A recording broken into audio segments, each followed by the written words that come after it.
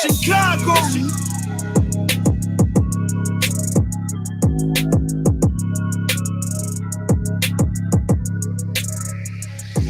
Come on.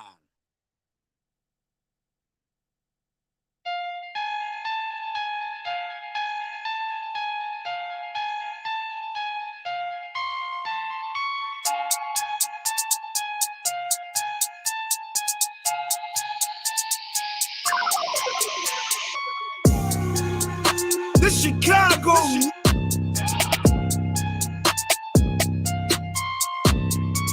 This Chicago.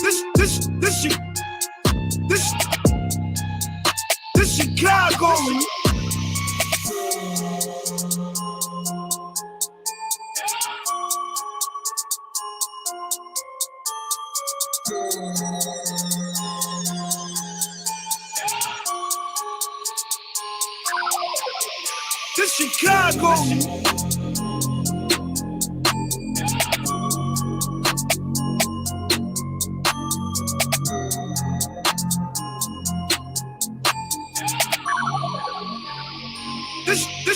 This Chicago.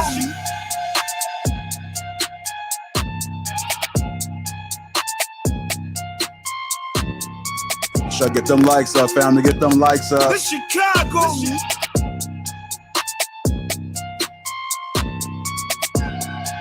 Green Gang, I see you. Shout out to Batman, new member. I see you, Brittany. I see you, Tamika. This Chicago.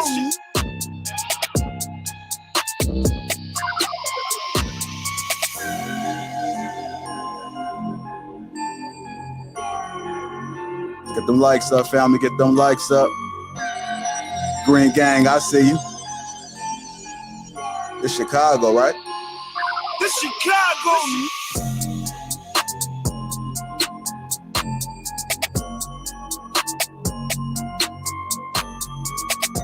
See you, Batman. Come on, y'all. Get them likes up, family. Get them likes up. Chicago, right? This Chicago.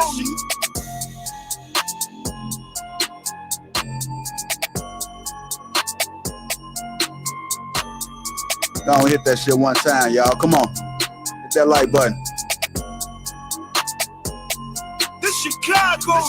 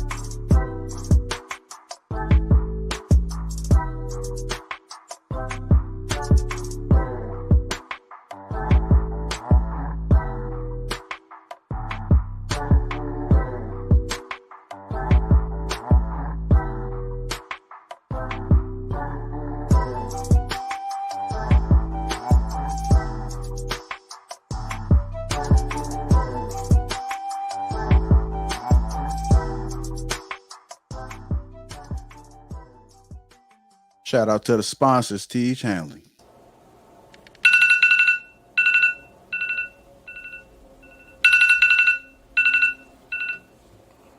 It's too early.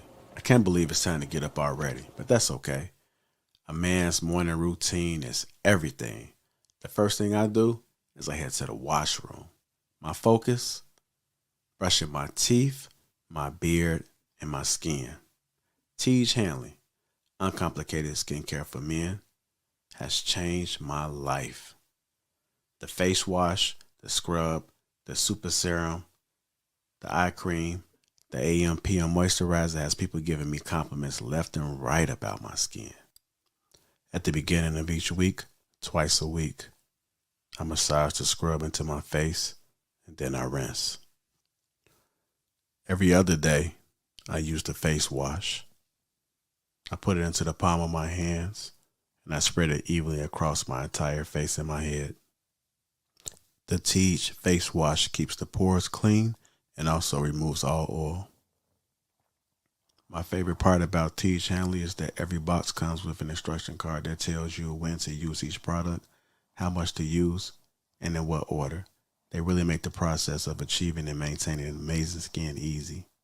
And because Teach Hanley is sponsoring today's video, they're offering my viewers a great deal.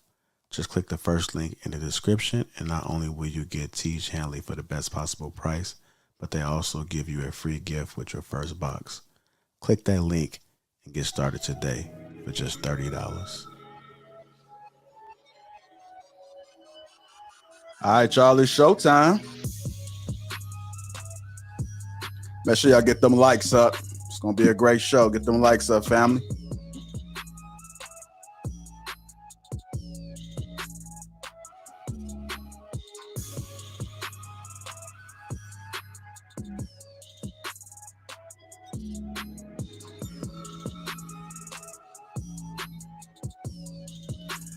All right, welcome to King Talk on the Lapeef Network. Let me introduce the crew. We got Trill. We got Ricky. Humble Dad. Jay, a story to tell. Me, myself, I'm Lapeef J.I. Welcome to King Talk, family. What's good, brothers? What's going on? How you doing? Look, Jay ready. What's boy. going on? Came out barking. How y'all doing, man? It's a crazy weekend, right? Yeah. You say weekend or week? No. No, weekend, man. Oh, okay. Damn, I'm getting some goddamn feedback and can't figure out why. Buzzy. Yeah. Can you hear? Yeah, I can hear it a little bit. Man, it's always something, man. Anyhow, I'm gonna see if I can correct this, but before I do, let me get the housekeeping in order. If I can push through it. This shit is weird as hell. I can't figure this shit out. I thought it was the gain on your mic. Sound like huh? It's the gain on your mic. Is that any better? No, that's more. Down a little bit. Shouldn't be it. I don't know what the hell going on now. Hold on, let me try something else. Is that any better? Any better? Nah, it's still buzzing. Still there? Yeah. Man, it's always something, man. I'm gonna have to push through. I'm gonna have to have you guys lead it then. Trill, get ready. It stopped. It's Whatever you just did, it stopped. Yeah. I still hear this shit. Anyhow, let me go ahead and get the show started, man. We get into the conversation and then I'll go ahead and see if I can correct it. Make sure you guys get them likes up. Also, subscribe to the channel real quick. Let me put this information out there. We are live in Houston, April the 23rd. We are down to a limited amount of tickets. So make sure you guys go ahead and click that link. I think I got it pinned to the top of the chat. If not, look in the description, click that link, go ahead and get your tickets. We are down to the last batch of it. So once they sold out, that's it. Also, we do have sponsorship opportunities. Email me at info@lapeef.com. We got a platinum package, silver package, and gold package. You need more information and you want to get some eyes surrounding your product or whatever it is that you want to promote, then reach out, email me, and I'll let you guys know more information about the package. Also, shout out to the sponsors, Teach Hanley. Make sure you guys click that link. That's in the description as well. 30% off along with a free gift. Only way you're able to get that is if you click that link. Shout out to Teach Hanley. Make sure you guys feel the Teach. I think that's about it. Again, hit that like button. Also subscribe to the channel. I seen we have some, the green gang is in full effect in the chat. Appreciate you, Kyle. I see you. Bree, I see you. Stephen Day, Derek Mason. It's a lot of you guys, and I can't name everybody, but we definitely appreciate you guys for becoming members. Y'all still hear that buzzer? It's still there? Okay. Yep. Okay, well, I'm gonna go ahead and sign off in a second. But before we get this show started, I am going to drop the link a little earlier. So with King Talk is men only. So if men want to jump down and chime in on the conversation, I'll bring you guys up like one by one to join in on the conversation. So I'll be dropping that within 5 minutes of the conversation, and I will pin that to the top of the chat. So make sure you guys come in and join the conversation. But we're going to get to the meat of the topic. I like to build up. There's other topics to discuss, and I think they need to be had. So we will get to the Will Smith. I'm pretty sure you guys been hearing about it. And now that everything has happened, it's a lot of things that came out. So we're going to break it down from that angle, not necessarily recapping exactly what happened, but for the people that don't know, maybe a small recap. We'll push through it. But this buzzing irritates me. So let me go ahead and get to this first topic of the night. True, you got headphones on tonight? Yeah, I'm trying to hear that buzzing that y'all talking about. I couldn't hear it coming on my computer. Oh, okay. I was like a different look for you, man. I thought you was gonna start commentator. DJing. Yeah. I thought you was gonna start doing the DJ. I'm like, say, oh shit. No, that's it. Not yet. All right, okay. Anyhow, our first topic of the night is what if you found out your wife has a secret savings account just in case things don't work out? What if you found out your wife has a secret savings account just in case things don't work out? Gentlemen, I think this is an important conversation, man. I was having a conversation with somebody a couple of days ago, and they said that they would be pissed. And I just thought this might be kind of interesting to look into. So let it marinate a little bit. Jay, I see you out there in Wonderland. Go ahead, doodle around your head. I'm gonna start with you, Ricky. Don't they all? I mean, it's like Don't we all? Yeah, I just think it's expected. You know what I'm saying? Or like most women have, back in the days, it was, put it in a shoebox or somewhere in the kitchen or, at their mama's house or whatever have you. You know what I'm saying? I think most women should have a rainy day fund. I think everybody should have a rainy day fund. It just makes good sense. Like I said, I plan accordingly. You know what I mean?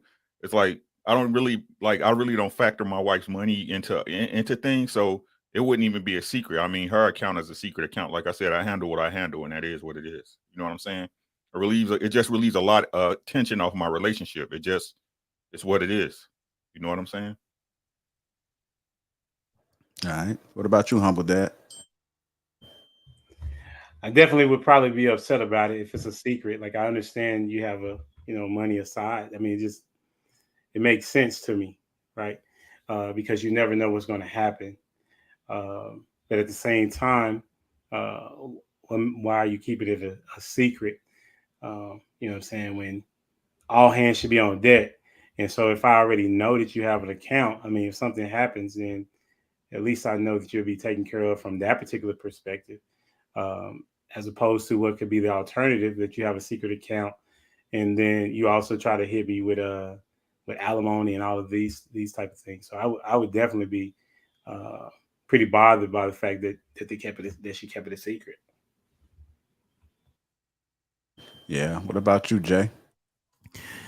Yeah, I think I would feel some type of way if, like he said, if it was secretive.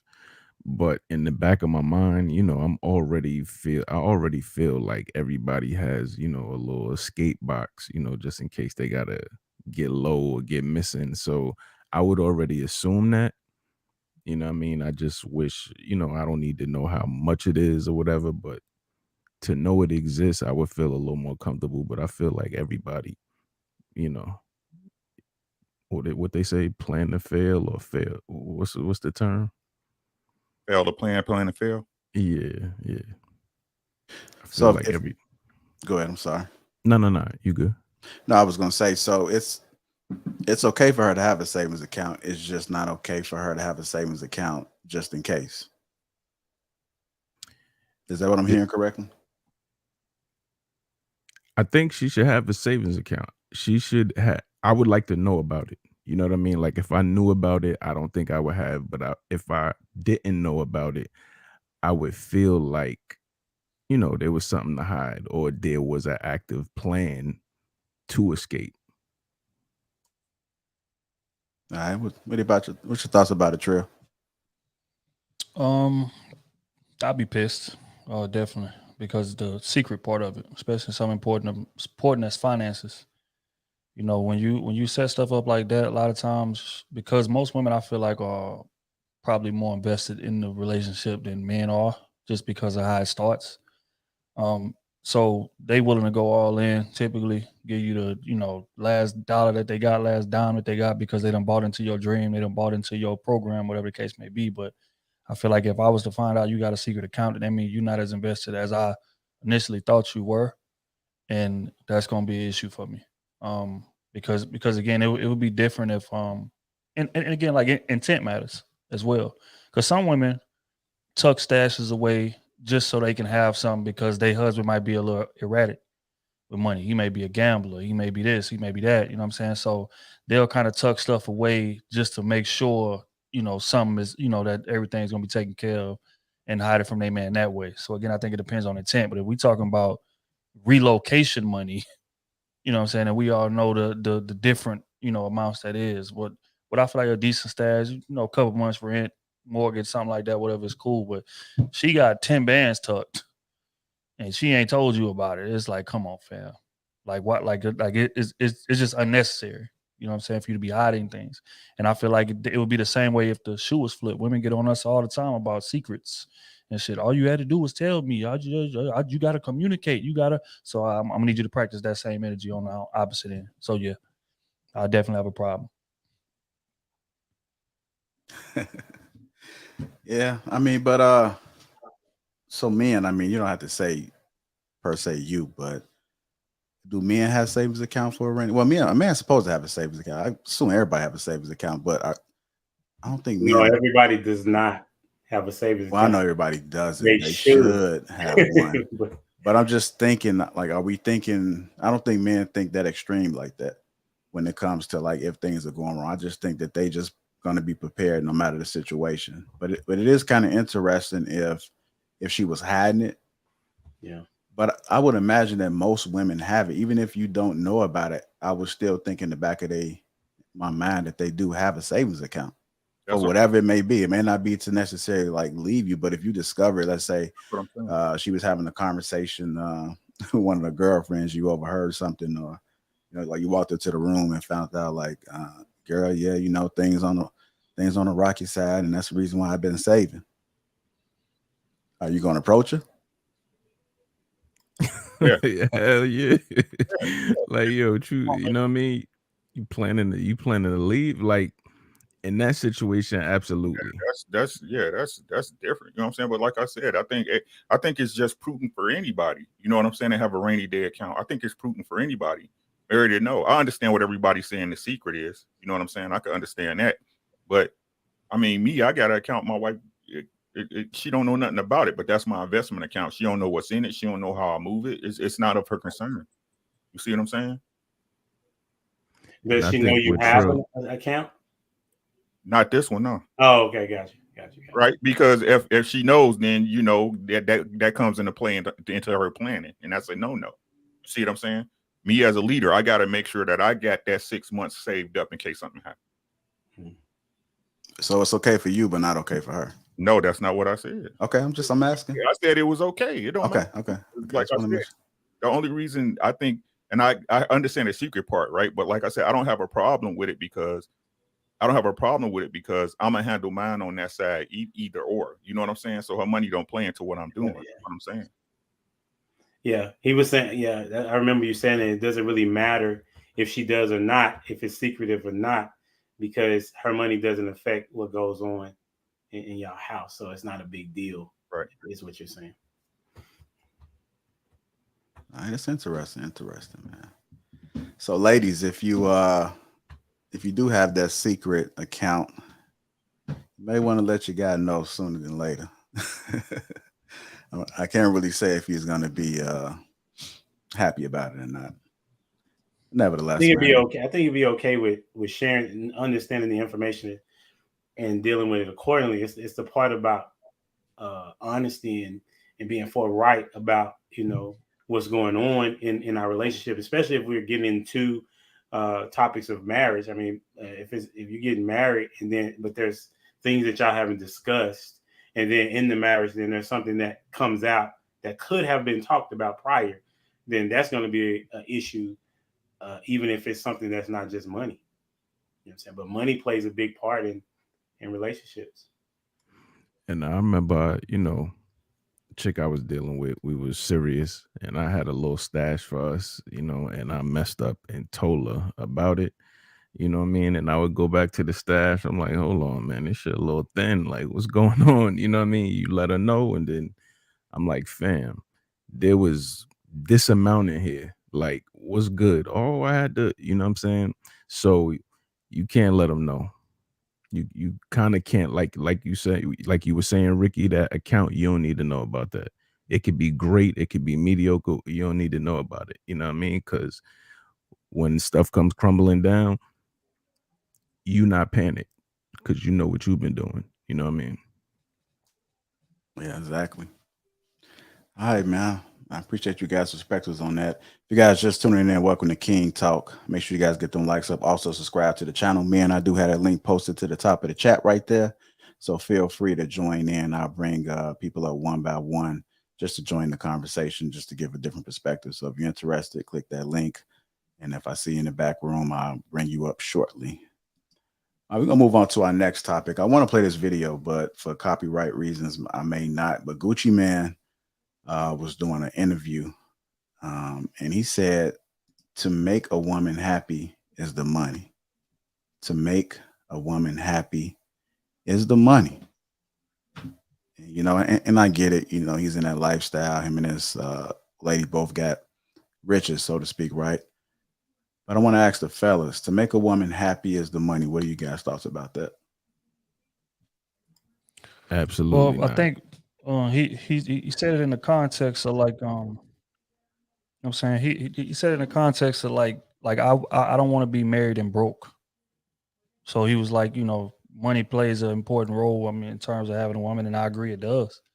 You can have all of the qualities in the world, but as a man, you are in charge of providing and protecting. That's in your job description. So if you are a great person and you broke, how can you possibly lead a family? You can't necessarily take care of yourself. So yes, money factors highly into women's decision making. Sure. Um, now, will they, I guess, kind of bend on it somewhat? Sure, but they not just most women. Pardon me. Most women, I feel like, are not just gonna be with nobody that's just broke and ain't got no money at all. I don't care how great of a dude he is. So in that aspect, what he's saying is right.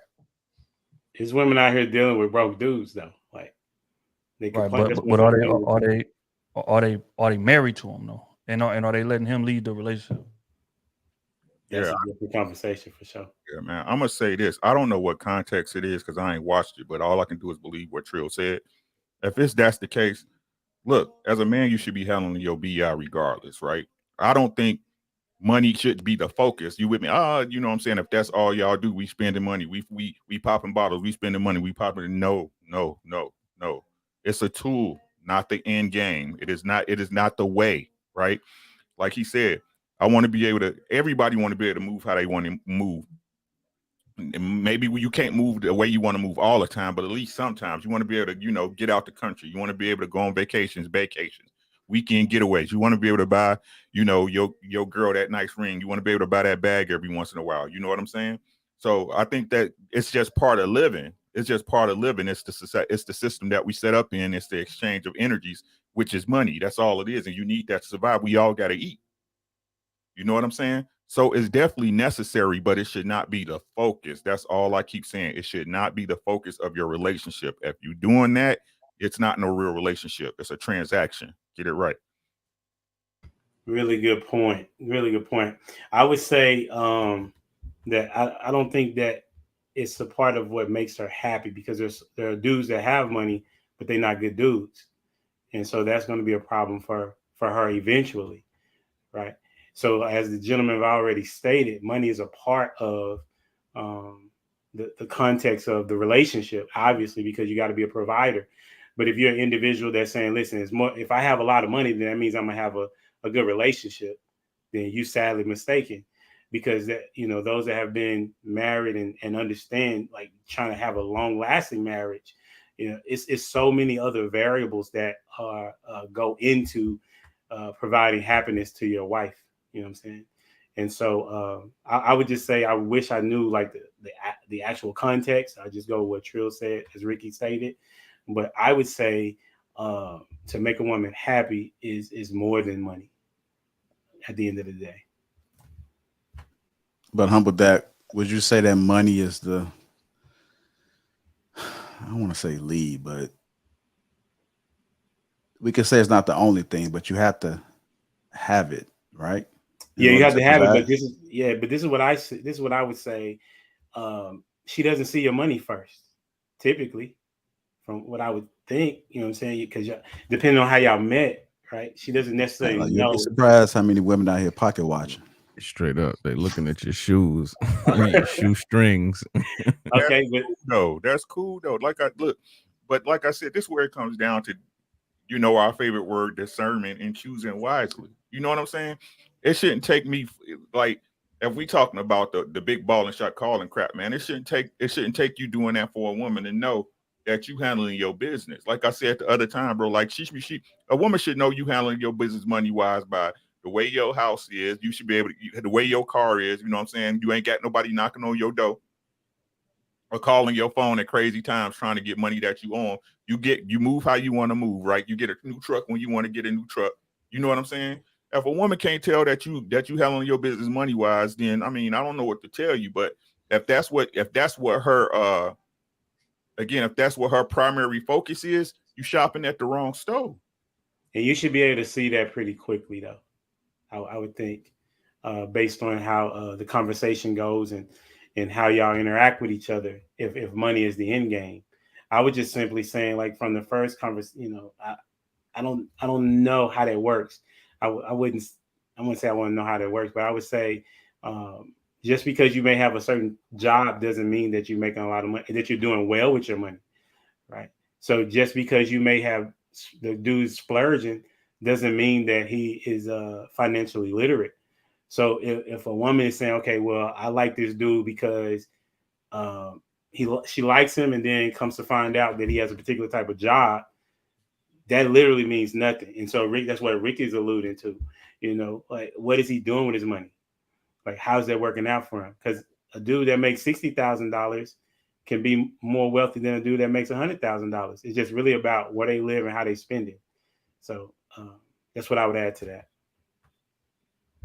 Okay. Yeah, I think they definitely go hand in hand, you know, because you will waste a lot of money, or she will waste a lot of money trying to be happy, and you'll waste a lot of money trying to make her happy. You know what I mean? Versus I think it's a balance. You know what I mean? Like, it really is a balance, because it'll make things more comfortable, but her happiness is not predicated specifically on money.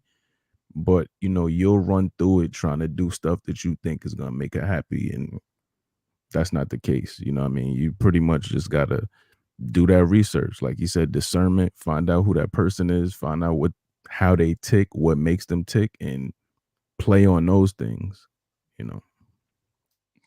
Another thing is context in terms of the industry Gucci in. Like, Gucci around a bunch of women who money is the only thing that matters to them because they don't have money, right? And we say this all the time. That's that city girls energy. That's that this energy, whatever the case may be. But I would go to ask, how many couples have you seen to where the man is rich and the girl is broke? She one of them industry chicks, and their relationship actually lasts long term. You don't see it, and the reason being is because money alone is not going to make the relationship work, right? I say it all the time. As soon as that woman gets used to having money, then now money is off the table. Now it boils down to how compatible are we? How good of a dude are you? What are your ethics? How do you make me feel? Because now money's not so important because I got money in my account. I got the car I want. I got 5 Birkin bags. I got all the clothes I want, whatever the case may be. So now it's stuck to, it's grown right back to the root of what a relationship is supposed to be about. And most times they don't have that type of compatibility because just like, you know what I'm saying? I think Ricky said it earlier, just because the dude got, Humble Dad said it, just because the dude got money doesn't make him a good dude. And most dudes that have a lot of money, most of them, especially in that industry, was lanes before they got the money. And they use that money as kind of a, substitute for personality, right? And that can work for a little minute. But eventually, like I said, once that woman gets used to money, that lame in you is gonna start bothering her. And she gonna go cheat. A lot of times with a broke dude that don't have as much money as you, but he got way more personality. He makes her laugh. He does this. He does that. You know what I'm saying? So The intangibles. Right. So money alone is not gonna do it. It's not gonna do it, bro. Like I said, if I was single, I don't want no woman who money hungry anyway. I'll let your boy. You have a great life. Yep, exactly. All right, fam. I'm glad my mic is fixed, man. I have to push this button all the way in, so everything looks like it's. Spoke too soon. See, just messed it up. Yeah, you just muted something. Yeah. Nah, I muted, man. I had to do distraction. I'm okay. Oh, gotcha. But yeah, family, get them likes up, man. Man, smash the like button. Yeah, also subscribe to the channel. I'm all over the place, man. I got 1,000 things going on at one time, and my apologies. Before I go any further, I did say I was going to do this, and this person reminded me. Let me go ahead and highlight this right now. Rasta C74 with the 499 super chat. He said, Lapeef Network, glad you liked the counter set. Thanks for the great content. Keep up the good work. So let me go ahead and highlight. I got the box right here. But he has a laser engraving company, and he made me a whiskey. I got a whiskey set, and it has the logo lasered on there. I'll show you guys. Let me mute this so it ain't so loud. I don't know if you guys can see that though, but this is one of the things. So let me see the logo on there. Well, that's nice. That's nice. Yeah. And then I got some actual whiskey glasses, and he had a little note in there as well. It said, hello, Mr. Lapeef Jr. Thank you for putting together your show. I have learned quite a bit from the interactions with the guests. I am starting my laser engraving business, and thought you may like a personalized counter set. Apologies for sniping your logo without your permission. No, it's all good, but I definitely appreciate it. I did say I was going to highlight it on King Talk. It came. It's nice little set. I ain't gonna pull everything out because it take too much time, but I appreciate it. Thank you. Everybody knows I'm a whiskey drinker, so appreciate it. Oh, that's so nice. Yeah. That's dope. Yeah, it is. Yeah, it is. All right, so let's get back to the show. So we're gonna go ahead and get to the meat of the conversation, man. I think the people have been waiting long enough, and as you guys know, I think I might have been one of the first people. I wasn't watching, but I caught wind of it before it even hit social media.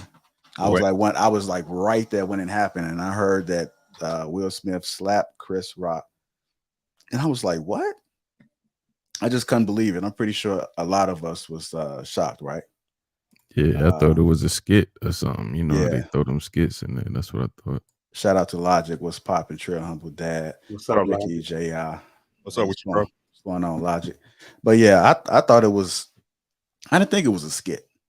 I want to get you guys immediate first reactions, and I got some questions to ask. So just make sure you don't give your whole rundown, because I want to kind of stick to the question and kind of just walk this through real quick, because I think there's a lot of things to actually like pull from it.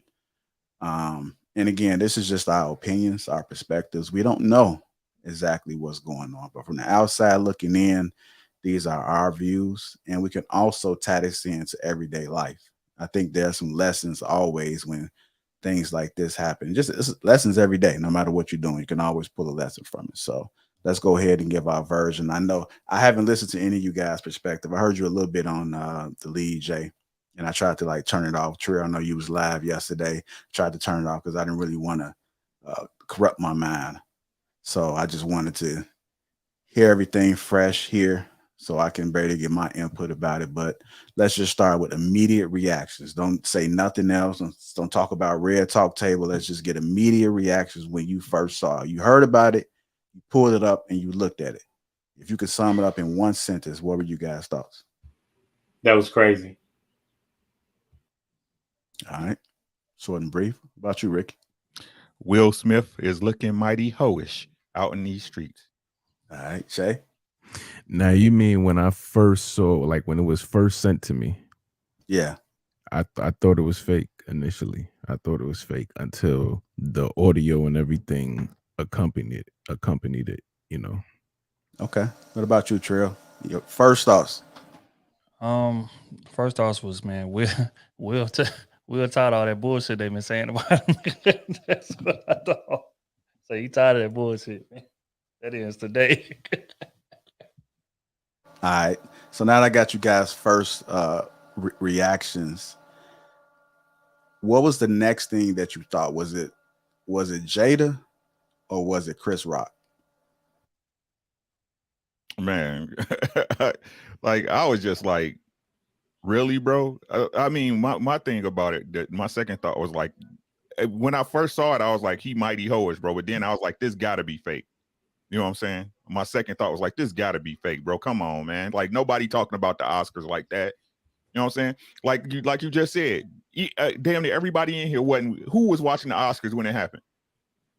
I wasn't watching it. No, I wasn't watching it. I wasn't watching it. It was just that I overheard a phone conversation, and then I got word like Will Smith just smacked Chris Rock. I'm like, what? And I had to go search for it. I couldn't find it. I couldn't find it nowhere. That's how I know I had to be one of the first ones, one of the first millions. I'm pretty sure it's a lot of people. And then about 1-2 minutes later, I started seeing the blogs posting in there. But I'm gonna get my first reaction. I didn't think it was fake. I thought it was real because I just couldn't really see them doing it at the Oscars. And then I thought, like, damn, like Chris Rock took that slap. He like took it, and I kept hearing that sound like, ooh, ooh. And I'm like, I couldn't believe that he was standing up like that. He ate it. He ate it. I'm talking about he ate it. So I started thinking like, damn, did Will Smith really slap him that hard, or just appeared he slapping that hard? Because once you saw that motion of that arm like this, and I'm pretty sure everybody see that picture, he went all the way around with that slap. Almost like a batter when they swing and they bring the bat all the way around. That's exactly what he did with that slap. So I didn't think it was fake. I just was wondering how Chris Rock was feeling in that moment because he had to hit him pretty hard, but he ate it. He took it. I just want to say this after and before we even get into deeper discussion. My disclaimer is I think it's fake. I think it's fake. I think it was staged. If it wasn't staged by the Oscars, it was set up by Will and Chris. Because right now that man concert is now sold out. His tickets went through the roof. You can't even get a ticket for less than $300, bro. Like, wasn't nobody talking about the Oscars. They didn't got 1 billion hits off this. I think the event did exactly what they planned to do. There, I said it. But we can address it as if it was a real life situation. I don't know. But do you think everything else that was attached to it was fake? Explain. Or you think that's just the news being the news? I mean, like, explain. Do you think? All right. So, do you think he really won the Oscar? Who? Will? Will. Yeah. I don't care. You know what I'm saying? If I could be honest with you, I'm neither yay or nay about the Oscar. But the thing is that even if he did, it's foreshadowed by an act of ignorance. Do you think that he? Do you think that they'll take it from him because of that ignorant act? I don't know. You know what I'm saying? It's all depending on how the response of the other people go. If we being honest with it, you know what I'm saying? It's gonna be all. This is all a gauge to me. Again, this is me, y'all. Y'all can take it the way I want it. To me, this looked like a test to see if Hollywood still got the influence that they had before. You know what I'm saying? As far as moving the needle in the public. You know what I'm saying? Y'all got to think for the last 2.5 years, bro, Hollywood been in a downward spiral. Who cares? Nobody was talking about Will Smith, Jada Pinkett, movies, nothing, right? Who cares about movies nowadays? Nobody, no one. You can watch a movie at home, right? How many times? When the last time y'all went to the movies to see a movie on release day? I mean, it's different now. A minute. Right? It's all like, hey, take the way y'all want. That's just the way I see things, man. Don't nothing happen for not a reason. This is for no reason, bro. This is a show that they have practices. They have rehearsals. That man is reading off a prompter. And I don't care what nobody say to me. It was a joke. It wasn't that serious. G.I. Jane too. Yeah. Right? It just don't add up to me. This is just me. People say I overthink things or I'm a conspiracy theorist. This is just the way I look at it. Nah, but I do think, I think the joke, of course, everybody knows that it didn't have anything to do with the joke or the slap.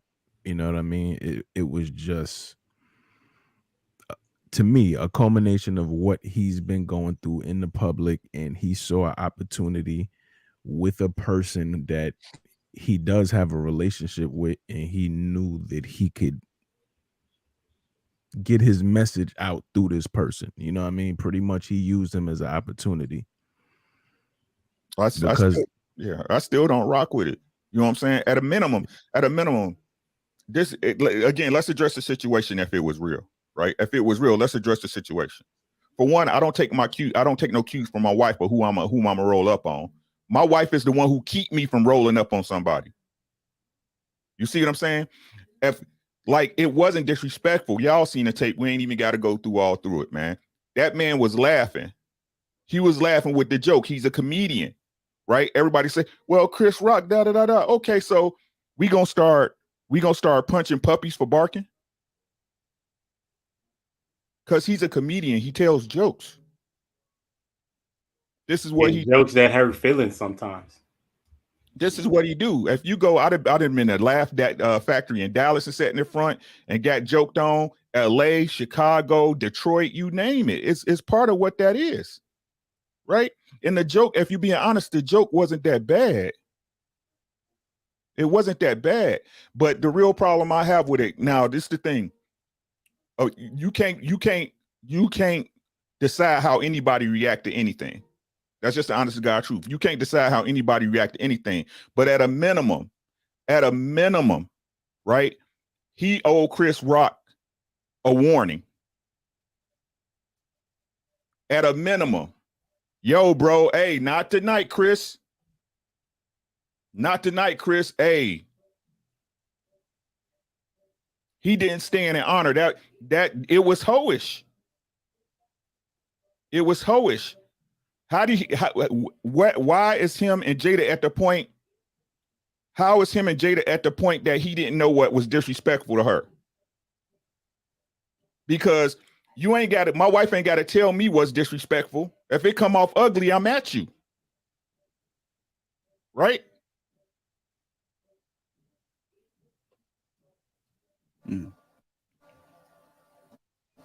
So I wanted to ask, and I know Ricky think it's not real, but do you think that Will acted too emotionally? Yes. Who you asking? I'm asking everybody. Yes. I mean, he like Rick said, he responded because he saw his wife didn't like it. He was cool with the joke, and then all of a sudden he makes a move, right? And then he slaps him. Like, why did you choose to slap him versus hit him? Like, how offended were you? You know what I'm saying? So I just think like I was with Ricky as far as the conspiracy type deal, just because it just doesn't make sense for how he responded, and then for all the news that's around it. You know what I'm saying? It made it a really big ordeal when it didn't really have to be as big a deal as it is. What are your thoughts, Trill? Do you think he acted too emotionally? See, this right here is where I'm a bit conflicted at. And just like I said, I don't disagree with what Will did. I disagree with how he did it. And what I mean by that is just like they saying, right? And let's just say, because even that point in terms of him laughing at the joke, that could have been camera angle, might have got there a little late, because that's how shit be going at those award shows. Like that, a lot of times when something hit, like it'll be a like delay. So Chris Rock told like 3 or 4 jokes back to back to back. So Will might have been laughing at one of the other ones, and then that's the part that they flashed to him, and we seen it like he laughing at the G.I. Jane joke. So that right there happens a lot. But regardless, let's just say that he did laugh at the joke, and then he looked at his wife, seen his wife feelings was hurt, then got up and did what he did. That's the part that I don't agree with. 1, and 2, slapping him on TV in front of like witnesses. Because one thing OG said a long time ago, he said it's not about who you hit, it's about who sees it. Right. So if I got a problem with this man, and Will did, because I heard the jokes Chris Rock was telling in 2016 about Jada, and they were 10 times worse than the jokes he told the other night. So Will had an issue with that already, because they wasn't at that award show, but they watching it on TV, and he dragging Jada for real, if we're gonna be honest, in 2016. So and he probably didn't even get the chance to see him until the night. And then I see you tonight. I'm sitting next to my wife, and you insult my wife again, right there in front of me. So my thinking, which is what I like to do, I like to put myself in people's shoes. I wouldn't have looked at my wife for the response, because I would already had an issue with him from 2016. If we gonna keep it real. But when I would have heard that, I wouldn't have touched him right there in front of the cameras. But he definitely got pressed behind the scenes. He would have got pressed backstage for sure.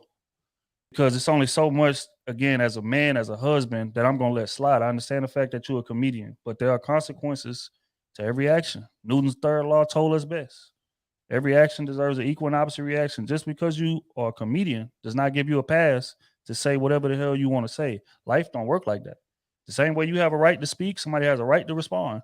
So when you are saying things that are provocative, you are saying things that may possibly be insulting, you got to be ready for what comes with that. Everybody's not going to take it in good sport, in good faith.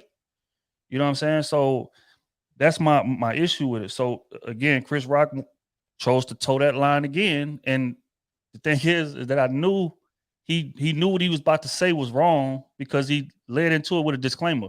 Oh, Jada, I love you, but G.I. Jane, you know, it's just like, why you got to put the disclaimer out there if you felt like it was harmless?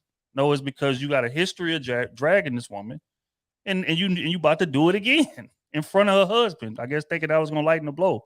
Now, nobody thought Will was gonna get up and do what he did, for sure, because we ain't never, seen him react in that type of fashion. He's always been buttoned up, always been, whatever, I'm gonna do the right thing, whatever the case may be. But we also have never seen as much dragging as Jada done been getting done over these past years. We've never seen nobody drag Jada in front of Will. So I feel like that brought about a different aspect to it. But in terms of whether or not he reacted emotionally, I would say yes, because of how he did it, not because of what he did. I see you shaking your head, Ricky. What's going on? I respectfully have to disagree with that, right? Because a man who's not sorry from doing something that he said he was gonna do ain't gonna cry afterwards. A man that if Chris knew it was up, if he said something about his wife, if Chris knew it was up, right? Will Smith wouldn't been crying like no bitch when he made his statement. Hit him like, Chris know what was popping. I told him the next time I see him is up. Right? Men move a certain way. I understand what y'all saying. I understand, but let me explain. Every black woman should be protected. Every black woman should be protected. Notice the word woman. Right? With that comes rules. The same way you being my wife and doing what I need you to do and what I can expect out of you come rules. Right? And listen to what I'm saying. If it was real and if it popped off, I have no problem with the issue. I have an issue with who it was done for. Right? Everybody out there preaching, saying that he should protect this lady, this woman, from a joke. when she has dishonored this man numerous times in the public. I don't want to hear, oh, everybody know they have an open relationship. Yep, but y'all know that she slept with August Alsina. Who did Will sleep with?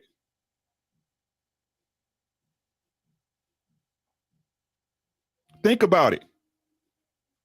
That's his wife. Yes, I understand, but wife is just the title. It's the actions behind it that make her your wife. The same way it's the actions behind a husband that makes you a husband. It was dishonorable what he did. He was out of pocket. It was a bitch move. You handle it different. At a minimum, he owed that man a warning. Would that not been protecting his wife? Would that not been saying, hey, bro, you out of pocket? Say, hey, not tonight, bro. Shut up. If not, it's up. And then he partying afterwards like ain't nothing happened, bro. Nah, bro, he was out of pocket. He broke frame. He went about it totally the wrong way. Yes, I can understand if he was with a woman that was honoring him out in these streets. He's not. She is his guard. He is her guard dog. As soon as he says something, sick him, boy, sick him. Get on him, get on him. Nah, you do not move off the reaction of your woman.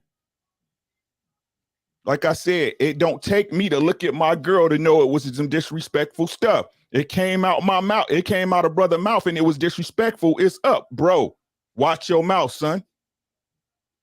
Not me. And then look at her and she, ooh, mama mad. Nah, bro. And oh, shout out to that. Denzel said, oh, at your highest point is when the devil will come for you. The devil been sleeping with him this whole time. Did you hear what I said? The devil been there waiting. Nobody want to admit that this woman is toxic, that she's a predator. Everybody doesn't, every female is not worthy of protection. Just like every man ain't worthy of a good woman. And also, before I get off this, he's a comedian. Y'all need to understand the comedians are the last vestige of truth in society. Richard Pryor, Eddie Murphy, right? And y'all see what they trying to do with Dave Chappelle with their ABCD stuff, right? So now comedians can't say nothing. They can't say nothing. Shut up. No matter how much y'all don't like Donald Trump, they censored your sitting president. You think they can't censor you?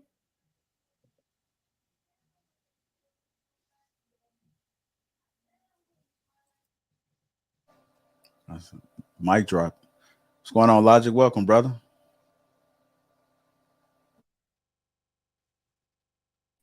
Struggle streaming. Look at you. Yeah, I ain't struggle streaming. I'm trying to come off of mute. What's going on, players? Ricky What's going on? Listen, you can't have bad internet talking about people with bad internet. It's not bad. Okay. It's called layers of protection. Okay. You know what I'm saying? Got two mutes, one on my switchboard and one on the computer. You trying to start already, Humber Dad? No, I'm just saying it seemed like an internet situation, and you talk bad about people with internet. So I was just trying to clarify that it wasn't. That's all. Yeah, nah. What to add to the topic though is, look, check this out. These type of women are for the streets. He should have never married that chick, and then bad things gonna follow him throughout his life, and it always come from that chick. If you realize none of this would have happened if, and then whether you believe it's fake or not, right? None of it would have happened if it wasn't for that chick. That chick did so much damage to this guy's wife. I mean, his life, his legacy.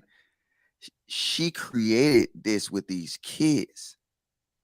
If you look at these kids, it's a picture with her, August, and all the kids together. So like this woman here, and the sad part about it is, you know what? You get a woman to come up here and they're gonna try to find some type of reason to protect this woman. Hey, look, I think for 2022, man, we need to start living these chicks for the streets. I still think it's fake, but I say the pain that this man been going through is not fake. The humiliation he been going through, that's not fake. And I don't even wish the stuff on Will that he's going through now from this woman, I wouldn't wish this on my worst enemy. That's how bad I feel for this man. Do you think he was too emotional in his response? Say it again. Do you think he was too emotional in his response? No. I mean, Yeah. you know what? Let's keep it funky. Soon as he said that, he should have slapped on her head and made the joke even funnier. You know what I'm saying? She need to be the joke. Right now, if you look at it, because of his actions, when they should have stayed and made her the butt of the joke. And I mean, come on now. Look, besides men, how many people is holding that girl accountable for anything she did? She said she write letters to a dead man. That's crazy. A dead man. You land over this chick every night and you know that you the side nigga. Sorry, Mr. Lee. But guess what? You the side dude. And she's writing letters to a dead man, and you'll still get up here, and even if it's real or not, you'll go up here and you'll put all this on the line and try to protect this same woman. I hope she do got alopecia, and I hope it get worse. Damn, Logic, you out of control, brother. Yeah, cold as ice. Yo. Hey, look, but watch this. If a man was to do something as despicable as this lady, right? We will sit here and we'll be saying something totally different. You know what I'm saying? That just like, and I know this a reach, but the Epstein guy, I don't want to say his whole name, right? People is out here saying now that, you know, this guy, they wish this guy would have rotten in the jail, whatever. You got people saying that he got what he deserved or whatever, blase, blase. Why don't we have that same energy to the women that destroy our community?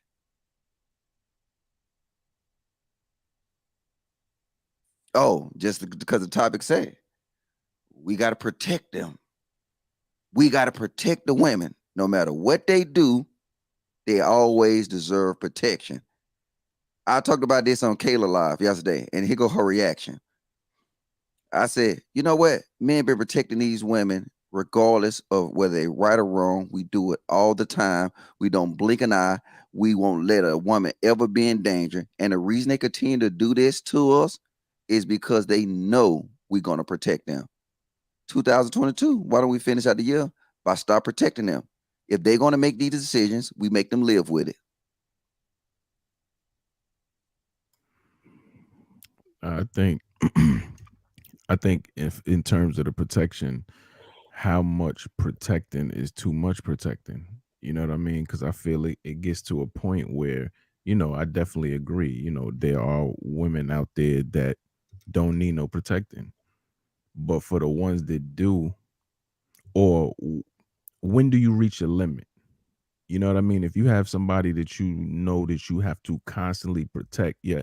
I mean, because really, like, she could have put his whole career, if he wasn't esteemed the way he is and he didn't have the track record of good behavior and laid out the foundation that he has for the past 25 years or 30 years, you know, we would be looking at him differently. Like, say if he was 5 years in, you know, to his career and this happened, like, he's gone.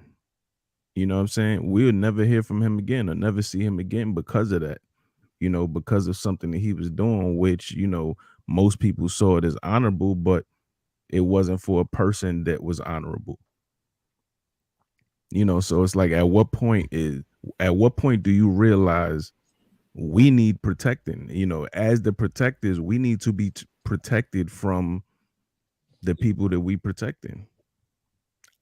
Can I add something to that, Jay? I'm just adding some context to what you're saying, right? We don't realize this, but you know, the only women that need protecting, or the only things that need protected, is things that put themselves in harm's way. We call that protection, but actually, let's be real. We saving them from themselves. They'll meet their demise. If they have that mentality that they know men are going to save them from themselves all the time, and women going to definitely do it. That's not protection. That's stupidity on our end, because we're saving them. They put themselves in these situations. If she didn't did what she did, right? think about this. If everything that the Smiths experienced over the last 2 years, I think, maybe more, if all that didn't happen, right? With that joke, it would have just been a joke. But with all the pain that she been presenting them through, right? That what made it come to full circle. It's all because of her. Hey, Logic, but you gotta. I mean, Will still. It's Will's fault. Yeah, it's fault. definitely Will's fault. But what I hate is the story that it's painting and the narrative that's trying to be pushed. You know, they had Tiffany Haddish. Oh, I seen a black man protect. That's not what happened. She sent them off on a mission, bro. This is the equivalent of y'all being in the club and your girl, a dude look at your girl and she be like, oh man, I don't like the way he looked at me. Going over there and beat his ass. Mm-hmm. But see, hold up. But what if Chris Rock fell and bust his goddamn head right there on the stage, and then it would have been over, right? The Oscars would have been over for everybody, bro. Right? Wouldn't be no apologies and no excuses. Your wife, if she a woman, if she being real, she ain't gonna send you off on no mission for no goofy shit. That was some goofy shit, y'all. This is not that's not protection. That's not protection. Don't be surprised when y'all see. Don't be surprised if y'all see Will Smith on the news fucking deleting himself for some crazy shit like that, bro. This man, she is destroying this man, and it's his fault. He has to be man enough to get up and lead that, bro.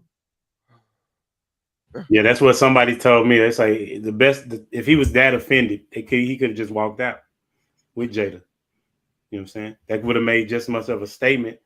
And it would have left Chris Rock looking crazy if it was just if he felt just that disrespected. He should have never came there with her. Right now, we can go with that too. You know what I'm saying? Because I mean, you fall back to the other times. I think she had an issue. They both had an issue with the Oscar. Tell me, do you think about this? What do you think about this? Every day he stay with this woman. I'm just saying. Every day he stay with this woman, it make the image of black man in America look bad every day. This is what I want to say to people, bro. Especially the dudes. I understand, y'all can whoop King Kong's ass. You know what I'm saying? Everybody out here, Mike Tyson and Floyd Mayweather mixed into one, bro, and y'all don't get tired. I understand, bro. Right? But we talking about if this was real life, bro, this is what we talk about all the time if we talking about King Talk. You respect every man because you don't know what no man is capable of. Right? You don't know what one man is capable of. Yeah, you tough, you ride until he pull that pole out on you. I'm not saying don't protect your woman, bro, but she shouldn't be sending you off on no mission for no goofy shit. Now your man don't come home because you was defending her honor. Is that really honorable, God? Is that really honorable? What's the honor in that? If it's right, if it's just, it's up. It's up. Ain't nothing to talk about. But like I said, my woman ain't got to tell me when it's up. My wife is pulling me away from being up. All y'all tough guy, everybody a tough guy till it's time to get in that position and you trying to make it home. Stop, man. Stop. At a minimum, he should have told that man, hey, calm down, kiddo. At a minimum, no matter what y'all say, the same way when you in the streets, bro, and somebody say something crazy to your wife, bro, hey, bro, you need to watch your mouth, son. What's happening? Right? You don't walk off and just steal off on no man. I don't give a if he was honorable or not. You was supposed to remain in honor. Get that man a warning shot, bro. And then whatever you do after that is warranted. It's warranted. Whatever happened, gonna happen, my guy. What's going on, Cal? Welcome to the show, brother. What you got for us? Evening, y'all. Can y'all hear me? Yes, sir. Yeah. All right, peace to the panel. How y'all doing? Shout out to everybody. I just had a quick question to pose to those of y'all who think it's fake. Ricky, you cooking, so I'll keep it towards you. Let me ask you a question. This is a serious question, even though it's gonna sound ridiculous. If you think it's fake, because I know I saw the Chris Rock's concert tickets, they went from like $75 to $300, and I'm sure Will Smith whenever they do get a chance, Jada gonna have them on Red Table Talk. It's gonna be a whole thing. So let me ask you this question: how much money do you need to participate in the same activity? Let's say it's fake. So now, how much money can I pay you to let JR slap you in front of a billion people, or even perceive for you to be slapped? You got a business. Let's say your business about to springboard. You mean to tell me that your reputation and your integrity is you're willing to sacrifice that to let your concert tickets go from $75 to $300? Or if you Jada Pinkett and Will, you willing to, you understand what I'm getting at? How much money does it take for you to compromise your perceived principles? Me, it wouldn't be no amount of money, but I ain't in Hollywood, and that's why I'm not in Hollywood. Because as y'all hear me on this panel all the time, money don't mean nothing to me. It's a means to an end. I'm a man first. That's why I can tell you right now, that's how I would approach the situation, because I would handle it like a man. I just told you that I'm gonna handle the situation as if it was real.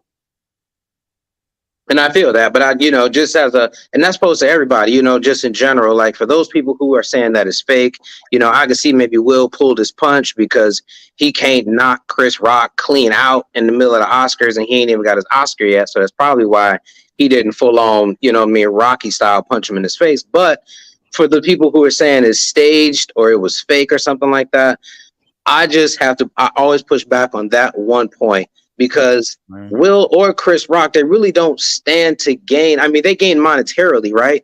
But how much money do you need? How much money does Will Smith, Mr. Summertime, $20 million a film, $40 million a film, whatever he making?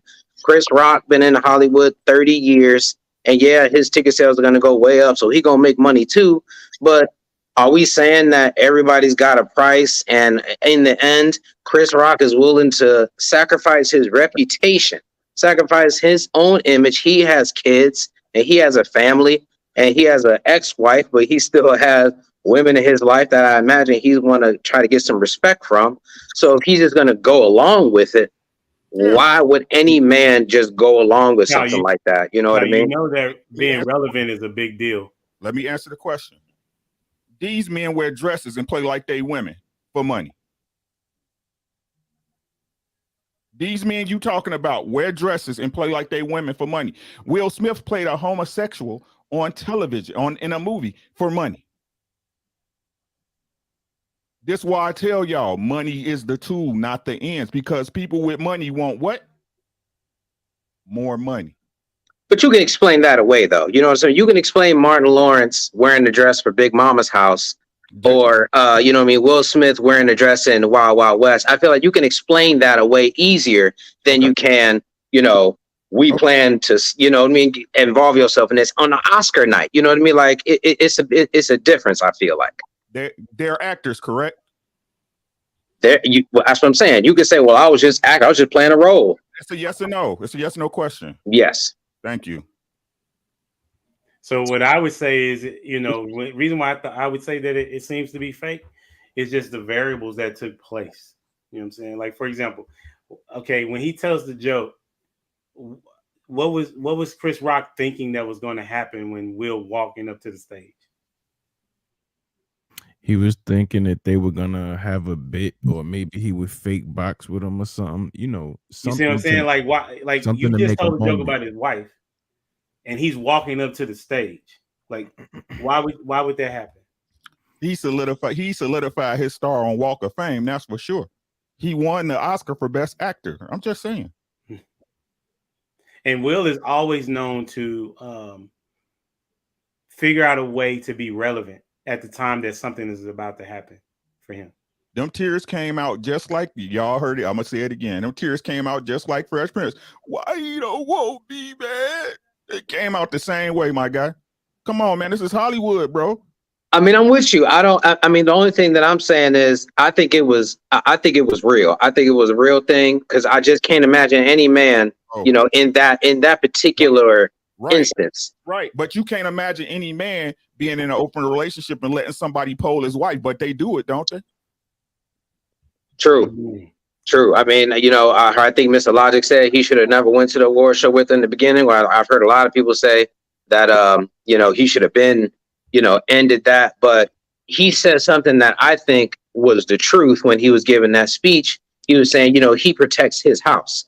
In Will Smith's mind, which is pretty much like Jada Pinkett's mind and Jaden Smith, apparently on Twitter, it seems like the four of them, they live in this other world where this kind of behavior is normalized or justifiable or whatever it is.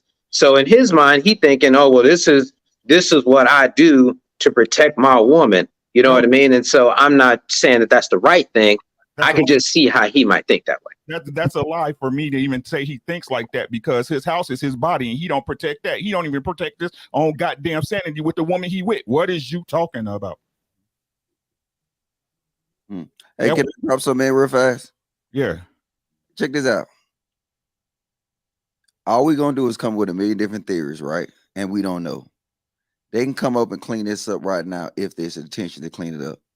So when you have a distraction, this is the biggest distraction that's been put before us in a long time, where you had is so much attention put on this. And then anytime that I see a lot of people distracted, I say one thing: look to your left, look to your right, and try to understand what's going on around you. Because most of the time you'll be so focused on this, you'll focus on what's going on right in your current situation. Distractions, especially in this day and age of social media, it's an effective tool to push anything through. And like I said, all I said to the people in the next couple of days, and I told people, go to the whitehouse.gov and check out the press conference release, the press briefing release, check out executive orders, check out House bills that's being passed, because some is getting pushed under your nose. Every major event, and you ain't got to listen to me, just do the research. Every major event, from the crazy catch in the Super Bowl that everybody on this panel remember that catch in the Super Bowl that the guy for the New York Giants had made when he stuck that ball on top of his head. David Tyree. But you remember that, right? But do you remember the big event that happened the day after that?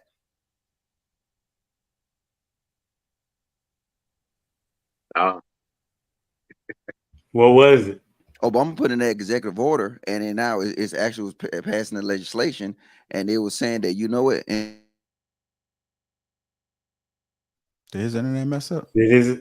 Yeah, Listen, breaking up a little bit. Cliffhanger. Listen. Too many words on the screen. oh, hold up, no, too many words. I didn't go Logic. Say it again. It's giving people the definition of distraction. And then we should know distraction about as little kids, because we play that game where we'll tap somebody on their shoulder, and what do? They look that way. And then some coming. So, you know what I'm saying? I ain't finna take this to no conspiracy theory. Look at Gerald like this. Mute. Yeah, I'm sorry, looking at you, man. I'm gonna bring somebody else up real quick. What's going on, D Will?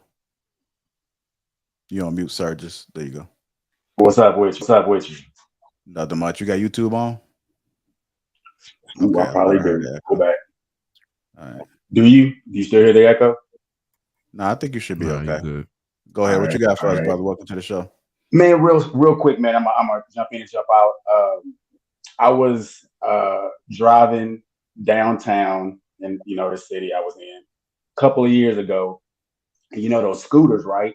So this man was on the scooter. He was in my lane and he was just doing this, having a good old time, right? So I'm honking at him. He flicks me off, right? So we get to a stop sign. I pull up on him. I get out of my car. I say, man, what's that about? You over here doing this, that, the other in the street. What's up? He turns at me. He's got one of these. You know what I'm saying? Like an arm that don't work. So now I'm real mad. I can't do nothing. Right? So I say, look, I'm not going to do nothing to you, but you are an asshole. Plain and simple. So I get back in my car, drive off. Get about 15 feet away. He says, whatever, effing in. And that's it. I put that shit in park and I started at this boy. Before I can get 10 feet toward him, cop comes out of nowhere with his arm on me. You're not gonna do nothing. You can't do. I said, you heard what he said. You heard what he said. He said, you can't touch him. Fine. That's my point. Will Smith might have been disrespected by whoever it might be, but at the end, you can't put your hands on people. Words are just words. And if you want to go to jail, go ahead and put your hands on people. That's my only thought about the whole thing. Yeah, I think you're 100% correct, man. I think, I mean, even if you wanted to put some hands on, I heard somebody mention it, and I was thinking the same thing. You could have pulled them to the side and the back. The only thing we probably would have heard was that Chris Rock and Will Smith got into a confrontation backstage, but it wouldn't have been broadcasted the way it was broadcasted. You know, we wouldn't even know the facts. I can tell you this. Go ahead. Sorry. What I would have done in that situation, if it was my wife and I actually cared about her, because I don't know what that situation is, but I would have stood up and said what I had to say. So whereas he could hear it and everybody else could hear that I said it, and then I would have sat back down. Say, man, I don't appreciate that. Don't talk about my wife. Got it? And that would have given him more credence and more credibility to his argument and to his stance for his family. Because it's like, dude, you don't go up and slap somebody, then go back and sit back down and then start talking shit in the back. Talk it right to his face. Give him a chance to do something about it. First off, give him a warning. Say, man, if you don't want these hands, chill. Then if he goes further, go up and do something, then stand right there and wait for him to act a fool or say, all right, my bad. But don't go up and disrespect somebody and then go sit back down like you did something. That's fraud, bro. Real fraud to me. My first immediate word when I saw it, put it up on YouTube or whatever it was, I was like, big beta. Like, who does this? That's not a grown-ass man. Beta. Move at all. Yeah, there you go. But that's all I got, man.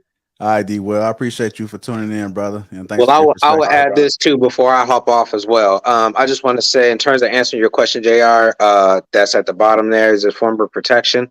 I mean, again, I really believe that in Will's mind it is, and maybe in Jada's mind it is, and maybe to his kids it is, but to the rest of us it's not. It's kind of a bad look all around. And then to answer your other question of was he too emotional, I really feel like after hearing a lot of the commentary just in the past 2 days, that it seems to be on par. I mean, he was bound to boil over at some point based on some reason, and it was going to be some catalyst. I think that the issue that everybody was kind of shook by was him yelling and cursing. I really think if he just went up there and slapped Chris and then turned his back the way he did with a little smirk on his face and sat back down and with his chest out and not said anything, everybody would have awkwardly laughed it off, and we probably wouldn't even have really talked about it as much as we are. But the fact that he then sat down and was yelling, and people never really heard Will Smith talk like that. Even in his movies, you ain't never heard him yell with that much bass and force in his voice, and everybody was just shook off that. And I think that was the thing that really had everybody bothered. So I think it was just a boiling point that he just got to, that, and he saw that Chris Rock older than him, weaker than him, shorter than him. You know what I mean? It was kind of a perfect situation for him to be able to send a message really to the world. That second, keep my wife's MFing name out your mouth, he was saying that to the world. He wasn't really saying that to Chris. That was a message to all the other comedians out here that want to talk about the entanglement, everybody else who want to make jokes. Y'all can make them jokes, but you better not let me hear it, or don't do it in front of me. That was for the world just as much as it was for Chris Rock. So I really think that with everything that's been said, I mean, how can we not expect a man like Will, who's been, you know what I mean, been said to be broken, been taken advantage of, emotionally abused, humiliated online, all these things, how does he not boil over at some point? And I mean, he kind of ruined his own night, but, you know, with a guy like that in that particular position, being sent off by his woman to handle something is kind of a perfect storm, and it played out exactly how I would guess it would play out, considering the circumstances. Okay. All right, Cal. I do want to ask a question. I know somebody mentioned manhood, right? And I wanted to ask you guys about Chris Rock real quick. I mean, granted, we don't know if it's fake or real. I mean, most of the people say it's real. A few people say it's fake, but let's just go with the thing of it being real. Did Chris Rock respond appropriately? Do you guys think? Like, do you think, because I hear some people say I'm a man before anything. I understand he had a job to execute, and it almost put you in a situation, you being at your regular 9 to 5, you get into it with somebody. I'm pretty sure that you have a certain standard that you got to live up to, like no workplace violence. Do you think that Chris Rock responded appropriately? No. Yeah. Yeah. Can I answer Yeah. that question, Lapeef? Yeah, go ahead. Chaotic True. Welcome to the show. Well, thank you, sir. And Trill, thank you for allowing me on last night. I really appreciate that. I know I'm gonna ruffle some feathers, but Chris Rock, the dark-skinned brother that he is, and the position that he's in, he's at a high-level event. That's high society. He is the Oscars essentially because he's the host. He did exactly what a well-to-do Jewish man would have done. He did exactly what a well-to-do high-level white man would have done. He acted with such class. He allowed Will Smith to be the animal that he is. He allowed Will Smith to embarrass himself and the Smith family like they've always done. And for the first time, I think, in history, the black man can sit back and say, damn, look at that nigga. So that's respectfully, by the way. So the fact of the matter is that we have this thing about manhood in the black community. You know, oh, I wouldn't let anybody do that to me. But we have to start thinking, like, I hate to say this, but I said it on Trill's platform last night, and for some reason he allowed me to just to talk without getting me off the panel. But we have to start acting like the elites, the queens and kings of society. We have to start acting like the royal classes of Britain, etc. This I wouldn't let this nigga do that to me has landed so many black men in the penitentiary. I used to work in law enforcement, and so many good black brothers were at the workplace or some sort of domestic dispute at home, and they got 2 and 3 years for felonious assault because they a real ass nigga. But when in fact the true winners in life are the ones who actually pick and choose their battles. And I think that Chris Rock did an exemplary job. Now, I will admit, though, I was a little embarrassed for dark-skinned men the other night. I kind of think that we lost our place in the pecking order, considering the fact that I got to say this, Wesley Snipes, when he stabbed Christopher Williams in that legendary movie from the 90s, what was it called again? New Jack City. So I think that light-skinned men are going to start testing darker-skinned men moving forward. But I digress, guys. I don't want to ball hog the panel. So go ahead, guys. Go ahead. Got Trill. Yeah, go ahead. Oh, 06, bruh.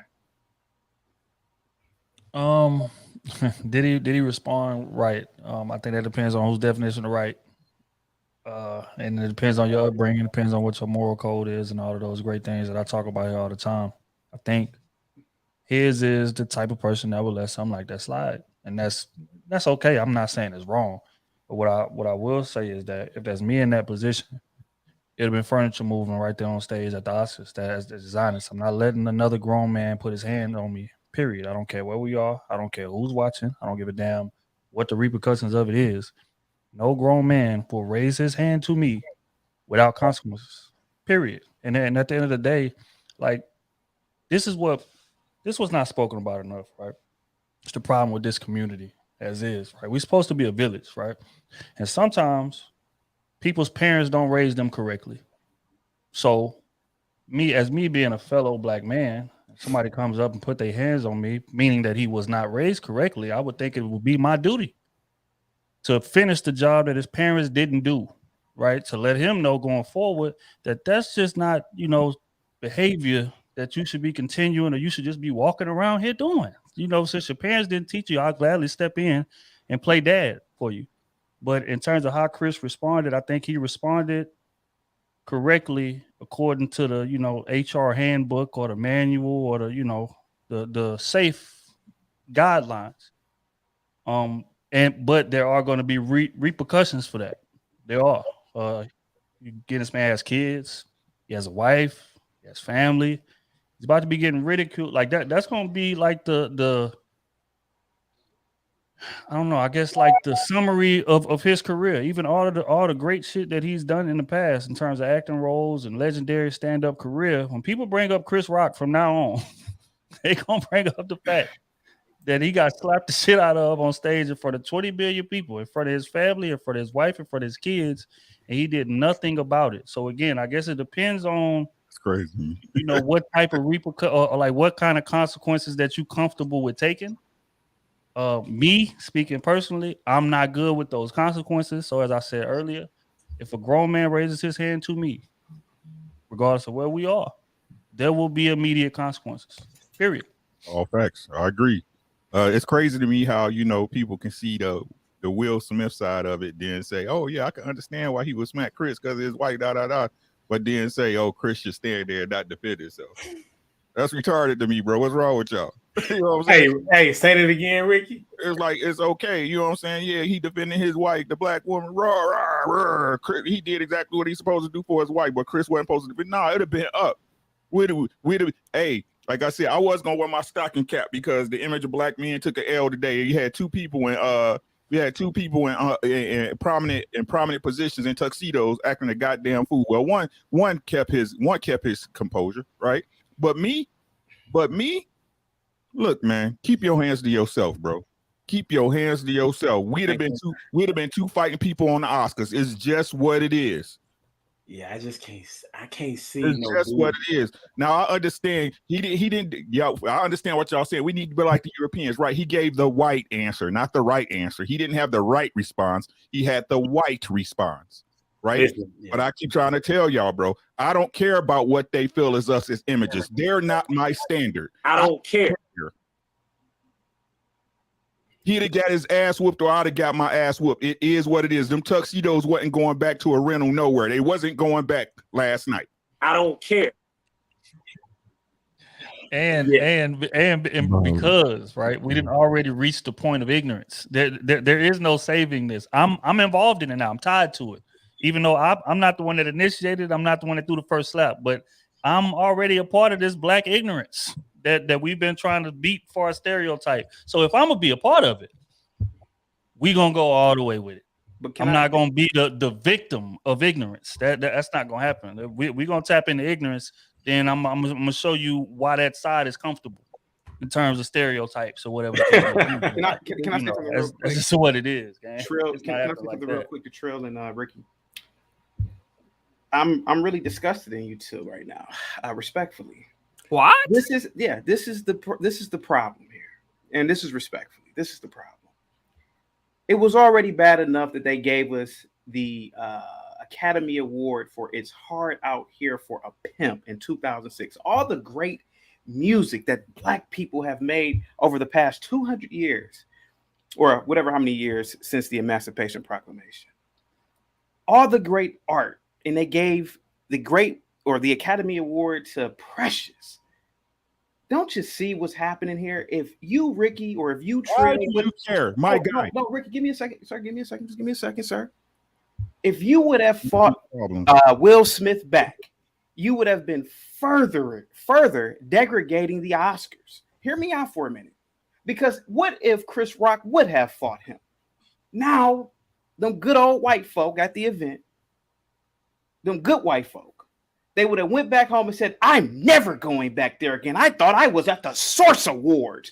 And then what's going to happen is something that is legendary, something that is refined and elegant is turned into the damn Hip Hop Music Awards. And before you know it, it's the year 2030. And I know you guys are going to say, damn, I remember 10 years ago, I was on a panel with this crazy dude, Chaotic, and he said it, but now I see it. What will happen is you will have the equivalent of a hip hop music award. That's the Oscars. Give me a second. That's the Oscars. You will have a dude walk on stage accepting the Oscars. He have 30 Negroes behind him Because I hate to say it, sir, it starts with those fights, then shootings, then stabbings. We have a bad reputation, Ricky, of violence. I think he's trolling you, Ricky. Sir, I'm not trolling. I'm dead serious. This is real? Sir, He ain't trolling at all. He said the same thing last night. Yeah, I make content about this. We have to stop playing games here. We have a violence problem in our community, and the fact of the matter is that Will Smith, he didn't attack TMZ, he didn't attack CNN, he didn't attack Twitter. How come he's not attacking the founders of Twitter? Well, that's your platform. But the fact is, and I gotta agree with you guys when you said it, he attacked the weakest link, which is Chris Rock. Come on, he's 5'8", 150 pounds. How come he didn't attack anybody else? Because we have a problem of violence and picking and choosing. And but the question is like, why? The question is though. Hey, hold on with that. We're gonna let Ricky respond back. Go ahead, Ricky. Why do I care what a white person in a white society think about me? Y'all the one who want to assimilate in their system. I don't care, my guy. This is what y'all want to do, bro. I don't care. I don't care. Why do they gave him an award. They gave him the Oscars, the American Music Awards, shit that's ran by white people. I don't give a damn, bro. Go assimilate with them. Knock yourself out. Be of the system. Go. Thumbs up to you. College educated and everything. I don't care, bro. This is what I'm saying. Y'all motherfuckers that say this type of shit, y'all too much want to be part of their system instead of building your own shit. I don't give a fuck about what a white person think about me beat up a dude who just slapped me on TV. I don't care. Ricky, while you're over there, no disrespect to you, sir. You have the luxury, sir. You live in this great country, the greatest country on the planet with the highest GDP and highest standard of living, sir. You have on headphones that probably cost $200. You probably have a foreign whip outside, and you probably have a 7-bedroom house in this great country. You are just as part of this capitalist society in the white man's country as anybody else. We are all a part of the when you're ready. I don't move nothing like you, God. Don't assume shit. Just like I didn't assume nothing about you. You don't know nothing about my life, bro. Don't do that. But I know you came up here caping for a system that don't give a fuck about us anyway. Oh, you want me to speak? Ricky, you are not in our, sir. To be honest with you, I don't want you to speak at all because what you said was ridiculous. Ricky, you are not with this pro-blackness so adamant about what you're saying. Why don't you move to Liberia? Why don't you move to Ghana? Why would I move to Liberia when I was born in America? Sir, you are saying that it's just as much as my country as you believe it's theirs. Sir, you are not oppressed in this country, sir. You've never been. I was oppressed. Sir, you are not oppressed. I say that. Sir. The system is not bad. It's not against blacks in this country. You have the highest standard of living out of all the Africans in the diaspora, sir. African Americans aren't. And I never said I was African American or African. You talking to the wrong one. Okay. Whether you are African American, I don't know what you are, sir. I know this. This is the greatest country on the planet. There is no systemic racism here. There is no systemic oppression, and you are just a part of the capitalistic. There is no systemic racism. No, sir. It's not. Okay. It's not. You got it, buddy. It's not. Blacks have become, sir. Blacks. You got it. Okay. Sir, blacks have been senators, governors, mayors of cities. Blacks have even controlled. What difference does that make? If this was a racist society, blacks would not be able to control entire cities, sir. As the mayor, the fire mayor don't control nothing. What is you talking about, Ricky? Ricky don't control nothing. You live Ricky. If this man, whatever, bro. Y'all one at a time, bro. No, I don't. You talking? I'll go on mute, Lapeef. I'll let him talk to the wrong one, bro. You talking to the wrong one, bro. For you to simply have this argument like politics and all that shit matter is a fucking falsehood, bro. Knock yourself out. May I speak now, Ricky, please? Knock yourself out.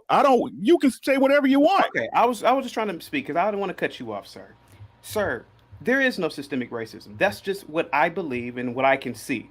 Sir, if there was systemic racism, blacks would not be able to become doctors, lawyers, engineers, scientists, physicists, etc. Blacks would not be able to have become the president of the United States, let alone the chief of the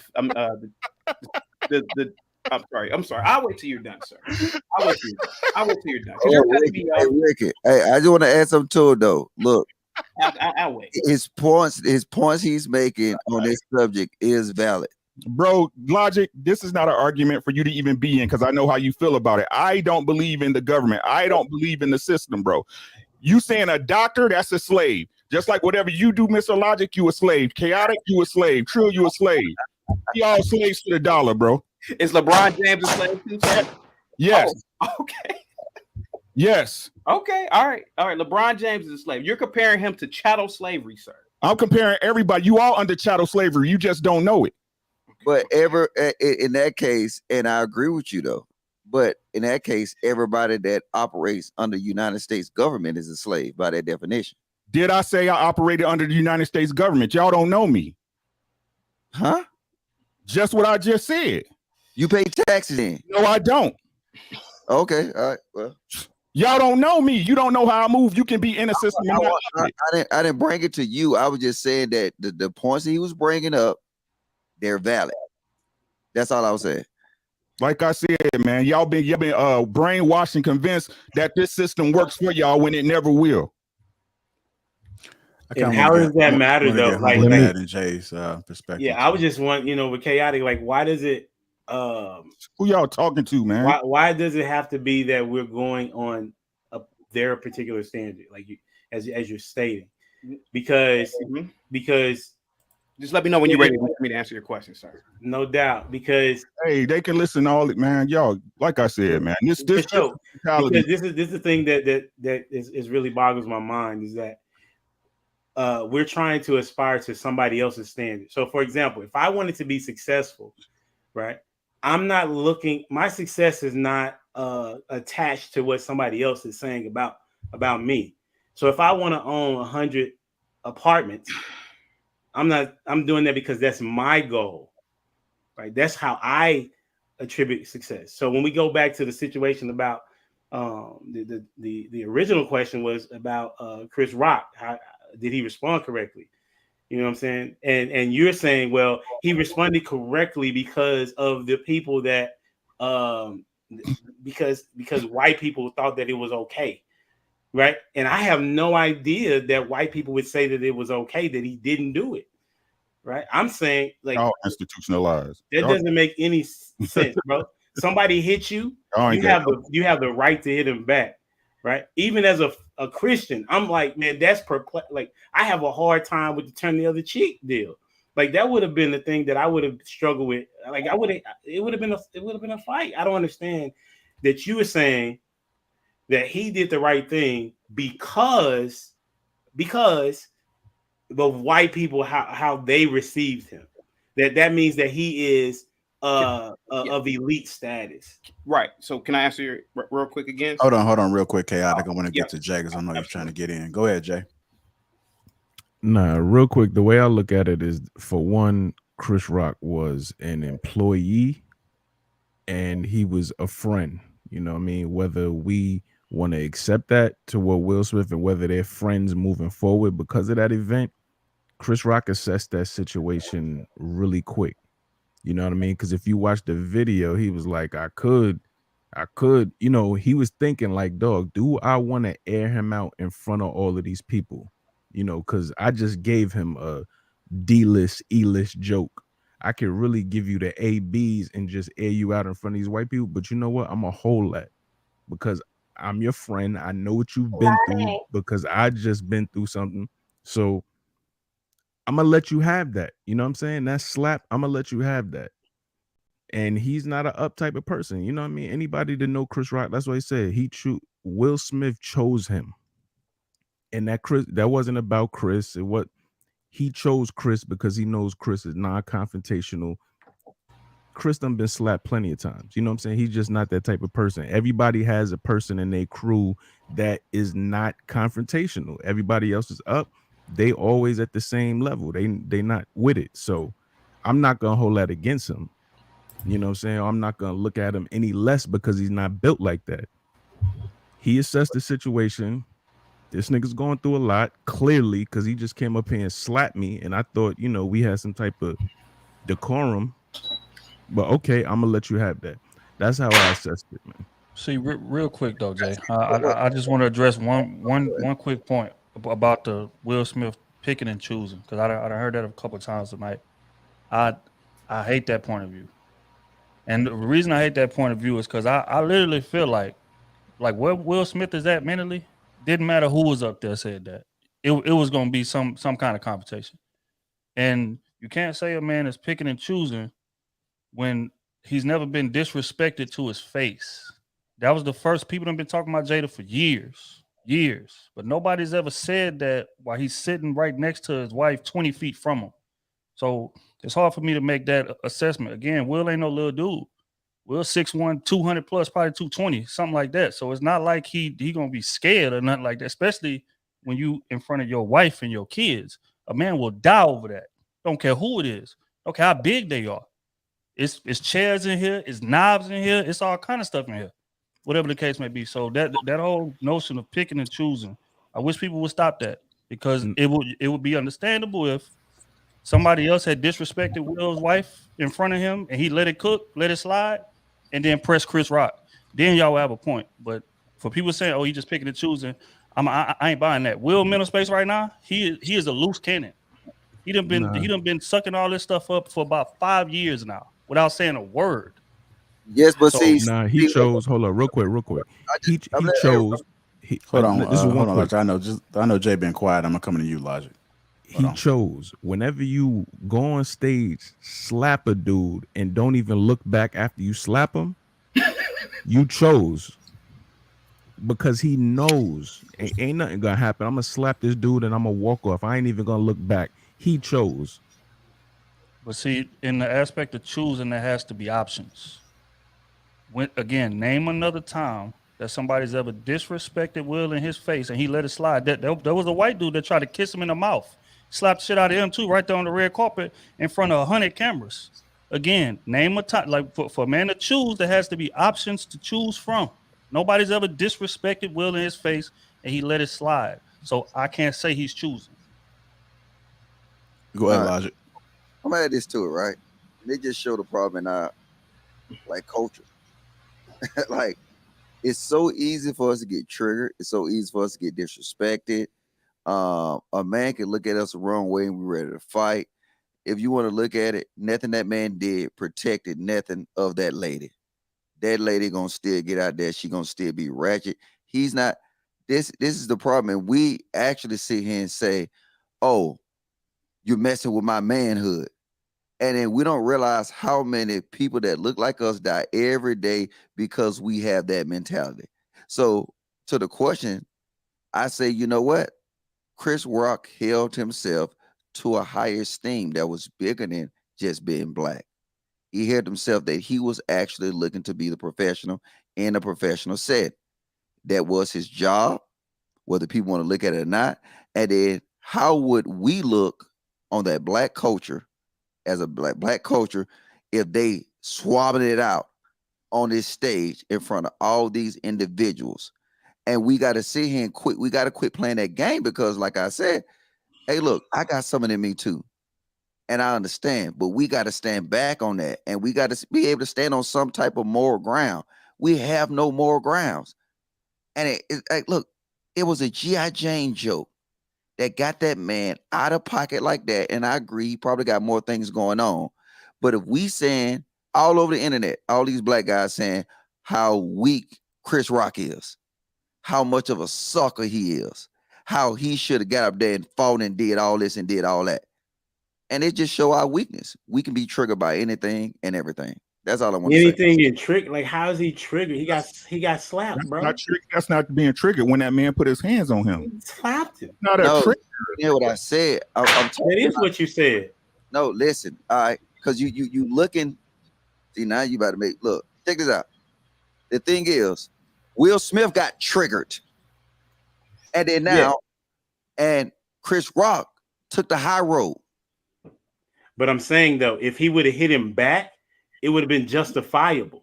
No, what Will did was not justifiable. Only niggas think like that. That's not true, bro. The truth of the matter is, bro, y'all, like he just saying, how will we look to the white folks? I'm telling you, man, I know white dudes, I know Asian dudes that would not just sit there and take no slap, no hit. What we talking about? Bullshit. That is not, dude, that's not bullshit. Yeah, it is. I know I didn't see Asian guys get slapped and We're smacked. talking about two different situations. You're talking about people you know. I'm talking about people I know. That's totally different, right? Look, I'm telling you that to make it a part about the fact that because we're black, then we somebody slap us, we don't need to respond. That doesn't even, that's stupid. No, I didn't say we respond. Listen to what I'm saying. The thing is we need to think for the long game. We think about the short game. We don't look at everything like everybody else look at it. You know what I'm saying? You don't see the stuff that half of the stuff that these kids now for the black. Let's apply it to the situation. Hold on, wait.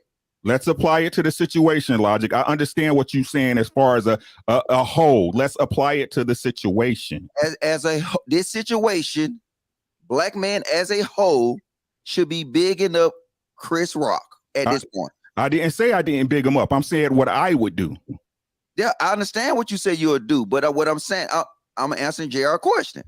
We should be holding this man to a high esteem at this point because he took a high road that we don't normally see in our culture.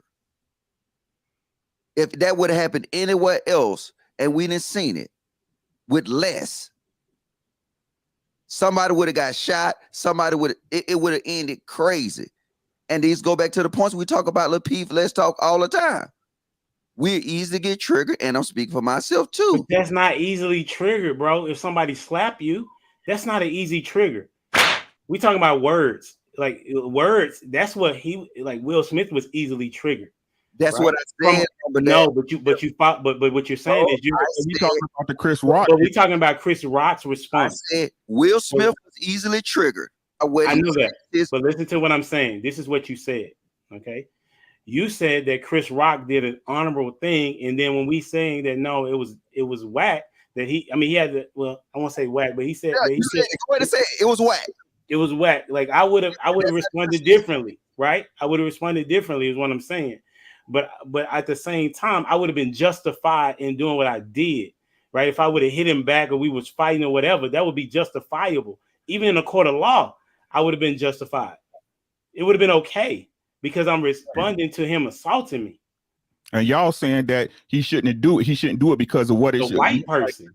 Because the way what it'll look like in the message it was seeing. My message is that as a man, don't put your hands on me. We understand that. I understand that point. But what I bought in to what JR said is we look like idiots. What he did. If we just situation. Who is the he you referring to? Well, Chris Rock or Will? Yeah, I'm talking about Chris Rock. Okay. What he did, just think of more black men did what Chris Rock did, right? I think more black men would try to hit another dude. No, okay. Because there wasn't a consequence. You're not listening to me, humble dad.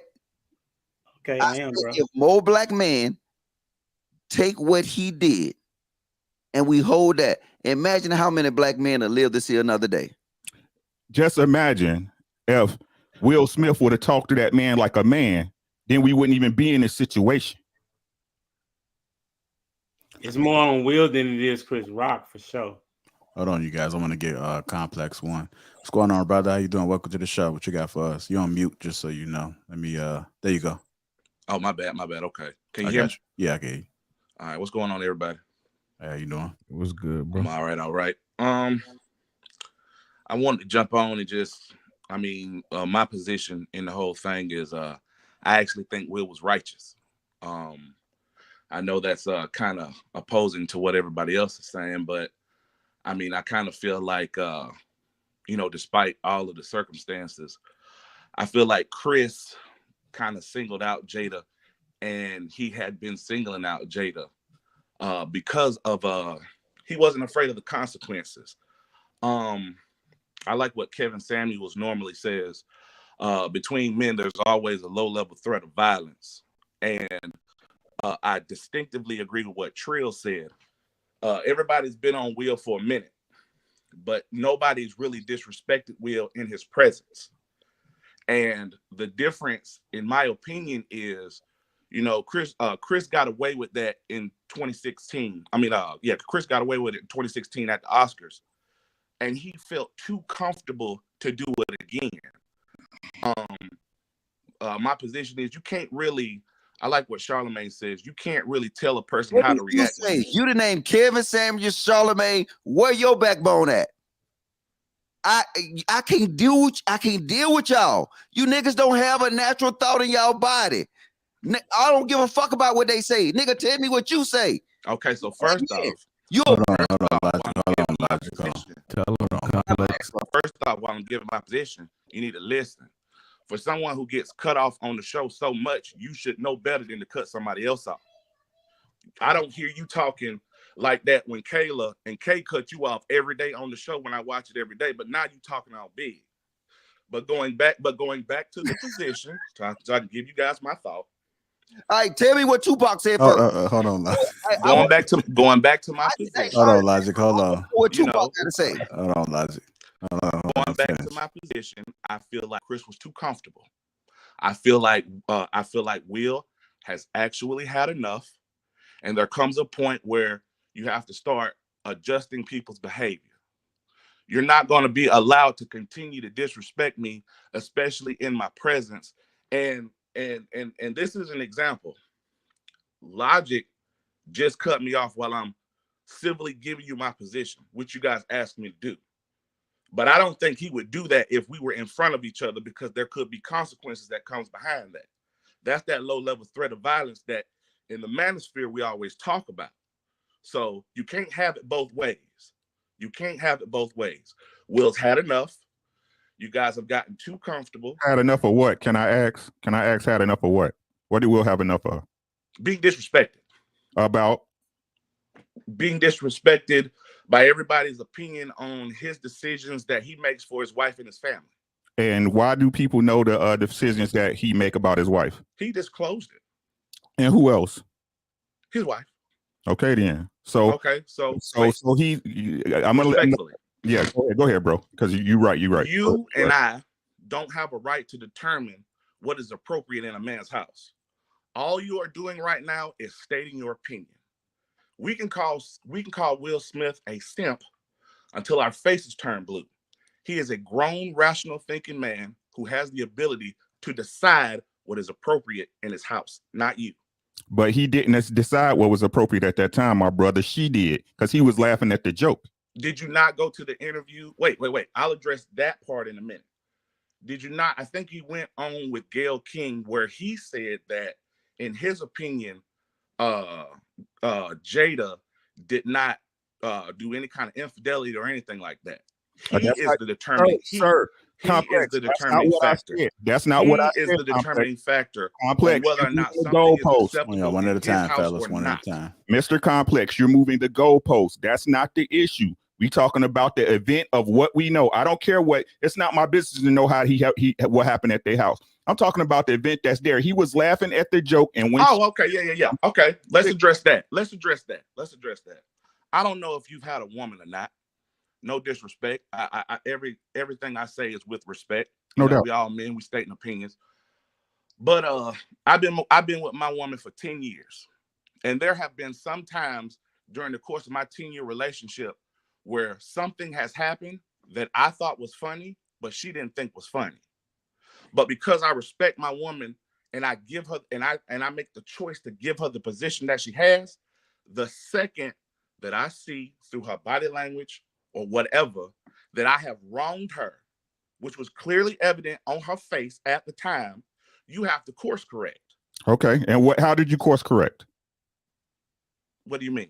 In my particular example, I may apologize. Baby, I'm sorry. We weren't calibrated right. I wasn't trying to disrespect you because people are capable of individual thoughts. No doubt. Now let's apply that. Let's apply that to what happened at the Oscars. Will laughed. I apologize.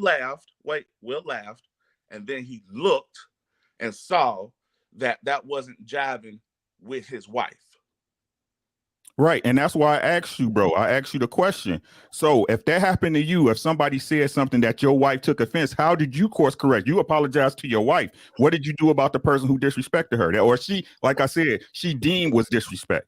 If I were in Chris Rock's shoes, using this No, example, I'd no, slap him too. no. You mean Will Smith? I asked you, sir. You said you went through this with your wife. No. Did I you didn't go do? through. I didn't go through this example. I was trying to explain how you could laugh at something that is funny, but because your wife is an individual who has her own interpretation of anything, you might think something is funny that she doesn't think is funny. But It that's is your responsibility. Can I ask him a question? Hold on. I'm gonna let them finish real quick and I get to you. Hold on. But that's between you and your wife. In my specific example, yes. Give me a second, bro. But if you change the situation, give me a second. Sure. Go ahead. What I'm saying is, you said it yourself. It's a low level of threat between men. So if somebody that's your wife, again, not you, she found it disrespectful, and then she said, "You know what? I didn't like that." How did you handle it with that man? Okay. Once again, and I didn't have a specific example which was similar to the situation. I have. What I'm doing is I explain that concept. Now let's apply. Give me a moment. Let's apply that to the situation at the Oscars. You have a man who just directly disrespected your woman in your presence. According to her, you laugh, then you look and you see that you messed up because your wife is in discomfort or pain or however you want to describe it. My position is it's your responsibility to uphold her honor and take care of that. Now, how you make the decision to do that is up to you. Will went slap the guy. But the fact of the matter is, like Trill said, it's not going down. People have gotten too comfortable with this internet podcast, webcast stuff. You're too comfortable. You can cut people off. You can be rude, be disrespectful, and there are no consequences because you're a million miles away. But if you are in my presence, you're not getting away with it. Point blank, period. You can call it whatever you want. It's either going to be either you're going to whoop my ass or I'm going to whoop your ass, and that's it. May I ask you a question, Complex? Sure. Okay. Go ahead. I was next. I got a quick question. Oh, sorry. No, this real quick. You got to cut in line, Elijah. Well, no. Exactly the point that I was making. Hey, bro, Complex ain't got that but love for you, bro. I want no smoke. Me too, man. Come on, man. I watch the show every day. That's so why I y'all find said, it build up in so there to come holler at y'all, appreciate man. There ain't nothing but respect and love. I know. But I'm just saying. So look, I remember Whitney used to say one thing. She said she believed the children are the future. Do you believe that? Children are the future. Yes. All right. I remember Tupac said, "How long will they mourn me?" Do you believe that? Yes.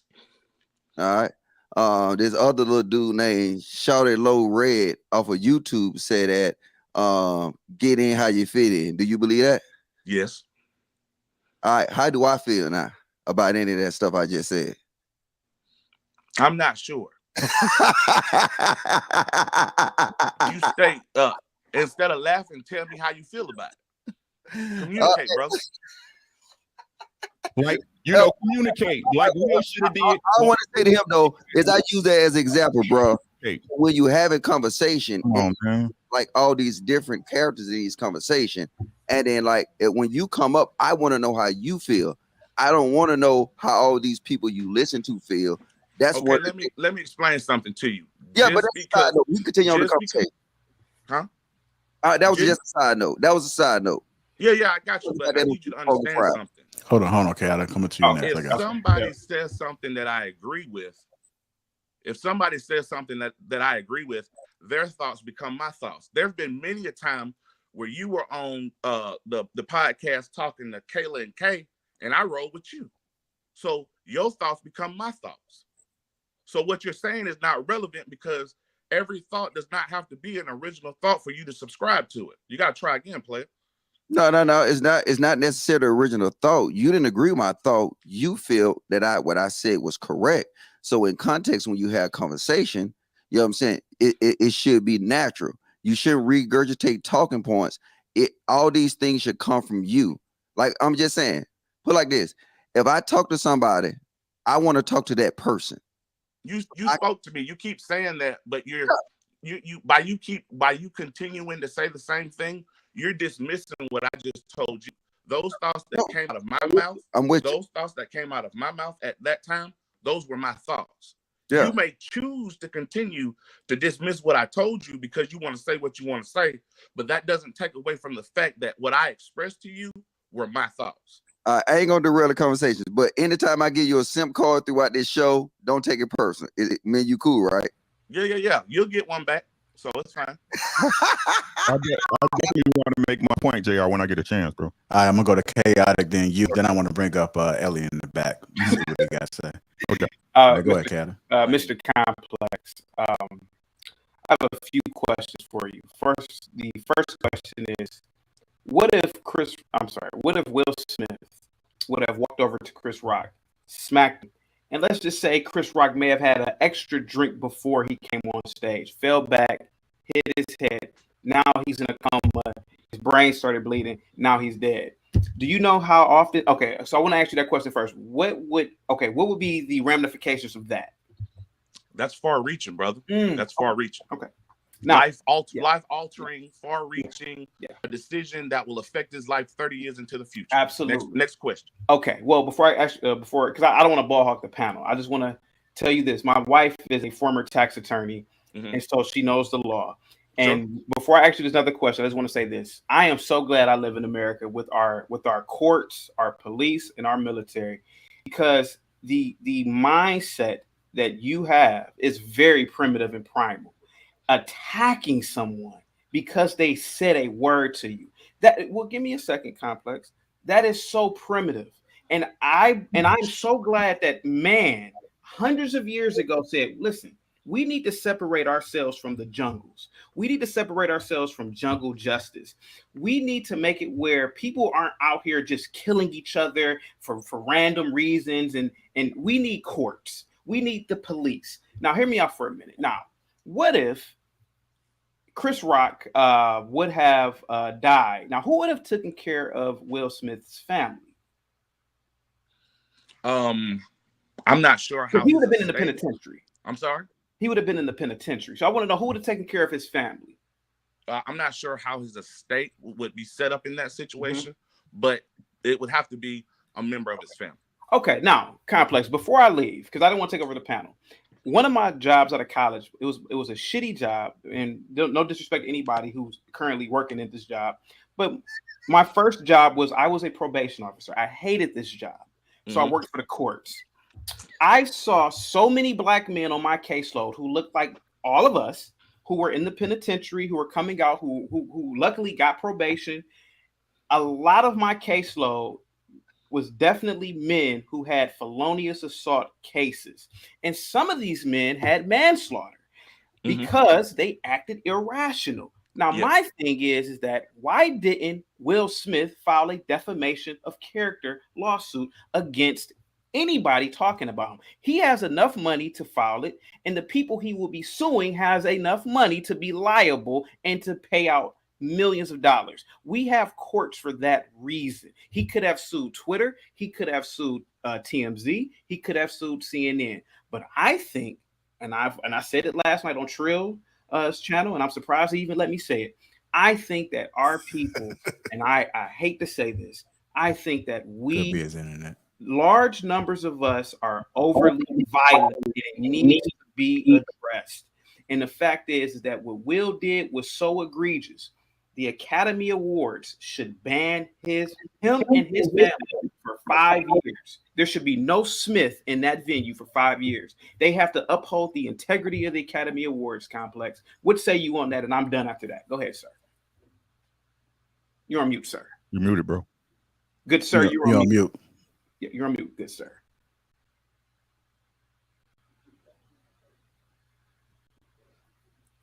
You can't help him, JR.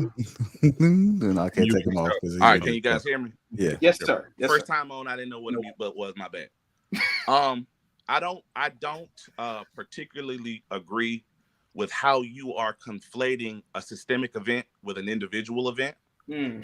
I kind of feel like Will, when Will stepped up on that stage, I do feel that he was in an emotional state, but I do feel that he was prepared for whatever consequences was going to come to him.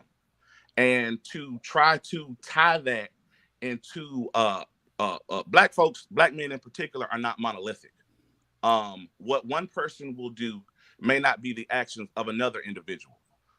There are a million different ways that someone in that scenario could have responded to that situation, but we're Tuesday morning quarterbacking at this point. If you were in an event with your old lady and somebody was deliberately disrespecting her in front of the world, I don't think that you would be as measured as you're putting on right now. You're this measured because you're on a podcast, not in the pressure of the situation. Further, I think that how you try to you hypothesize what could have happened in that situation. That's whataboutism. That's a logical fallacy. We're not talking about hypothetical situations that didn't happen. We're talking about actual events that took place in the present time, in the present future. Could Will Smith have been arrested? Yes. Could he have been prosecuted? Yes. Could him and Chris Rock actually got into a physical altercation on stage at the Oscars? Yes. But none of that other stuff that you was talking about, it didn't happen, so it's not relevant. And for you to try to conflate the entire black male gender to the actions of two rational thinking males is disingenuous. That's my response to that. Hold on. Let me get to Ricky. Go ahead, Ricky. Okay. Again, back to you, Mr. Complex. Don't mute yourself. Go ahead, brother. Say what you got to say. Hey, it's all love, man. I love the way you spit that. You spit that in English, bro. It's good shit. This is what I'm asking you, bro. You being a man of 11 years, you've never been in an issue or a situation where you had to defend your wife's honor in the public. Is that correct? Correct. Okay, I have. So let me explain. The truth of the matter is, if you are moving that way, you are coming from an emotional standpoint, because in the streets with another man, you have no idea what that man is capable of. At a minimum, you owe a man a warning shot.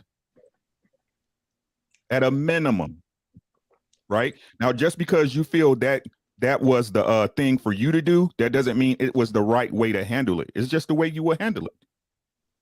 Right? So just like you just said, my brother, like, hey, talk, communicate. Could communication took care of that problem that night, sir? To answer your question, because I don't want to deflect, communication could have resolved that situation, but your whole concept is operating off of incomplete information. But so is yours. How do we not know that Will Smith and Chris Rock didn't have a conversation in 2016 when he clowned his wife on the Oscars about not being invited because she boycotted? How do you know that Will Smith did not pull him to the side? They're friends. I got your phone number. How do we know that Will didn't call him after that event and say, hey man, lay off my lady a little bit? How do you know that? You're operating off of incomplete information. And you are as well. The fact of the matter is, you are as well. And I really don't want to. I'm just saying that people, as long as a person is okay with the consequences of their actions, they're rational thinkers that do what they do. But you're just operating off of incomplete information. How can somebody be rational and emotional? But we both are, bro. That's what I'm saying.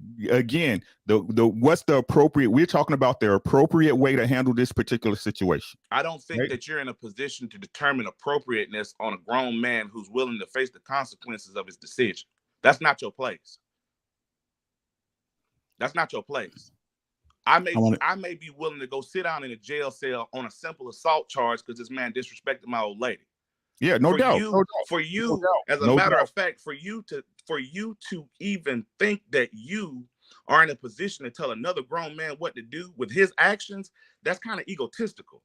As long as Will was willing to go sit, as long as Will was willing to go sit in that jail cell on that simple assault charge, and chaotic, I actually worked in law enforcement where I lived for 5 years. So as long as Will, as a grown man, was willing to go and sit in that jail cell, call his attorney, post bail, get out, and go before a judge, he is autonomous in his authority to do whatever it is he wants to do. For you to tell another grown man what they should do, because you've been saying should in your whole argument, that's egotistical, bro. You don't have you're not in a position to do that. No doubt. Complex. But Chris Rock didn't pose an immediate physical threat to him or his family. Hold on, He chaotic. didn't, chaotic. He did not pose an immediate. Hold on. He I did got not you, Rick. I pose got an you, Rick. immediate physical threat. You are right. Would Will Smith have been guilty of well, if they were in, I live in Georgia, so that charge would have been simple battery. Would he have been adjudicated guilty of simple battery in the state of Georgia? Yes. But again, I say, if Will was okay with accepting the punishment and the consequences of his actions, who are we to tell that grown man what to do? We're just posing opinions here. None of it is based in fact. I want to get to Ricky real quick and then Elliot, so nobody go after Ricky. Go ahead. And again, I want everybody to know this man is 100% correct in what he's saying. It's nobody's job to tell another man what to do, but it's nobody else's job to say how a man would react. And this is what I was saying at the beginning. Yeah, you can work off what ifs, but like I said, if this was some real stuff, if this was outside in the streets, you might have not made it home, all because your girl took offense to a joke. Go ahead, Elliot. What's going on, brother? Welcome to the show. I think I remember you, man. You've been on before, right? Yeah, man. What's going down, man? What's going on, fellas? Hey, well, I guess I'm gonna be egotistical, man, because I'm gonna say definitely why I think a man should respond. I think that's what a lot of these channels are for, anyway. From my perspective, man, Will was definitely weak. He definitely was a punk move on so many levels. And I would just say this: it's multiple ways that, as a man, that you can respond. One of the things I do, and I try to teach younger men, is that you always have to do a cost-benefit analysis in your mind about what's going on. I'm the head of the table of my family. I'm the one that carry my last name and give it to my wife and my children. So what I do matters. So I don't want to sub my name or misrepresent my name. So anything I do is a direct reflection on me and my family. And it can cause great difficulties or challenges, or it can be detrimental to my earning potential, my earning power, freedom, anything like that, if I were to do something like what Will Smith did. So as a man, I'm always moving with, what is the cost benefit? What will this cost me? It's not about, pride and ego would get you in trouble. It's a lot of strength in being a man when you can walk away or when you can do something different. So Will Smith had multiple avenues to quote unquote defend his wife. I have no idea how you defend an honor of a woman with a Jezebel spirit, but who knows? But listen, he had multiple ways he could have done that. He could have talked to him before the awards and say, look, hey man, I know you got a job to do, because he's a comedian and Chris Rock was doing his job, and it wasn't like this was a malicious attack. This was an attack on her as an all black woman. She did a TikTok right before the Oscars that said that, hey, look, hey, I don't give two craps about what some people say about my hair. I love it. So she said that herself. So this is not like she was so disrespected that he had to defend her honor. But he could have talked to her beforehand, talked to Chris beforehand. He could have waited till commercial break. He could have went behind the stage or whatever and say, look, bro, that wasn't cool. You know, he could have used the bully pulpit that he had once he won the award. And you meet that same, what Chris did, you meet it. He used his words, so you use your words. But under no circumstance that you actually enact violence, that you assault a man over words. Because you have to think about, what does that cost you?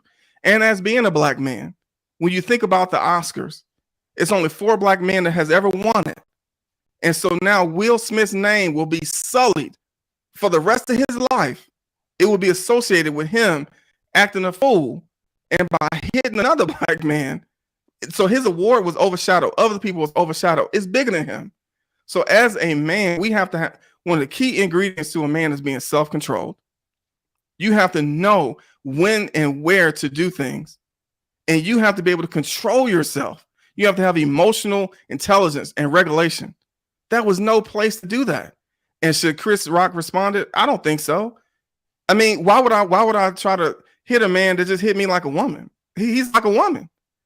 I mean, he didn't ball up his fist and hit, man. I don't care about that, because even Chris Rock, he has other things that he has to worry about.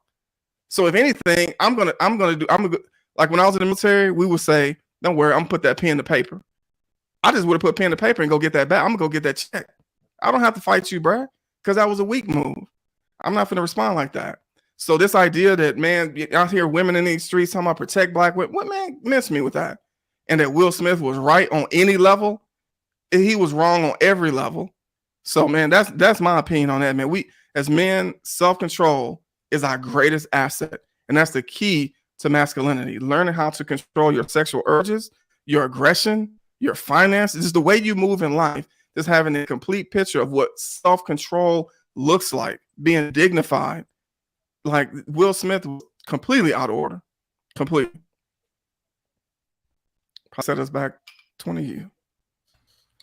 You know, my issue is with that. For one, to touch on the cost benefit analysis point, because one thing we've been doing here tonight, we've been conflating vacuum to reality in terms of those actual people, right? Real is worth 100-something million. So me slapping the shit out you and getting the battery charge, going to sit down for a couple of years, may have to pay a fine.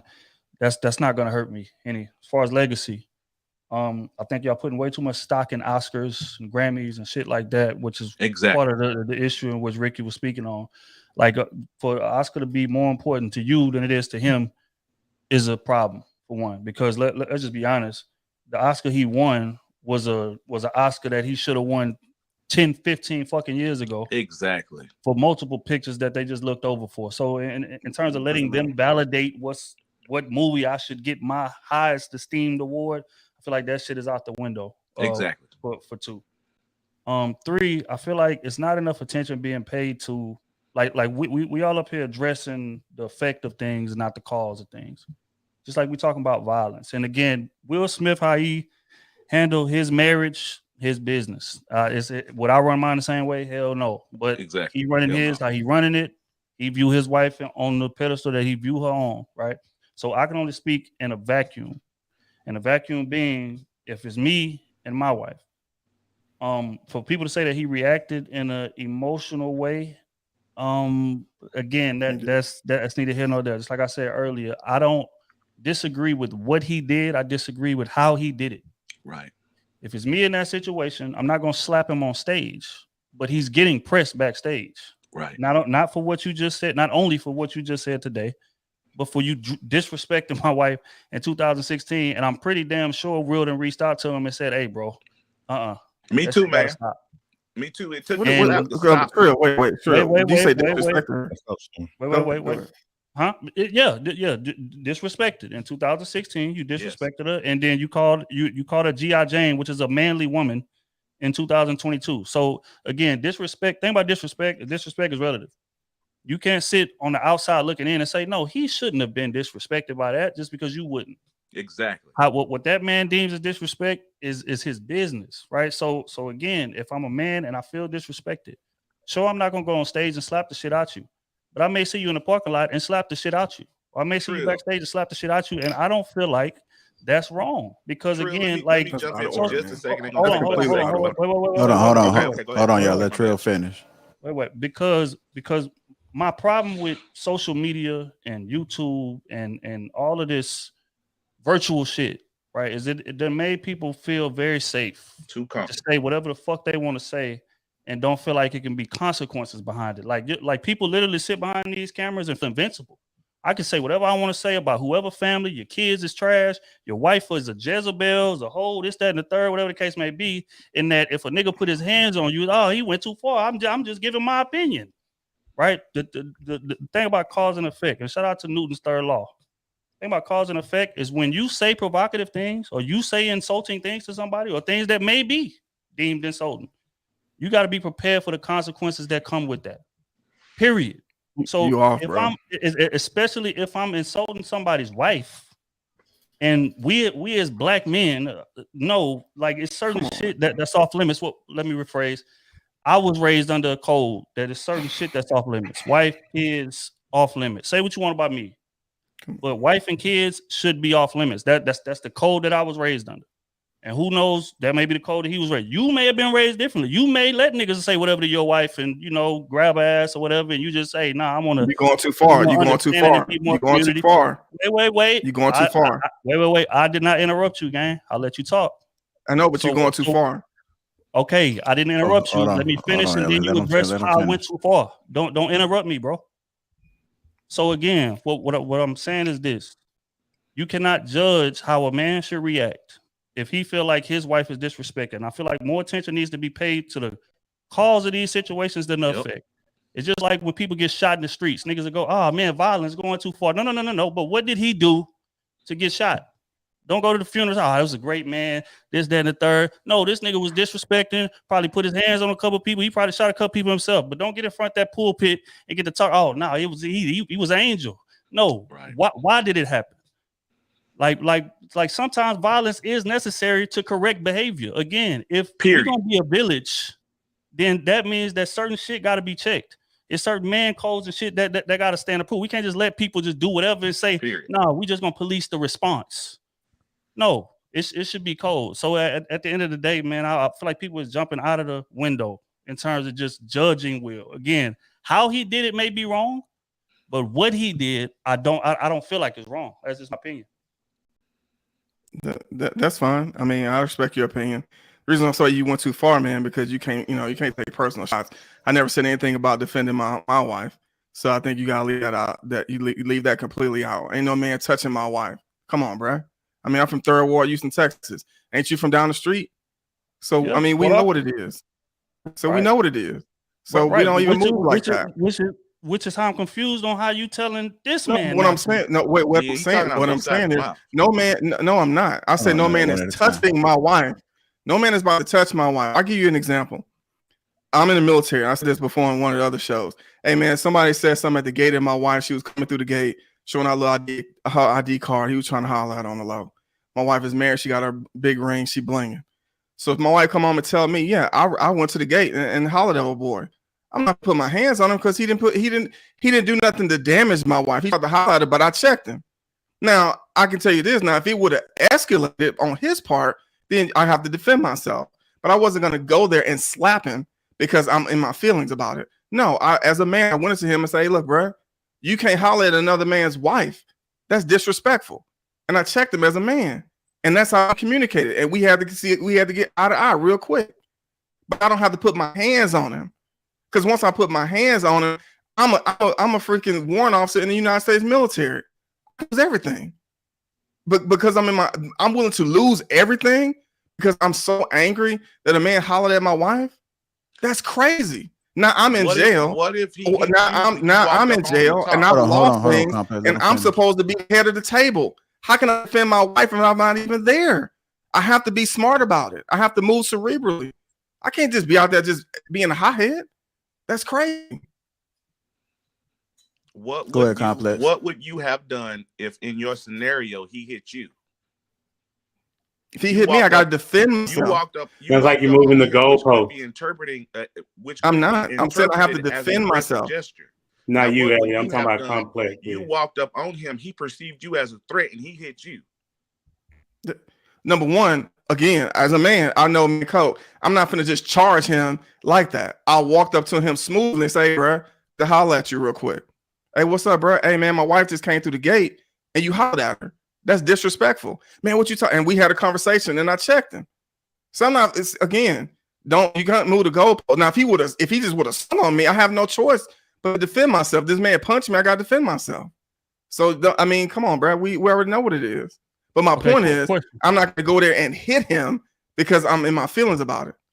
I'm going to check him. Now, if he would have touched my wife, I'm gonna have to see him. All right, question. In that same scenario, again, let's take touch off the table. Let's just say that y'all walking at that same park, and he say something disrespectful to your wife once, and then you kind of just, all right, maybe he's not talking to her, he let it pass, whatever the case may be. He say something disrespectful again to her. How do you handle that situation? Because essentially that's what happened with Will. Because again, people looking at this shit in a vacuum, like what happened the other night was the first time he ever said something.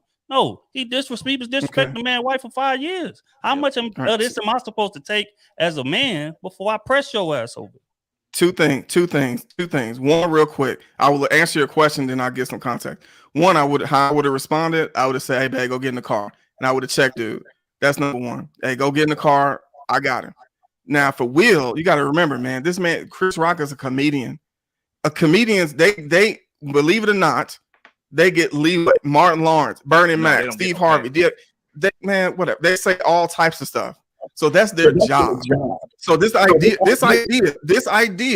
that comedians, that's their job. That we're so offended by what a comedian says, and they pick out people in the crowd and just say all types of crazy stuff.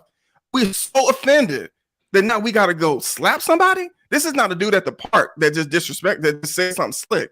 Like if it's a dude at the park that just says something slick, he's not in his profession. Chris Rock was an employee of the op. That's his job. That's his job. We got to be real with this, man. And 6 years ago, if anyone was disrespected, it was Rihanna, because he was talking about Rihanna panties. If we really want to be real about it, it wasn't Jada was so disrespected in 2016, bro. Come on, man. Let's be honest. Let's just keep it real. It was Rihanna that was disrespected. If anything, whoever her dude was should have been like, hey, man, you talking about my chick panties?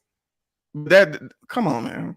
Come on. Hold on, you guys. What you guys say? He wasn't talking about her panties in a negative light, bro. He didn't disrespect Rihanna in that dialogue. We're not gonna say that. Let you just because he brings up the panties don't mean he disrespected. He's saying, "Oh my God!" So now you totally moving there. Okay, no. Seriously, the joke he told was saying I can't get her panties. Like what difference is me even bringing it up? She's so far out of my league that I couldn't get them. I get it. You're right. I'm not knocking you. You're right. That was the context. But I'm saying just mentioning a chick.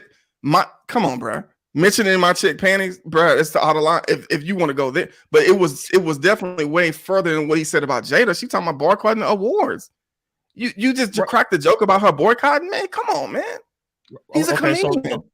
All right, so real quick, you see how you just got offended over a dude mentioning your girl panties in a context of I could never get them, but then you criticizing Will for getting mad over a joke in which he told about her in 2016 and calling her G.I. Jane, which is a manly man. How can you criticize that man for taking that personal? If you getting mad at a nigga bringing up your wife's panties and admitting that he could never get them. First of all, again, I can be Trill. You don't misconstrue what I'm saying. You can be in your feelings about it. That doesn't mean you go on stage and hit somebody or go backstage and hit somebody. I can still go backstage and check, dude. I can have a conversation, bro. Leave my look. We out of it, man. You know we've been through a lot. Like my wife got alopecia. Chill. If you don't know, that's what she got. So chill. That wasn't cool. He could have grabbed the mic. He could have went there and grabbed. Hey, he could. Man, so many different ways he could have handled it as a man outside of violence. And so for us to act like that violence, that this isn't a huge thing, as if we could just go around just slapping people, bro. That's just not right, man. That's as men, we got to do better than that. We just can't do that. You just can't do that, man. If I can jump in here, and again, I hear what everybody's saying, bro. But like I said, what I don't get the point is that you know what disrespect sounds like to your wife. You know what disrespect like, right? It shouldn't take your wife giving you a cue to step up to the spot. It shouldn't take your wife giving you a cue to step up to the spot. That means you and your wife not in tune. Especially about her hair. That's a conversation that y'all not in tune. Had in the house for sure. Right? So again, I understand how y'all take it, bro. I understand y'all looking from y'all standpoint of the situation, right?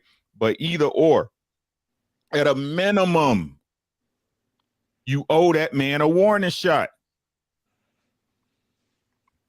At a minimum. It doesn't. I understand he would, even if y'all believe that he wasn't moving honorable, you have to stand in honor until he moves you out of it. Bro, what is you talk? This not your night tonight, bro. At a minimum. Right? And like I said, everybody I understand we trying to say it in a vacuum. I'm talking about if it was a real life situation out in the streets, bro. Right? If somebody say something froggy, you just not gonna walk up and smack him because you don't know what that man is holding. You gonna check him. You gonna be like, yo, what's good? And then if he come froggy, then that's when you come with it. right? Now he put his hands on you, on your girl. At that point, you already know all bets are off. That's a physical assault. You touching something that you wasn't even supposed to be dealing with, right? But in a mode of conversation, bro, that's all it was. It was a misunderstanding. I mean, people stepping on your shoes and you just, hey, you disrespect me, blah, blah, blah, blah. You know what I'm saying? And I understand what y'all saying, the 2016 stuff, but the honest to God is we're all assuming that. You assuming that was an issue with him. You don't know that. You're doing that to bolster your argument. My question is this, right? Real quick. Just like you said, you owe a nigga a warning, even though he didn't shot at you twice, but you owe him a warning. So we're gonna use that. So if we have a history of, just like we just referenced 2016, you saying shit that might be a bit inflammatory, that may be insulting to me, right? And then you get the pamphlet for this year's, because niggas saying that Chris Rock didn't write the joke. I'm gonna take them at their word with that. But you get that pamphlet well early in advance. You don't get them jokes the day of, right? So if you got them in advance, and we already got a rocky history, do you not owe me a heads up? Say, hey, bro, I might, you know what I'm saying? I know y'all been going through a lot of shit recently, whatever. Hey, bro, but it's a joke in here. I might tell it. I just want to run it by you, let you know, you know what I'm saying? Whatever. Do you owe me that same warning that I should give you? I understand, and I see what you're saying, right? But are they, and this is me assuming, because I don't know. Like I said, I only wanted to talk on what's really we saw. But again, this is assuming, Trill. And again, you saying that Chris Rock owe Will something when we don't know if they even discussed or had an issue with that in the first place. You know, Jada supposedly had an issue with it in the first place, but you don't know if Will had an issue in the first place. And again, looking at the situation, if we're looking at the situation in a vacuum and what happened, Will was laughing. Everybody keeps saying, well, everybody keeps saying, well, he was uncomfortable. Y'all assuming what that man is doing. What we saw, that man was laughing at the joke, right? He looked at his wife. His wife had a look. Whatever they understand it was between them, had a look, and he went up and smacked that man. Again, we don't know the context. What I'm saying is, in this situation, bro, as a man, at a minimum, you should have let him know it's about to be up. Hold on, y'all. I want to get to Marvelous opinion real quick because I know he en route. What's going on, brother? What you got for us? How you doing, JR? Appreciate you having me on. My opinion on what's going on is you hear me well? It's a little hard to Can you hear hear. me? It's a little hard to hear. We're gonna try to make it work, but go ahead. I'm about to come back on another time than JR. It's my problem. I'm over in training stuff, man. I'll catch you guys later though. I mean, we can kind of hear you. Go ahead. Okay. So for my take on it, I don't think that I mean what Will Smith did is what he did. It is what it is. I mean, we can all look at it, we all judge at it, and say like, so I don't want to do. It's easy to quarterback it, but the most part would say, it's his ability to control the ability. I mean, he won't defend his wife. He defends his wife. That's what he wants to do. I say, he wants to express it. That's on him. You know what I'm saying? Like, I can look at it and say I would never do this, but then again, I don't know. I'm not in Hey, the Marvelous, shoes. can you pull your mask Deeper than down? what we see on the surface. I think there's something seriously disturbing Marvelous, going can you on pull your there. mask down? I used to look up to him as a kid, man. It was really Marvelous, can you pull your mask kind down? of disheartening to see that man break like that. Can you pull your mask down? All right, try it now. Yeah, my Go mask ahead. is down. Can you hear me? Yeah, I was saying like what was going on with Will, like it was real disappointing to see him go out like that because I looked up to him as a kid and I was like, damn, I can't believe he went out like this. Like I never thought he'd lose control. Like he always seemed to be a disciplined dude. And to see him break right before before he got the Oscar, because to me I was like, dude, he about to be the first clean dude up there to get his award with no blemishes, you know what I'm saying? And then it was just like, damn, I can't believe he did that. I mean, that's just how I felt personally about him. About the whole situation, how I reacted, I think it was a bit much. I don't think he, but then again, I don't know him. I don't know what he's going through. I know he has to be going through some stuff for him to break on what it seems to be something small, but it's not really that small. So, Yeah, that's I all my got you, man. opinion on that, though. I can't really Yeah, I say too definitely much right appreciate now, you, man. I know that the audio is a little bit off today, and I just don't want to mess with the experience. But I definitely appreciate your perspective. We heard what you said, but I just want to make sure, But just keep watching, man, and I'll keep you in the background. All right. I will. Appreciate you, brother. Thank you. All right, no problem. What's going on, Cuban? What's going on, brother? How you doing? Hey guys, how's it going? Great show, as always. I would say in this situation, we have a merengue song in the Latin community. It's called El Venado, which means the deer. Que no me digan en la esquina, el venado, el venado. And in our culture, when somebody says that you have horns on, or that somebody put horns on you, it means that you're a cuckold, right? And the song says, I hope that the people on the corner don't point at me and say, oh, there goes the deer, as in, big old antlers on your head. So that the society is basically mocking you. So when it comes to this thing that happened with Will, you cannot expect other men to respect you or your wife when you have already accepted the cuckoldry in public. You are no longer a man. Somebody has to put the horns, a sign of virility because of the mating season of the deer, on you because you don't have virility. Some other man has to do the job for you. Therefore, this outburst that Will had, although he tries to deny that it doesn't bother him to have an open relationship, and it does not bother him that his wife has doing what she's doing, it does inside because he's still a biological man, and this is ingrained, is instinct and nature, and everybody knows, everybody can see it, and it's just in his head. He's dealing with a lot. So in the end, I cannot justify what he did. However, I do agree that yes, once you make a joke about a man's wife, even if she is a for the streets, it's still a man's wife, So, but again, Will cannot expect other people to respect his marriage because he does not respect himself or his marriage or anything in his family. Honestly, at this point, objectively. So those are my 2 cents. All right. Love you guys. Appreciate it, man. Thank you, Cuban. Lapeef, can I say something before I leave, please? Yeah, go ahead. Chaotic. All right, guys, I'm about to get the hell up out of here, but I do want to say I appreciate the panel and everyone on here and in the chat. And as always, I send up positivity to everyone. I'm going to say this, and I'm going to be very blunt. If you look at the superior races, the superior cultures, like the Japanese, the Germans, the Nigerians, these are 3 different racial groups, but they are the dominant in they are the dominant ethnicity.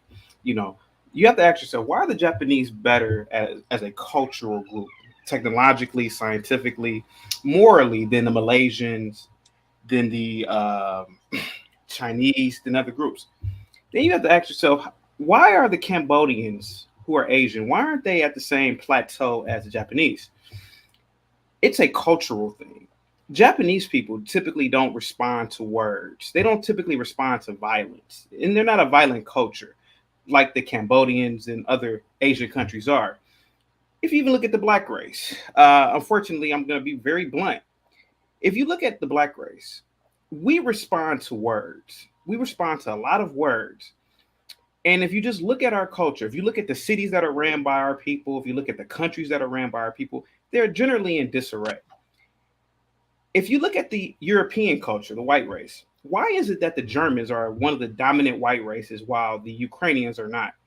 And if you just look at their cities and cultures and their behaviors, you can almost make a correlation between violence and GDP, gross domestic product, or, in terms of their economy. You have to sit back and think, what is keeping certain cultures back and certain cultures moving forward? You know what I really believe? I really believe this wholeheartedly. I believe that the African American and most Africans across the diaspora, if we continue this thug culture, this street culture that does not have any power, we are going to be so far behind. We are not going to travel the stars and extract resources from other planetary bodies. The white man has he has space stations in orbit right now. He has sent robots to Mars and outside the solar system. Now, somebody can argue and say whites fight and kill each other all the time. That is true. But their dominant society is ran off of intellectualism. It's not ran off of, he said this to me, I don't give a fuck. You don't hear that in white cultures. And I've been around Japanese people and Jewish people, and I have to admit this. These people are peaceful and they don't respond to words. So I have to say, damn, maybe not responding to frivolous shit like words catapults a race into a superior class. Now, I know a lot of people are going to write in the chat and say that I'm a coon and Uncle Ruckus. Maybe so. But the fact of the matter is this street shit. What? Give me a second. I was quiet. Give me a second. I was quiet. This street shit is holding our people back. And it's not just African Americans, it's Africans across the diaspora. And I digress with this. I say this and I keep on saying this. Whether you think that the Oscars is not anything, here goes the thing. The Oscars is a part of American culture just as a apple pie. Whether you don't like it or not, the entertainment industry generates hundreds of billions of dollars a year. It employs millions of people, and it is a part of our culture and society. So the Oscars is damned important. And if you fuck it up, just like our people have done with Detroit and other cities, we are going to have the Oscars looking like the goddamn Source Awards in 1995. And that's the honest to God's truth. Will Smith was wrong. Chris Rock posed no threat to his family at all. And the fact that he got up there and assaulted him it proves every stereotype about us. And it's sickening to watch it as a black man. Now, I know when I leave, people are gonna, oh, he's an Uncle Ruckus and yada yada yada. But you really have to sit back and really look at it for what it really goddamn is. Will Smith was fucking wrong. Period, point blank. And he should be charged with the crime, and he should be banned for 5 years. And on that note, I'm out of here, Lapeef, and salute to you guys in the chat. And 06 to you, Jay. Have a good one. All right. Yeah, have a good one. Hey, Jay, you said 06. What's that? Alpha? Oh, okay. What's going on, JoJo? Yo, you hear me? Everything good? Yeah, we can hear you. What's going on, brother? Welcome to the show. Appreciate the support. What you got for us? Word. I just wanted to put my little 2 cents in this shit. You know what I mean? I'll just say in a macro, my fault if it's a little fuzzy, but I'll say in a macro that hurt people, right? I heard Trill bring this up and Complex bring this up, and it's going over a lot of people's heads right now. I don't care who brought his relationship issues out. We got to understand that for every action, right, there's always going to be a reaction. There's always a reason why somebody does something. Even if it's like a fucking school shooter, I'm sorry, my French. Even if it's a school shooter, I'm not justifying his actions, but there's a reason. I'm not justifying the reason, but there's a reason. This man Will has been getting dogged on for 3 to 5 years. When are we going to admit that there's going to be a straw that breaks the camel's back? Now, Will is wrong in his actions by far. Will is absolutely wrong by going up on stage and slapping another brother in front of all these white people for their entertainment. He's wrong for that. But we can't go off and write him off and saying he's being emotional when he's being dogged on for 3 years. Eventually, bullies get bullied by the bullied, right? So we have to understand that in full context. This man had a breaking point that we all seen coming down since 3 years ago when this news broke out. Now with Chris Rock and people saying Chris Rock is whack, nah, I'm not here for that. What Chris Rock did, I think Logic brought this out. What Chris Rock did, if more of our brothers seen this or did this, more of our brothers would still be on this earth today. It wouldn't be such a what do they call it, a statistic or a miracle to make it past 25 in this godforsaken country. You feel me? So both parties have their own issues, but Chris Rock, he took the way that we need to take as a nation, bro. We need to love our brethren. We can't be wanting to always put hands on each other. Instead, talk it out. That's all I'm here to say. I have a question for you, JoJo. Go ahead. Do you think it's wise for us to respond emotionally? Now, the word emotional, when you break it down, you're assuming that Self-control. Yeah, all right. Either or, right? You're assuming that he didn't think about his consequences, right? We're all assuming he didn't really go up there in that long ass walk to go slap this guy. That he didn't think like, yo, I could possibly go to jail for this. This dude is worth about 100 million. Of course he's thinking about it. He was with it. So now, you is it saying right? I'm not saying that it was out of emotions.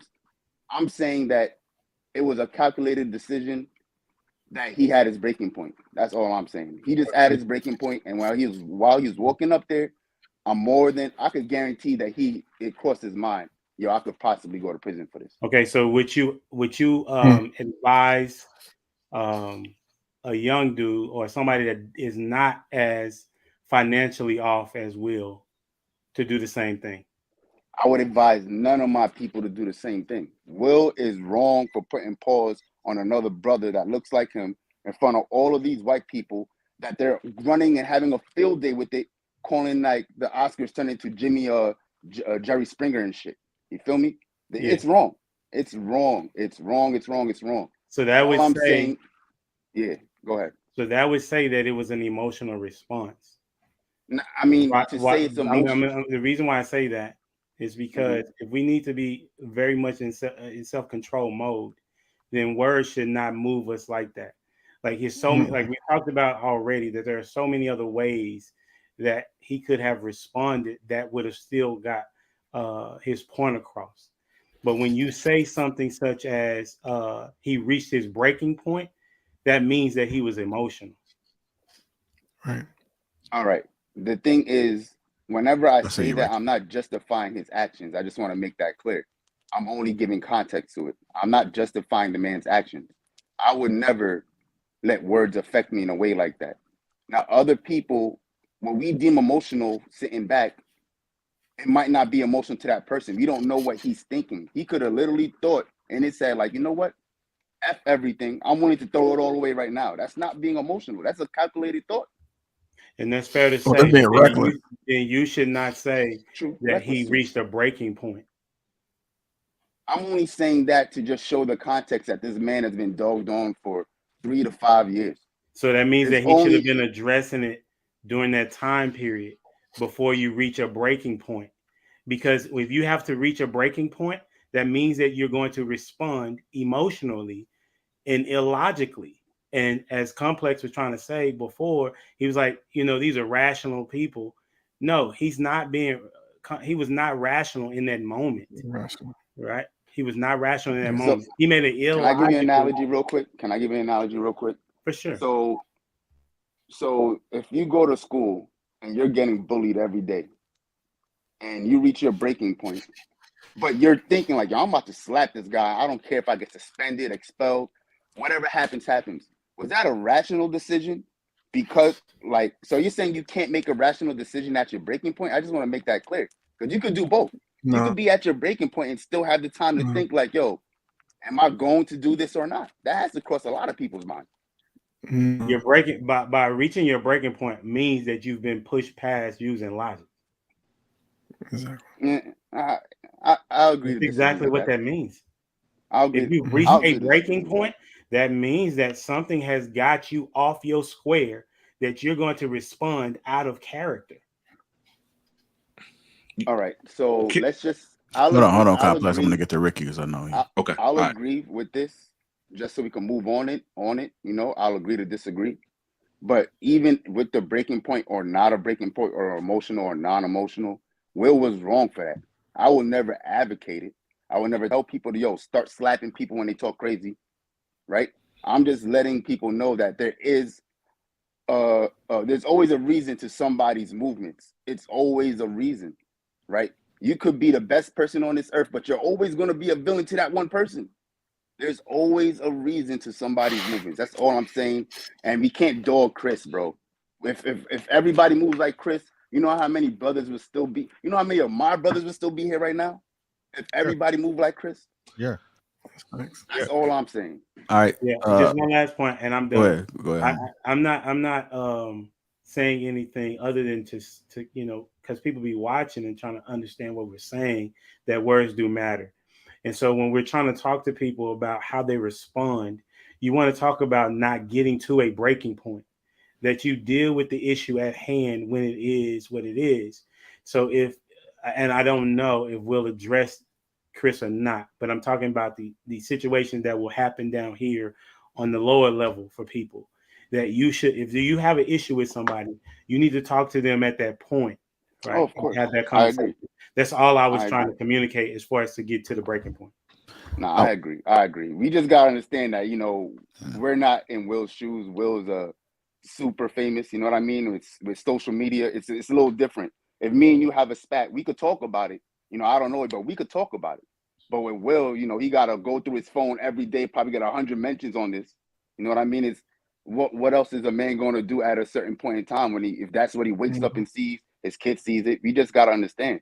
I'm not justifying his actions again. I just want to make it clear.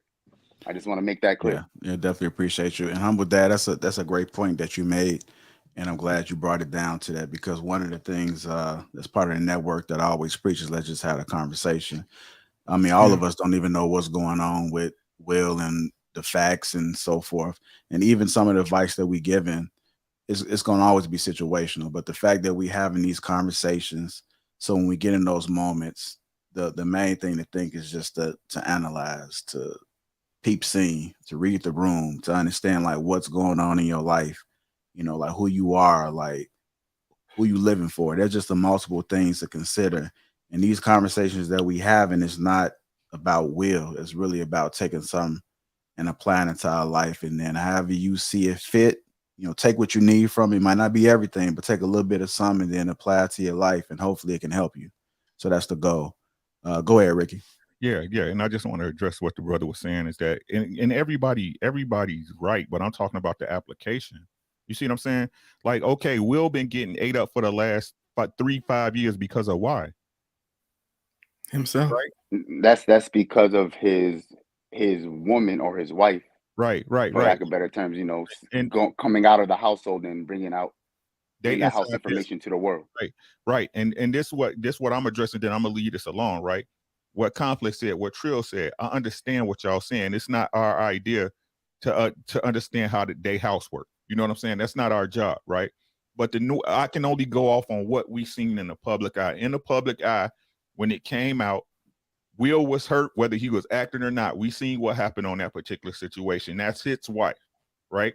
That's his wife. His wife, no matter what nobody say, Trill, you my guy. You already know how you feel about this. Hey, Will was out there moving. More than likely, if he was, he had NDAs. You ain't hear no women coming out spreading that man business about what's what. It's a fact. Right? So even if this was their agreement, if we being honest, because like y'all just said, the internet was tearing Will one right about the red table talk. We know he was hurt and felt disrespected about the issue, right? Right? Facts. Right? Right? So with that being said, right, even if it was stuff coming out at him about the things they went through, bro, right? That's a self-inflicted wound that he put on himself, right? Through his choice of woman. Absolutely. Right? So at the end of the day, if we get into what we saw on the television, bro, what we saw, no assumptions, no matter what nobody said, bro. The reason why, again, how it looked on TV is she jumped up and got at Chris because she had a problem with it, right? What I'm saying is this. As men, we owe each other the common courtesy. Again, I understand what my brother Complex saying, what Trill saying. Maybe they had a conversation. I can't agree with that because I don't know. That's us assuming, correct? Right? Correct.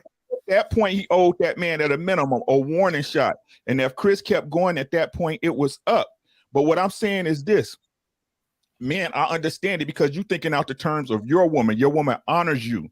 right? She treats you as a wife should. The wife is not just a title. Husband is just not a title. But this is Jada Pinkett Smith we talking about. So if she can pull his strings after all this at this point, and the women, if y'all thinking like this, and because you feel a certain way about something that was said and you didn't like it, you gonna sing your man out, because your man ain't gonna be at the Oscars with no Chris Rock. Your man gonna be out at the club.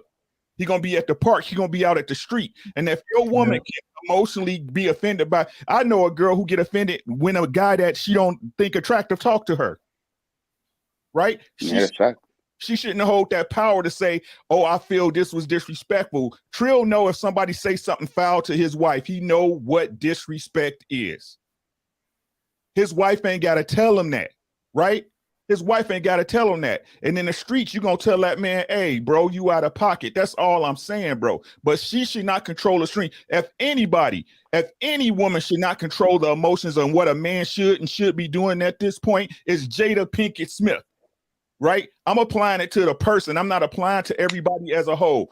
I hear you talk, bro. I know what you're saying, bro. But I'm sure if something came out of disrespect, you gonna know what it is. I don't disrespect my wife out of my mouth because she's a reflection of me. I never called her a B. I mean, except when she wants to. Y'all know what I'm saying.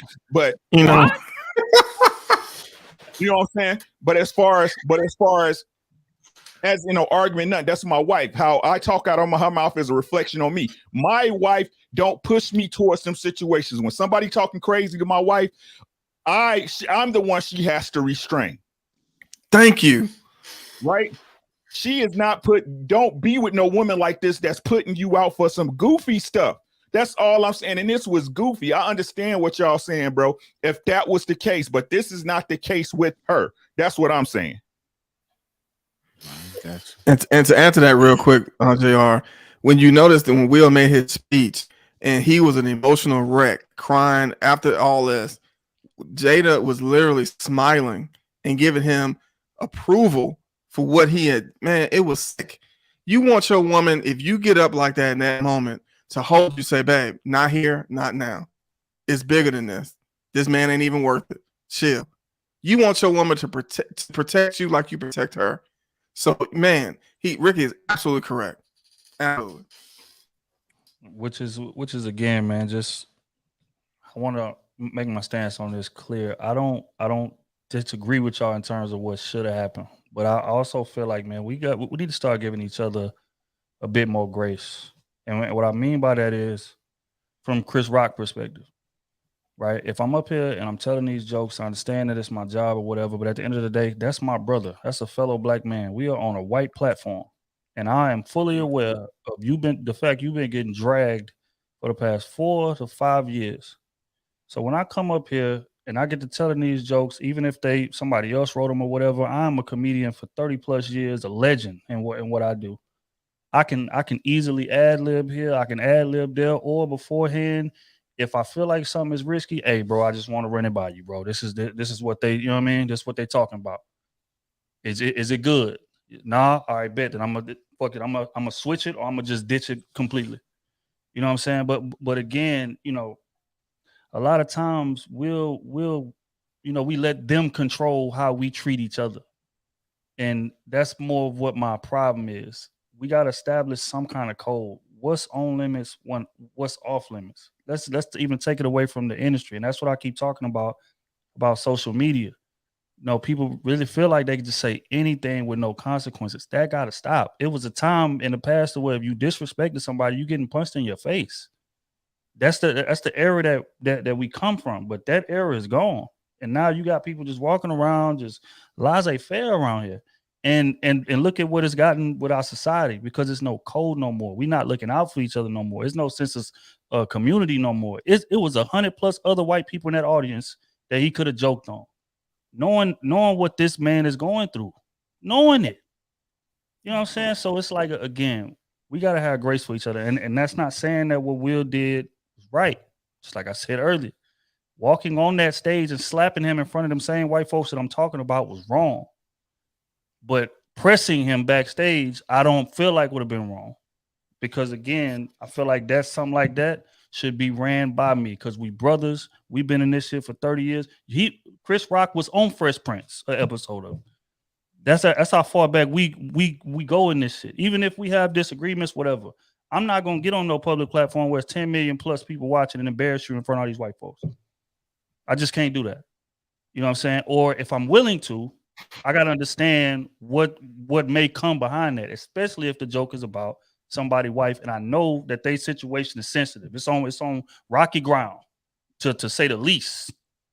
I feel like me as a fellow black man, I should be able to run that by you first. Not just go on stage and say, hey man, whatever happened, man. Fuck it. Hey, blah, blah, blah. You know what I'm saying? So again, I feel like both sides could have handled it better. But just like I said before, I can't criticize a man for defending his wife, how he feel like he needed to defend her, because I'm looking at it from the lens of me and my relationship, not judging his relationship. Because again, how you handle your shit is how you handle your shit. But ain't nobody on this earth gonna tell me what's right and wrong in terms of what I feel may be disrespect, which y'all right about. If she deemed that as disrespectful and he responded because she deemed it disrespectful, then he wrong. He wrong. But as a man, if I hear something that I feel like is disrespectful, it don't matter what she thinks. It's getting addressed immediately. You know what I'm saying? So again, both sides could have moved better in this situation. But we as black men, we got to start, giving each other grace, moving with a certain kind of code, and not taking every opportunity to just bash us, kick a man while he down. And I feel like we do that way too often. I agree with everything that you said. This is the last thing that I wanted to say. Say, Trill, did you watch the reruns of Fresh Prince, or did you watch like it? When they came on during the week? Yeah, some during the week, and then some I missed because they was in the first season. I was dumb young back then. You know what I'm saying? But you catch the reruns. That's a bit. Mm-hmm. Hey Elliot, I'm gonna go ahead and get you up off there as we near. I'm gonna get these other couple of people up real quick. All right. And real quick, Elliot, bro, salute to you, bro. It ain't no, what I'm saying. I don't know how familiar you are with how we talk on this platform, but it ain't no disrespect, bro. It's all love. Shout out to you, bro. It's all love, man. H-Town bound. You already know what it is. Yes, sir. That's what I'm talking about. All right, Elliot, appreciate you, brother. Thanks for the support, man. Good seeing you again, too. Thanks, man. You too, bro. All right, no doubt. All right, gentlemen, in the background, I'm going to bring you guys up. Keep it brief. We nearing the end. Before we bring it to an end, make sure you guys go ahead and cop the tickets, man. It's pinned to the top of the chat right there. We are live in Houston, April 23rd. Cruise season will be in the building, along with Poor Man's Podcast, and a few more other surprises, man. So make sure you guys go ahead and click them tickets. There's a limited amount left. We do have sponsorship opportunities as well. Email me at info@lapeef.com. Send that email, and I'll break the packages down just in case you guys missed it. But I'm going to go ahead and bring you up, Blacks. Who defy? What's going on, brother? You on mute, just so you know. Bro. Muted, bro. Yeah, I'm sorry. I apologize for that. It's great to meet all three. Everybody here. Just brief, man. I think that you can't make assault carte blanche just because you were upset at a slight or something you felt was a slight towards your being, first of all. Secondly, with Chris Rock, I agree with what's your name, Ricky, and a couple other guys who said if somebody would have came up on stage and assaulted me, man, there's nothing I could do. I'm going to have to respond in kind. It's just the way it is, man. I can't allow him to assault my person. Now, in retrospect, if I would have thought back, would have been right? Maybe not, but that's what would have happened in the moment. Thirdly, when someone had said something about Asians and how they would react if they got slapped. I remember I was in the military in Korea for 4 years, and I remember oftentimes they would take beatings from people that they regarded as their elders, and they wouldn't do a damn thing in response. So I just wanted to give my take on that. Also, Will Smith doesn't hold a monopoly on how he feels, how somebody is slighted. You understand what I'm saying?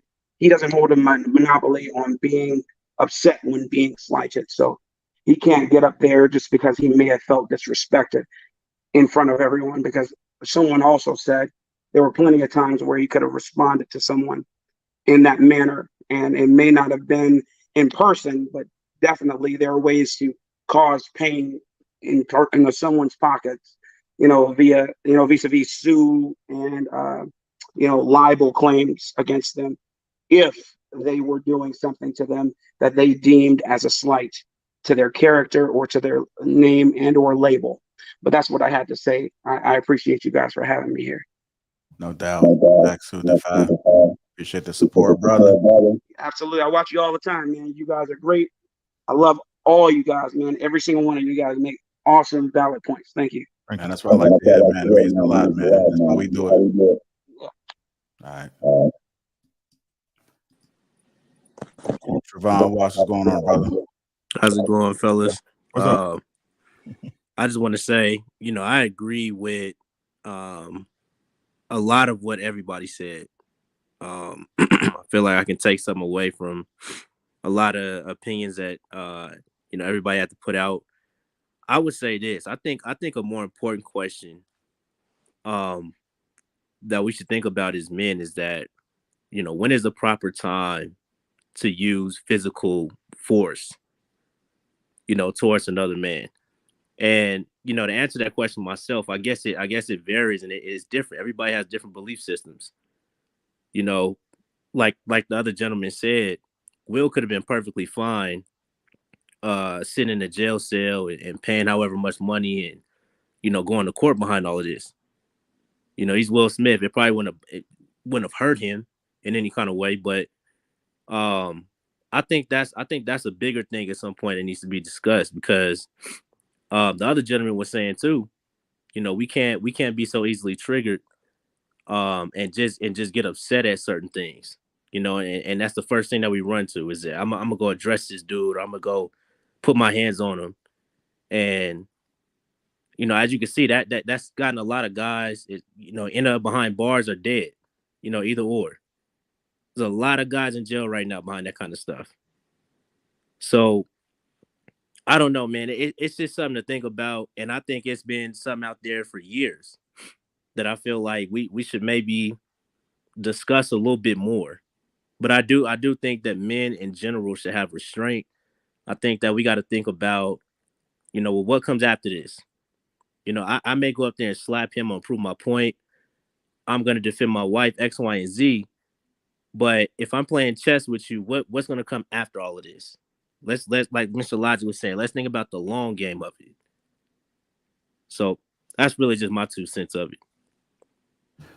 I actually think you made a good point, man. I know I didn't really speak about it, but I was pretty upset if I had to give an opinion about it because it appeared to me that Will Smith was out of control at that moment.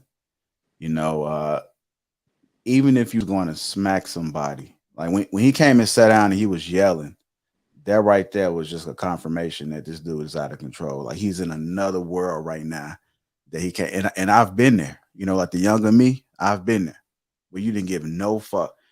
The only difference, and he probably may be like this, is that even in the moments that I might have been out of control at a younger age or when I wasn't, mature enough in the mind, I still didn't care. I owned up to it. It is what it is.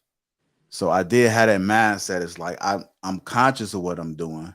I don't care about the consequences, and then whatever the consequences is, it is what it is. I've been there, but the more mature me, I like to sit back because I understand like emotions now. Because believe it or not, before this whole YouTube stuff, I never would have any conversations about emotions, alpha, beta. Even though I understood what things were, just because I just understood it, I didn't really have the labels attached to it. But there's a lot of things that I've learned just by having these conversations and putting things in perspective, and a lot of things I've tested.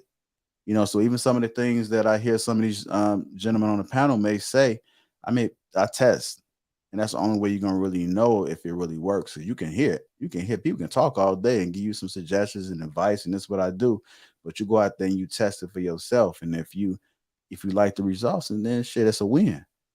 It's a win for you because it's information. The more information and data that we get in and we're able to, I'm more obsessed with the control of it. Like, okay, yeah, you peep Chris Rock saying this shit about it, but if you want to get at him, how you gonna get at him? You know, and is it going to cost you a lot? You know, can you slap on the back of the head walking down the hallway, nobody see it? Then so be it. Yeah. But you just got to you got to analyze and understand what's at stake right there in that moment. And to me, I don't think that it was appropriate from him. And then he yelling. He probably didn't care at that moment. And I'm pretty sure if it was real, because we don't know if it's real or not, right? But let's just go with the fact that it was real. He probably felt like an asshole afterwards because now he calmed down. And I'm pretty sure there's an expert that can probably break down exactly what was going on. Because he was at that moment, he was yelling. He was at a whatever island he was on, he was by himself. Yeah. And it's looking like, damn, I can't even believe Will is acting like this. Like, what the hell has came on to him? But we have to understand how to control our anger, because it can put us up in situations. And there's so many guys that I'm pretty sure is in jail that wish they can get back that moment. And unfortunately, he's in a different tax bracket than most of us. You know, I'm not pocket watching, but he's different. You know, the average person probably would have been snatched up. They probably would have been trying to push. And who's to say that that's not going to happen now? But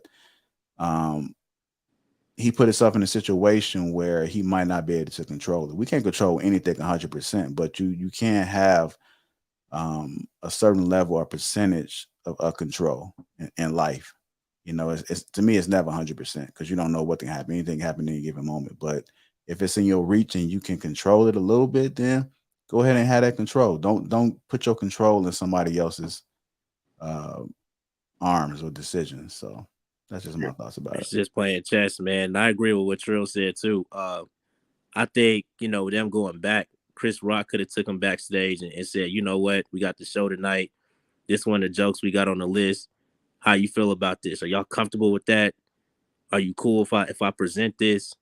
They could have had that simple conversation with them being partners like that. But, I don't know. There's a lot of angles to attack this from. But like I said, like we all have said, for the most part, Will should have restrained himself. Yeah, that's right. And handled himself better. And it's like we talked about the other week, man. It's like sometimes stuff happens, bro. It's all how you react to it. You know what I'm saying? And he just didn't react the right way. It's like it's like the issue, what about Chris Rock? You know what I'm saying? I commend him for keeping his cool. You know what I'm saying? But what about him? How he look in this situation? Like, he just didn't think about this thing all around the board, especially when we all know where it really stemmed from. Yep. That's the crazy part to me. Like, you can't help what happened. You can only control how you react to it. The stuff he's going through is because whatever issue he got with his wife, man, he need to make the correct decisions at this point. He should have been made the correct decisions, right? I understand everybody saying, okay, he chose and that's what it is, but it can be something totally different, bro. I don't care what nobody say. That man emotionally, he's not together. You don't cry after smacking a man who you was smacking to make a point. I don't know what man would do that. If I smacked you and I felt justified, I'm gonna tell him. I'm like, man, I smacked the shit out of him, didn't I? I told him it's up, right? That was your time to say that, but it's not. He was conflicted, bro. He did. I honestly believe he understands what he's in and he doesn't know how to get out of it at this point. And I don't care what nobody say. Jada know what she's doing. I understand he needs to make the choice. Jada knows what she's doing with that man. Right. Yeah. And I'm tired of people not holding her accountable, bro. And if you got a woman that's championing this type of activity over something as petty as a joke, y'all better run. Y'all better cut her loose right now. But Ricky, this goes back to what you preach a lot about. It's about these dudes picking the correct woman. And I agree. Jada is. I think all of this is messy, but this is the woman that Will chose to be with and have kids with. So it goes both ways. As much as I could feel sorry for him, I'm like, yeah, that's what I'm saying. That's what I'm saying. Yeah, that's why I know he wrong in it, because like I said, if your wife, it's different. If it's like, I understand everybody, like, you can't deem what disrespect is. That's a great area, you know what I'm saying, and Elias playing a great area, to be honest. But it was a joke at a place where they, I mean, he's a comedian. That's why they hire comedians at the Oscars, is to tell jokes. Yeah. You see what I'm saying? So I understand it, but I don't. All I'm saying is that he owed that man a warning shot at the minimum, right? Yeah. You can't keep talking about what if and if. We only know what we saw. But the problem is her. It bothered her. The joke bothered her. He was laughing. It bothered her. Yep. All right, Trevon, I want to get to these guys. I want to get these guys off. All right, fellas. I appreciate y'all. Appreciate the support. All Thank you. right, brother. All right. Yeah, I want to talk about. Go ahead, Jay. Nah, I was saying is, you know, like you were saying, as far as you've been there before, you know, I think at some point in our lives as black men, we've been in that position, you know what I'm saying? Whether you overreacted to something and you like, damn, why'd I do that? Or whether you underreacted, you like, damn, I should have slapped the shit out that nigga. You know what I mean? Whether it was too much or too little, we've been in those situations. So of course, you know, there's gray areas, but I think to your point, Ricky, you know, with the women that we choose, man, that is something that I don't know. Somebody needs to actually teach that. Somebody needs to actually figure out a way to relay information on what you're looking for, what you're not looking for, like a step by step on how to vet women properly so that you can identify, because you have men out here with women that feeling like they need to overcompensate. You know what I mean? Which I feel like is Will's position. You know, Will was kind of like destined for greatness. You know what I'm saying? Came from humble beginnings and got with somebody who was, you know, essentially broken, you know. This was a chick who raised her own mom, literally. Her mom was a crackhead, a functioning addict, nurse for years. And, you know, you can only imagine what goes along with that life. You can only imagine what stuff she was exposed to early in her life. And I mean, you know, I have empathy for that situation, but you got to know that that's not your fight to fight.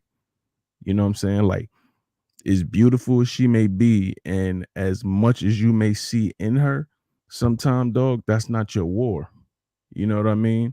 And then she has this other dude who she has this bond with, you know, that dies. And it's almost like you're living in his shadow, no matter what you do. Think about it. Yo, Will Smith is living in the shadow of Tupac. I mean, you know, Tupac, say what you say, but overall, think about everything that Will Smith has done in his career, in his life. And he still feels, or this woman has him feeling like this, or has the world looking at him like this, where they thinking he's the one to tee off on. You see what she doing to him? Oh yeah, well ain't shit. Smack somebody, he ain't gonna smack nobody. And I mean, you know, like I said, I don't agree with how he did it, because those are two people that I hold in high esteem. You know, I grew up watching, I was fans of. So, you know, you look at them away. So I don't want to see the slap happen, and I don't want to see the person get slapped. You know what I mean? So Hey Jay, I know you mentioned it need to be somebody teaching. It's a lot of information that's out there right now.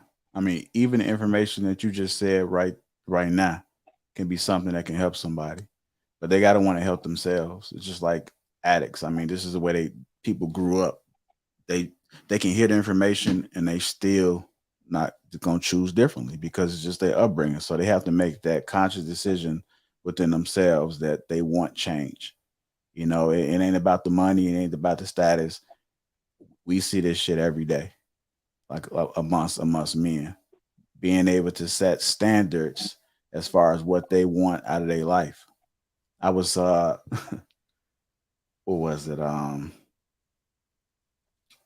was just at my son's therapy session today, and we sitting there and we talking, and one of the things that he said that a lot of black men in particular he was speaking about was they struggle with identity. You know, like, who are you to the world? And when you ask people that, sometimes a lot of younger men struggle with it. You probably got some older men that might struggle with it, because if you don't figure out who you are, then the world is going to put who you are, if I said that correctly. But and it was kind of tripped out because a lot of people don't know who they are. everything else around them determines like who they are. They don't know how to stand up on their own 2 feet. They don't have, a lot of men don't have standards. Like they standards is based on their situation that they in. So it's information that's out there. And we talking about it right now. The fact that I'm being able to articulate this right now should resonate with somebody, you would think, right? But they're still listen, sign off, and they still that same person. And it's sad, it's unfortunate. We always talk about how we can't save the women. We can't save some of these men either. But we just keep trying. It's our duty to put the information out there, to try to big up, to try to help somebody. But we also got to understand as helpers that some people just ain't going to get it. Even people in our own family. It could be your mother. It may be your wife. It's some things she just may not be able to get, but it's up to you to determine whether you want to keep dealing with it or not. You in it for the long haul? Are you at that pressure point? Who knows? What's going on, Craig? Yes, sir. What's going on, family? How y'all doing this evening? What up, bro? So I'll make this brief. Last night I was talking to Trill about the same conversation of what was spoke about last night. And I agree with everything of what Brother Trill said last night. Will, being the man that he is, he did exactly what he was supposed to do as a man defending his wife. Now, I don't agree with how he did it in that context, but to me, when Will smacked Chris Rock like how he did, that was a warning shot to everybody. Because at some point, we all got a breaking point. We can't sit here and act like Will has been cool about this whole situation for the past 3 to 5 years and not think that there's not going to be a recompense behind everything of what's been done to him. And then when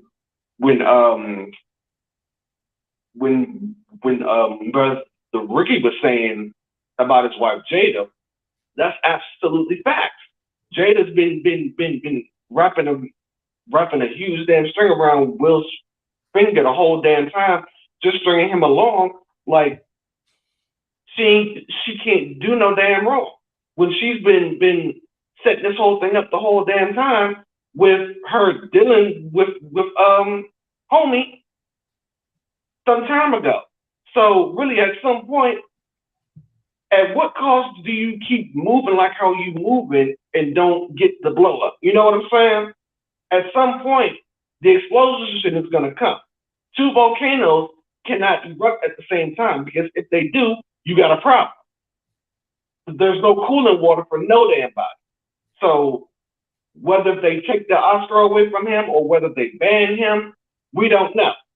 But at some point, there's a lesson behind this whole thing. Keep your name, keep my wife's name out your damn mouth. That went for people, period. Not just Chris Rock by himself. Will is tired at this point, man. Will is at a damn point where he's ready to go to blows with any damn body that speaks about his wife. Period. That goes for any man who's married, period. Trill, me, whoever on this damn world is married right now. People are tired of just not being able to say any damn thing or do any damn thing just because of your feelings. Never mind the damn feelings. If you know exactly how the man is going to respond, move accordingly. Govern yourself accordingly to where you're not going to get hit or be disrespected. Keep your damn mouth closed. Simple as that. Bro, but didn't he hit Chris Rock because of Jada's hurt feelings? He hit Chris Rock because the look that she gave Will was an indication that he needed to go ahead and do something. So to me, that's I just. don't think she gave him no look. I think he saw her face, and he made that decision himself. Maybe he did. If that's your argument, you got to ride with it, right? This is what I'm saying. This is what I'm saying, bro. A good woman, a good wife would not send a man out there on a mission for no reason. And two, the reason why he's been getting dragged is because of her. And that's what I'm agreeing with you on. She's the one that's pulling the damn strings. So, I mean, what? The whole thing about it is, bro, this is not good on no side. Not on Chris's side, damn straight not on Will's side, because at the end of the day, Will has got to pay for the damn situation that he put himself in. So now, why does Chris get and cry about it, make a damn apology for it when we already know Chris is not going to sit there and say any damn thing about it, at least not publicly right away. But Chris don't give a damn. Chris is a comedian. This is what comedians do. As long as you in that front damn row, you're fair game to anybody. Period. So for me, granted, I understand that Chris had a job to do, but I also understand in Will's situation what he felt like he needed to do to defend his wife, regardless of how bad the situation might have been. Now, like Trill said last night, he could check his ass right in the back room as soon as the show was done. He didn't have to do that with millions of fans and people watching the night before Smooth on TV like that. He shouldn't have did it. But I guess he felt like he couldn't wait that damn long. So the whole thing about it for me is, what I got out of it was, We gotta make sure we keep it brief, Craig. yes, sir, I'm sorry about that. But the whole thing for me was just be mindful of what you say and be mindful of how you move. Period. Because if you don't, there's going to be a consequence. So that's what I got out of it. All right. I definitely appreciate that perspective, Craig. I think you and Ricky had a little dialogue. So, but I want to try to get these guys off at a decent time. We definitely a little bit over. So I appreciate the support, man. Thanks again. And tune back in next Tuesday. Matter of fact, tune into everything on the network, man. Everything on the network. Tune in. Oh, I always do. Oh, okay. Appreciate that, Craig. Thank you. Yes, sir. Thank you. Have a good night. All right. Man, took the link down. We got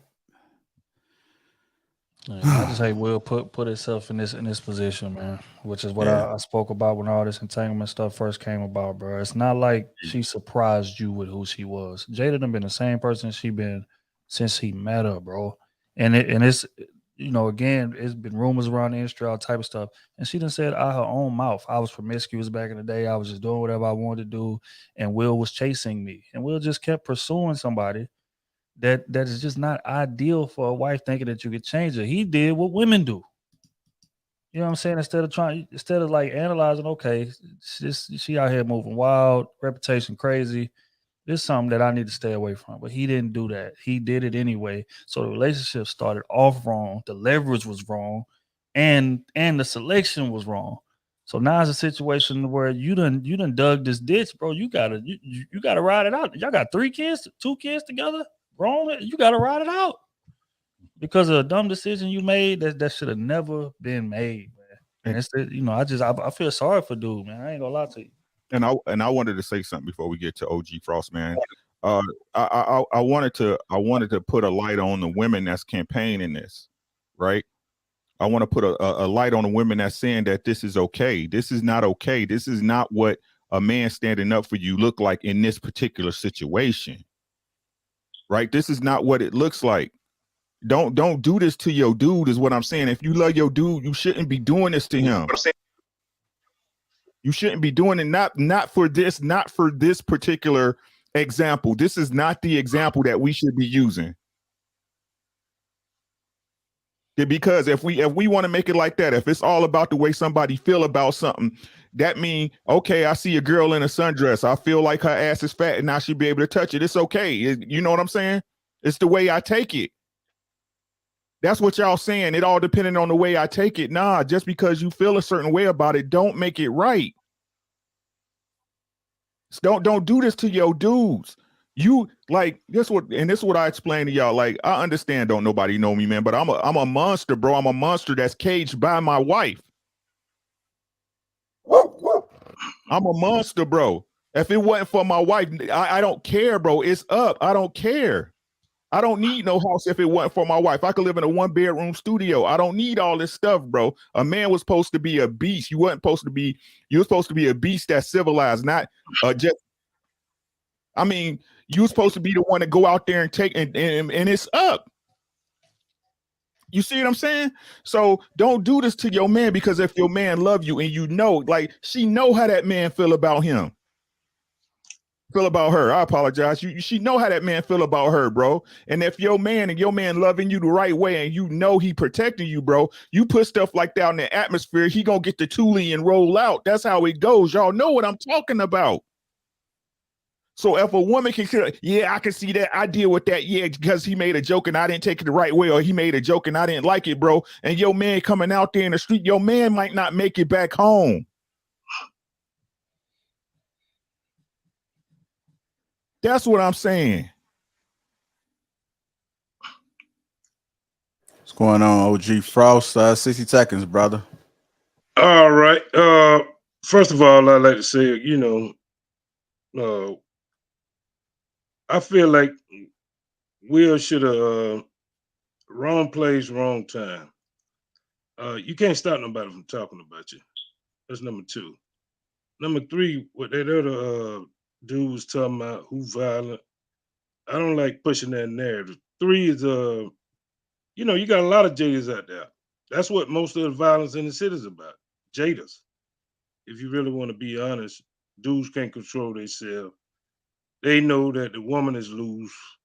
Like Ricky said, they kicked it. Now they uncaged. Now you got a problem. Another thing I'm thinking about is you gotta love yourself, man. You can't far as when it comes to the kids gonna, I don't care how great a father you is, them children gonna always choose their mom. I don't know no man on LeBron James kids. If he divorced his wife, they gonna choose their mama. So you got to love yourself. Absolutely. So that's what I tell any young man out there, man. If you find yourself in that type of situation, love yourself, man. And let that woman go. And them kids, you can always be in them kids' lives, man. Yeah, but you'll never be able to stop nobody from talking about you. Or your old lady. So that's irrelevant.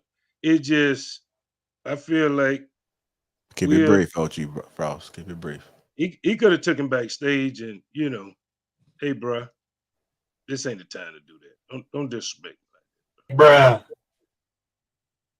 Bruh. Yep. Yeah. There you go.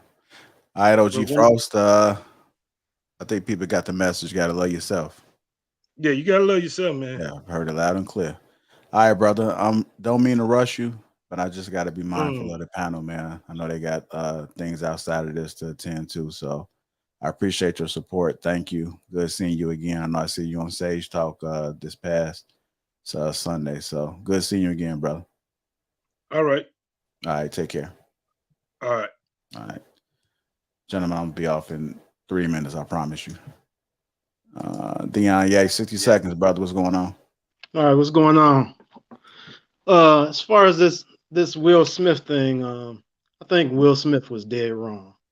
Just for the simple fact, if I go to a comedy club and I sit out front, you can expect to get roasted, possibly. And at the awards ceremony, you can expect to get roasted. That's his job as a comedian. That's what he does. It wasn't anything personal. Now, if it was backstage or on camera in an interview or something like that, and he disrespected his wife, I understand. But I don't even know Chris Rock's intention when he said it. Was it just a joke? Was it a shot at his wife? Was he trying to be offensive? I don't think so. If he was trying to be offensive, I can understand. But if it was just a joke to him, I mean, that the action was uncalled for. And I really don't watch a whole lot of TV, so I'm gonna ask. Did anybody know that Will Smith ever stated that he doesn't want anybody talking about his wife, or that he's angry, where somebody would know what his mental state is like? No, I don't think he said those words exactly. He said at that red table when that entanglement came out, and we seen it on his face. He had to say a damn word. So yeah, but as far as So Chris verbally Rock, speaking it, no. so Chris Rock can't be responsible for Will Smith's mental state because we don't know what it was. Now, if they had a discussion and he said that, I can understand Will Smith being the way, doing what he did. But if you don't know his mental state, if Chris Rock didn't really have any bad intentions, Will Smith was dead wrong. He was dead wrong. They both have platforms. They both can talk on camera and express themselves going up one stage. That was just a bad look. And that's to defend your wife, to say you're going to defend your wife because she was roasted. It just doesn't make sense to me. So that's my 2 cents. Okay. I got you, Dion. But love to keep you on, brother, man. But I'm just trying to get people in and out. So I got you. Appreciate your perspective, All man. right. It's my first time seeing you. Hopefully I see you next week, brother. All right. All right. All right, brothers. All Take right. it easy. You too. You Thank too, brother. All right. Jojo Amazing. I don't see you back there, brother. You've been on, but I'm gonna have to I ain't gonna come back to you. I just want to acknowledge that I see you back there. But appreciate you coming on. Thank you. All right. Last one, Blackout. What's going on, brother? Hey, I'm all right. What's up, fellas? I'm gonna make it quick. I want to know what was so disrespectful about what he said in the joke.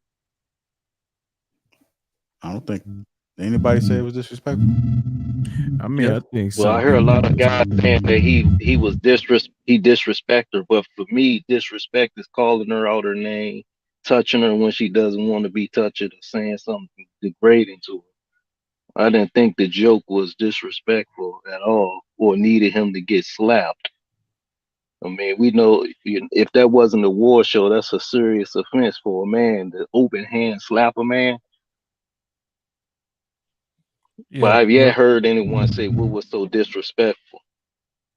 Okay, I said he said that she looked like G.I. Jane. I don't know if you watched G.I. Jane before, but G.I. Jane is not a feminine woman. Well, she's bald headed and she's well, yeah. masculine. She's like a man, right? So if you're familiar with women, how sensitive they are about their I seen hair, the movie. that's what would be disrespectful. I seen the movie, and I don't think it was a personality. I think it was just because of the haircut, comparing it to G.I. Jane. Because as I remember, he said, "Love you, Jada. G.I. Jane 2 on coming soon." I don't see where any of that was disrespectful. Also, they said that she has a disease. Alopecia is not life-threatening or is a terminal illness. She chose to cut all her hair off just in case she have patches in her head. I know what alopecia is, my brother had. But for you to go walk on the stage and slap a man in that type of event, that's uncalled for. Yeah, I think most of the panel can agree with it was unnecessary. I think the thing to take about it, because we don't really know what Will was thinking, and we don't know all the facts, but just try to make more logical decisions. I think that's the thing to take away from it. So, but Blackout, I appreciate you calling in, man. Thank you for your perspective. Hopefully, I see you next All week. right. Make sure you subscribe to the channel. Make sure you like the video too, man. Okay. Oh yeah, I'm subscribed already. All right, fellas, y'all take Thank you. I care. Be appreciate safe. that. You too, bro. All right, that's it. We made it through. Made it. We over there laughing, trio. Like, really? It's coming up here with they hella opinionated tonight. They wasn't bullshitting today. Yeah. In that weight room. With the ratties, Hey, the ratties out. Like, Trill, I'm sure your wife deserves all the protection that you offer her, bro. Yeah. Your wife deserves it. That's all I'm saying. It's a great stream, man. A great show. I know we started off a little rough, man, but we ended with a bang. I want to say thank you to the panel first off, because without you guys, we would not be who we are on King Talk. So thank you, Jay. Short notice. Thank you, brother. I appreciate you. It's always a blessing to have you on, man. Tune into Lapeef Sports on Sundays where you can catch more Jay, and you can also catch him on the lead attorney because he always up there too. Make sure you follow these guys, man. Humble Dad has a channel. Trill has a channel. Ricky has a channel as well. Ricky has merch. Trill has merch, and Humble Dad has merch as well. So make sure you guys just click these names inside of YouTube, and I'm pretty sure your pop up crew season is what's in the background right there. So make sure you guys support these brothers. When we stick together, man, we can't be stopped. So it's all love. It's all love. Yeah, most definitely is. Thank you guys out there that supported us. I apologize when able to acknowledge all the super chats, but I definitely seen them coming. Thank you, Green Gang, as usual. Thank you. And I do have to end with this. Make sure you guys click that link at the top of the chat. Come out, support, come see us live in Houston, April 23rd. We're kicking it all weekend, but April 23rd is the official show. So come up and show out, show your support. Again, we do have sponsorship opportunities, so email me at info@lapeef.com. All the mods in the chats, thank you guys for holding it down. Courtney, I know I seen you. Logic, thank you. There's a few other people, man, that's mods in there. I did see Shan pop in. He's having internet issues, was an outage in this area, so he wasn't there. And I did speak to Rilla, so shout out to you guys. Hope to see you guys next weekend, man. That's it, man. I think I covered everything. I know you guys like shut up. That was longer than 3 minutes just by the way for your guarantee that you gave us. Okay. Unless you got a different type of clock than we do. Hey, we ain't had Logic here with the clock. All right, y'all. Catch y'all. Hit that like button on y'all way out, man. Support the channel. You know what it is. All right, brother.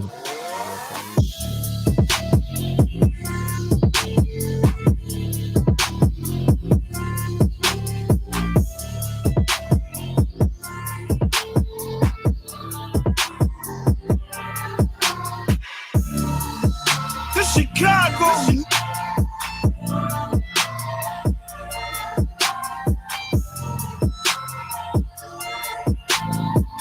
Hit that like button, you guys. Hit that like button. Subscribe to the channel. This Chicago.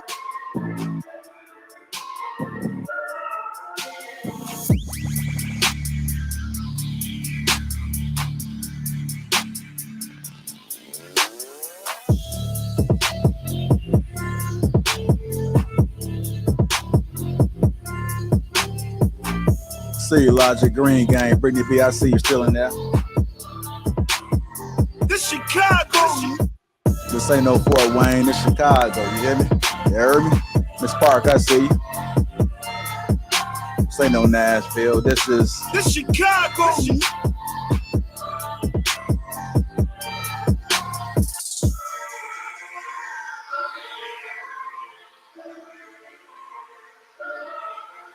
Shout out to the Lapeef Network. This Chicago.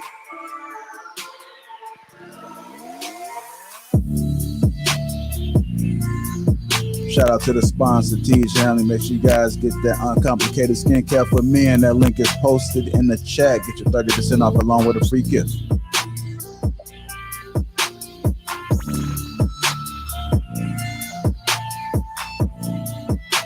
Appreciate all the support. Thank you, guys. Catch us in Houston, April 23rd.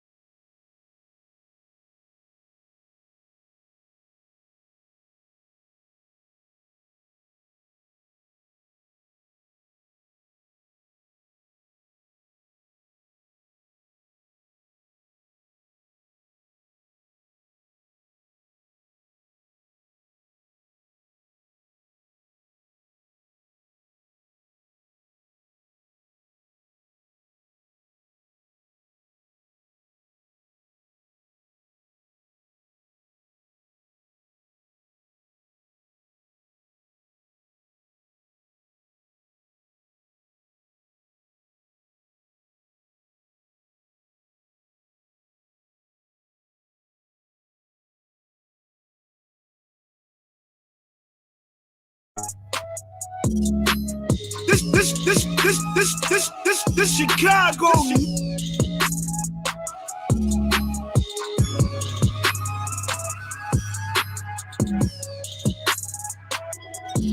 I ain't turned out. I accidentally hit the mute button. My apologies. But you know what it is. This Chicago.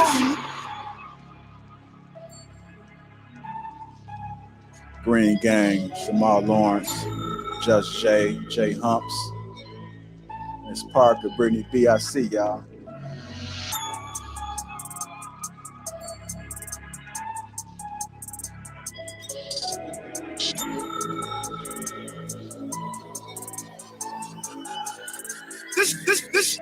This Chicago.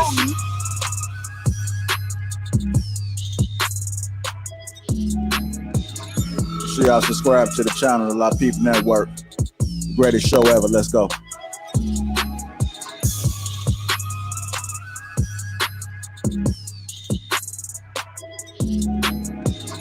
Just drop that link for y'all. Click that link right there. Get your tickets. Let's go. This Chicago.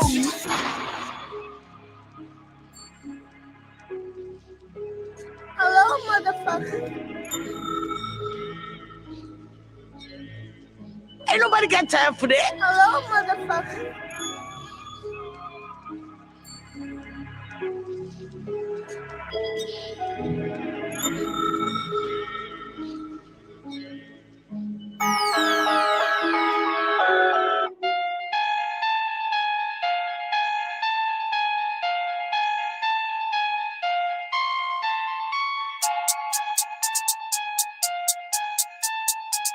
Hit that like button, subscribe to the channel. Let go. Yeah, come on, y'all. See y'all in Houston, April 23rd. Let's go. Come on, Logic, turn up. Keep it funky, Logic.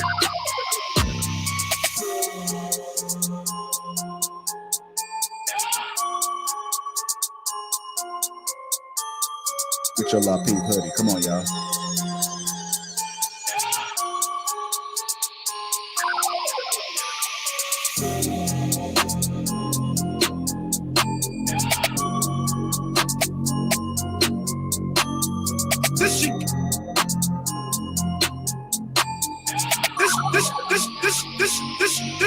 This Chicago.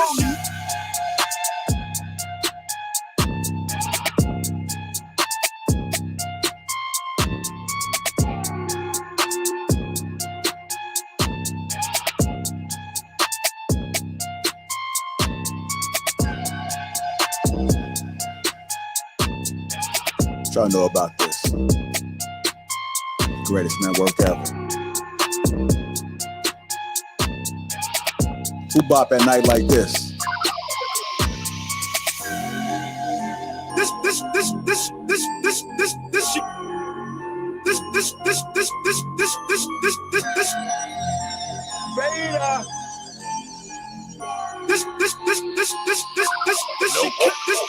This Chicago. Where you from, J.R.? This Chicago.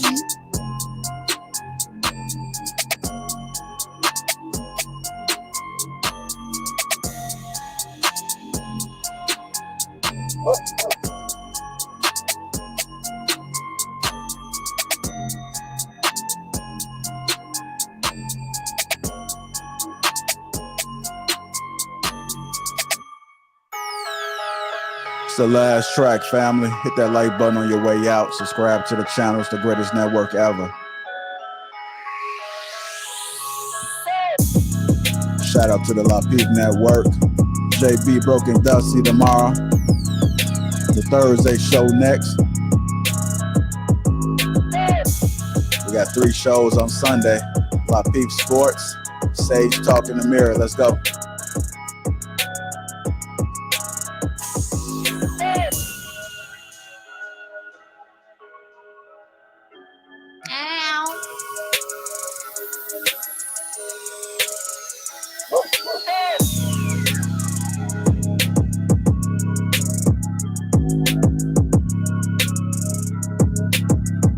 bass hitting, ain't it? I know.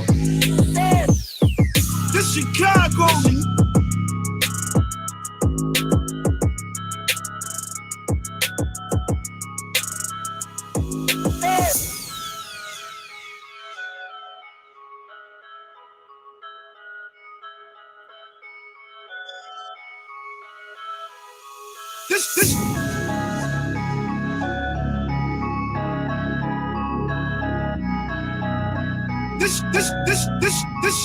This. This Chicago. You know about this.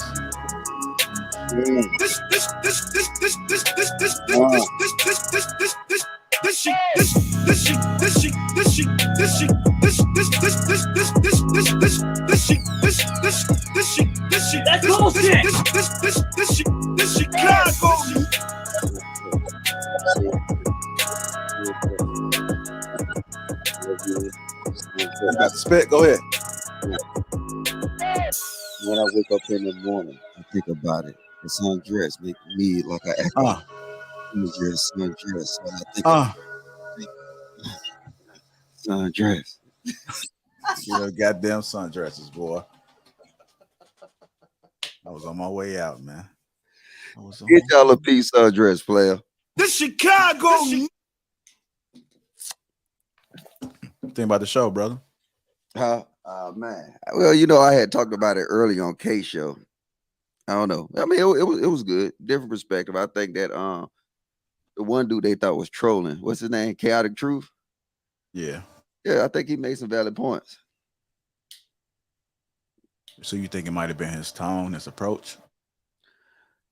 Well, you know, hey, I mean, that's our culture. Anything that don't fit the narrative, it triggers us. So, I mean, you got to just be honest with it, though. His main point was that, like, we should be saloon old boy for not doing it. You see what I'm saying? For being a bigger person. And I never thought about it like that until he brought that point up. So salute to that player. You know what I'm saying? Look at us. See, they call him Uncle Ruckus. And I learned this. If they call you Uncle Ruckus in the chat, that means you telling the truth. Uncle Ruckus. Man, we still got people. I was vibing out. I gotta put some more tunes on, man. This. I got a song my partner made. It's hot. Uh-oh.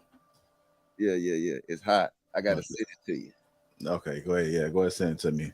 Just make sure it's not out. What you doing the thumbs down for, Courtney? What's that all about? Hit that link, Courtney. Don't talk shit in the chat. Yeah. Yeah. Nah, it's a song he made. He cool. He gonna clear it. You know what I'm saying? I told him I gotta get some paperwork. Now, the last time somebody told me something was cleared, it wasn't cleared. There you go. You know, won't even play that one. No, that was clear too, though. I'm telling you.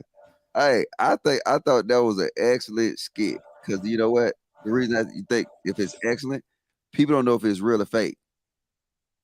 Right. Yeah, true. People thinking that was real. Like they were saying, she's so ghetto. Yeah, she is ghetto. Yeah, she was. She ain't ghetto, man. She a cool businesswoman, though. It is. Shoot the link, fam. Nigga, ain't no link. The show over with, nigga. Nigga, why don't you become green, Billy? Billy, why you not green? Let me go ahead and drop the link for him so he can go green.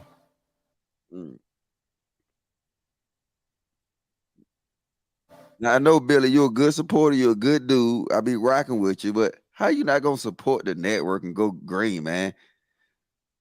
Don't you want to drop the Courtney emoji with that big forehead? You know what I'm saying? Kayla emoji cross. Man, so there's some people on the show that say, man, women just don't like the women. They say you got something. That's what they say, man. They say Elijah must got something against the women. How would you respond to that? They say I got something against the women. Yeah. They say you're always trying to hold women accountable. Ain't never the men. You just always coming at them. Well, if they think I don't hold them men accountable, I get into it mostly dudes. They must don't look at Anton late night live stream. Oh, okay. That's where I'll go down at. No, I'm just balanced though. You know what I'm saying? I'm gonna keep it straight across the board. So go ahead, keep it funky now. Yeah, that's it.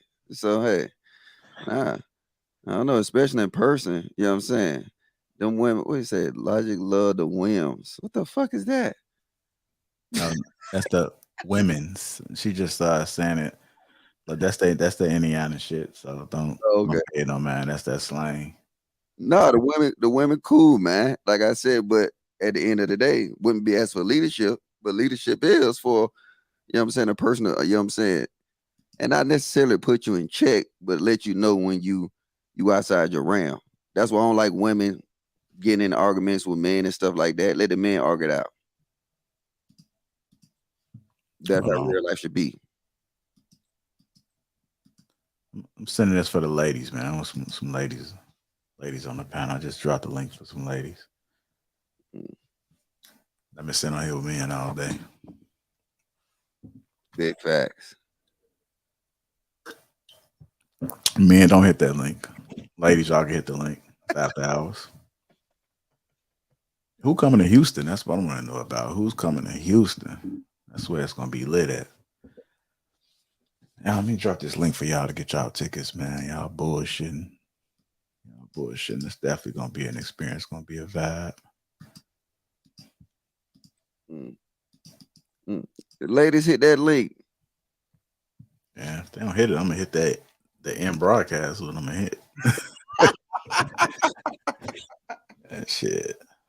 I can always use a couple more hours of sleep. Yeah, I be losing too much sleep on this damn network, bro. I be like, God damn. I be having work. Is that a lady or is that Billy? Who that is?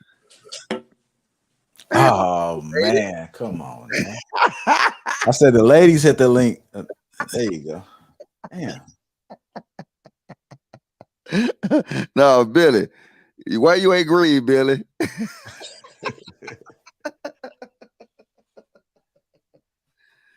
Last time y'all had my ass up all night. Nah, ain't nobody finna be up all night. This Lapeef. Yeah, I ain't up all night. Yeah, this not answer. That ain't no lady. Hell yeah, that ain't no lady. His hair was long like old lady. Ow. Miss Walker said she can't handle. No, wait, it ain't no after hours conversation like that. You know what I'm saying? That ain't nothing like that. Come on up and just kick it with us. I'm probably gonna be on here about 15 minutes, real talk. So come on up here, have a little conversation. Hold on, who's this? Ow. Ow. Ow. Supposed to be in bed by now. What time is it? Oh, I stay lit. Yeah, I mean. Hey, I appreciate you holding down the chat. Thank you. Oh, no problem. Yeah. Was any craziness? It was pretty No, it was a really good show. And everyone had awesome opinions, different opinions. So yeah, no, it was great. So you guys did good. Logic, you did good too. You know, sometimes you be beta. Sometimes you Nah. So all right, I'm gonna ask y'all this then. Since this is late night. I'm finna keep it funky. So as a woman, how do you think or you see a man when they always talk in the context of another man? How do we look at a man when he's always talking in context of another man? Yeah. Like they always like, because I mean, I'm from Atlanta and this was some like I had to tell my nephew about that shit, right? I mean, it is a thing that if you ever get in a conversation with them, they use a lot of references, like what is a rapper, a rap song, or now since YouTube is it, they don't, you never know what that person feels. They always say, well, so and so said this, Tupac said this, Whitney Houston said, I believe the children are the future. Nigga, that's a song. You know what I'm saying? And I don't see if the dude in the chat is not disrespect. I just really want to know how you feel. Yeah. You know that funny that you should say that. I think I had a status, you know how you have a reminder of a status you did like 5 years ago. I had one pop up the other day and I said, I think it's super lame when I ask you a question and you reference something that you can't even speak about yourself. You can't articulate. So if I'm asking you how your day, well, you know, Ice Cube said today was a good day. It's like, no, how is your day? I didn't ask about Cube. I didn't ask about that nigga. So just Yo, wait. I hate that. I'm asking you, sir. So I think it's whack. They can't articulate themselves, and it just shows how media influences so many people because they can't even think of something themselves. They have to reference someone else, and it's like, do you even know who you are? You can't even have a conversation about what you think. It's about, well, you know, I heard this from this person. Nick, what did you think? No, So they love Tupac. Hey, yeah, you remember Tupac said from the cradle to the grave, life ain't never been easy. I be like, damn, nigga. Hey, what? Come on, man. From the cradle to the grave. That was a good movie. That was a movie too. But yeah, no, I feel you. I can't stand that. Someone that can't articulate what they feel themselves or about a situation or their opinion. It always has to go to an artist, a rapper. Yeah. That flashing is getting on my nerves. What's going on with that? Got the party light going on, don't you, Jay?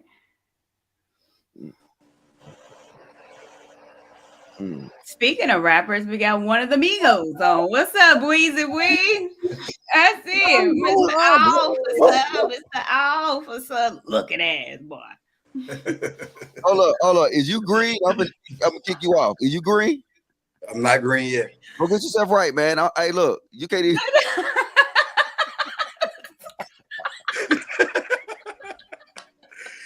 I promise tomorrow I'll be green. I promise you. Look, that's what I'll deal with. But look, you know, I gotta put my I got a new card. I gotta put it into my phone and all that shit. That's bullshit.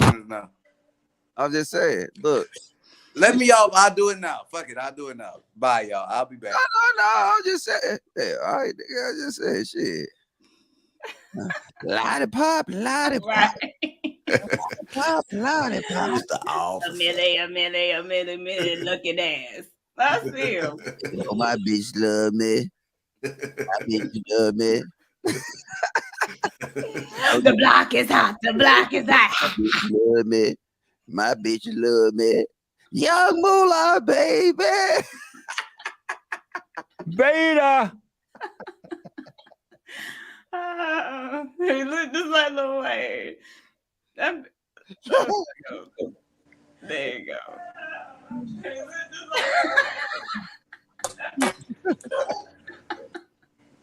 I can't stop laughing. So yeah. You good? You good, Weezy? I'm good. Weezy Wee. I'm great. Please say the baby. Please say the baby. Yeah. So no. No, I went to the Wayne concert. That shit was whack as fuck. I think he's the shittiest to me. Like if you go see them live, like who you talking about? Who? Lil Wayne. I agree. I've been to a Lil Wayne concert. It wasn't. I'm like, I'm gonna tell you who I think is the best. So has anybody ever mistaken you as Lil Wayne while you was all there? the time, every day, all day. What type of glasses it is? Cartier? No, definitely not. It look like. Like I got a bunch of glasses. I got a bunch of Gucci, YSL shit. Ain't none of it real. Then you don't have it. No, I do got it. To everybody else, they think it's real, but It's not real, so you actually don't have Gucci. shit, You got look. Gucci. You When got I'm at the Gucci. Galleria, they think it's Gucci. Hey, until they take them off your face and hold them, and they light as hell. Until they put that diamond tester up on that thing. Oh, that bitch got diamonds. No, it got cubic zirconians in that thing. This Gucci got one C in it. I got you. That's what's up. Hell yeah, that bitch Coogee. Oh, but them knockoff Cartiers, right? No, they knock off Coogies. COOGI. What? Coogies got no, them not Coogies. Right. I'm just playing. No. Oh yeah. Them knockoff Cartiers. Right. Yeah. And you got them bitch buffed out. That's what that shit in Detroit. You ever saw the movie called Buffed Out? Yeah. That shit crazy. Hey, I got Never seen that movie Versace Buffed Out. frames, Gucci frames, YSL frames. Ain't none of them real. Hey, Elijah, you got to get that real shit, man. It'd be crazy if you bought some shit like that. That was $5,000 for some shit. Hold on, let me show you. It'd be crazy. Real shit. All these motherfuckers fake. To the YSLs. Now, did you see JR's? No, I don't think These he's seen Gucci it, man. frames. Nigga, quit talking and look at the camera. Look at that. Had that real shit, man. Got that real shit. Oh, there you go. Oh yeah, them real Cartiers right there. Trust me, I know what real Cartiers is. Buffs. We call them buffs. Shit. All white buff has got the hoes want to fuck me. What? Y'all never heard that song? No.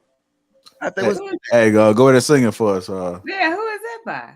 I think a dude named Rich Ken. I think he's from Detroit.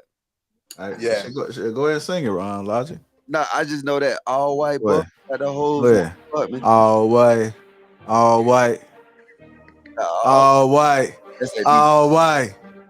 Go ahead. All white. All white. Yeah. All white. All white. Yeah. All white. All white. Yeah. Got that all white. Cartiers. Yeah. All white. All white.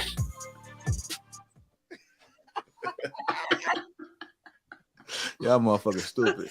That shit just gave me I just got lightheaded as hell.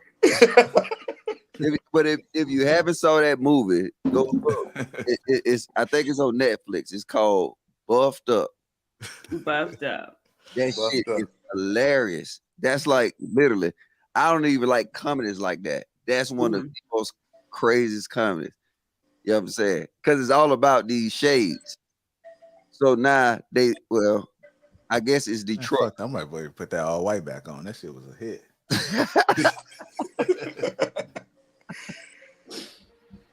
But yeah, check it out, people. Buffed Up. Buffed Up.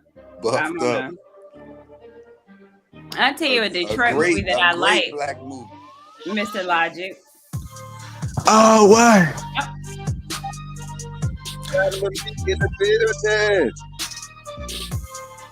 Hold on. The real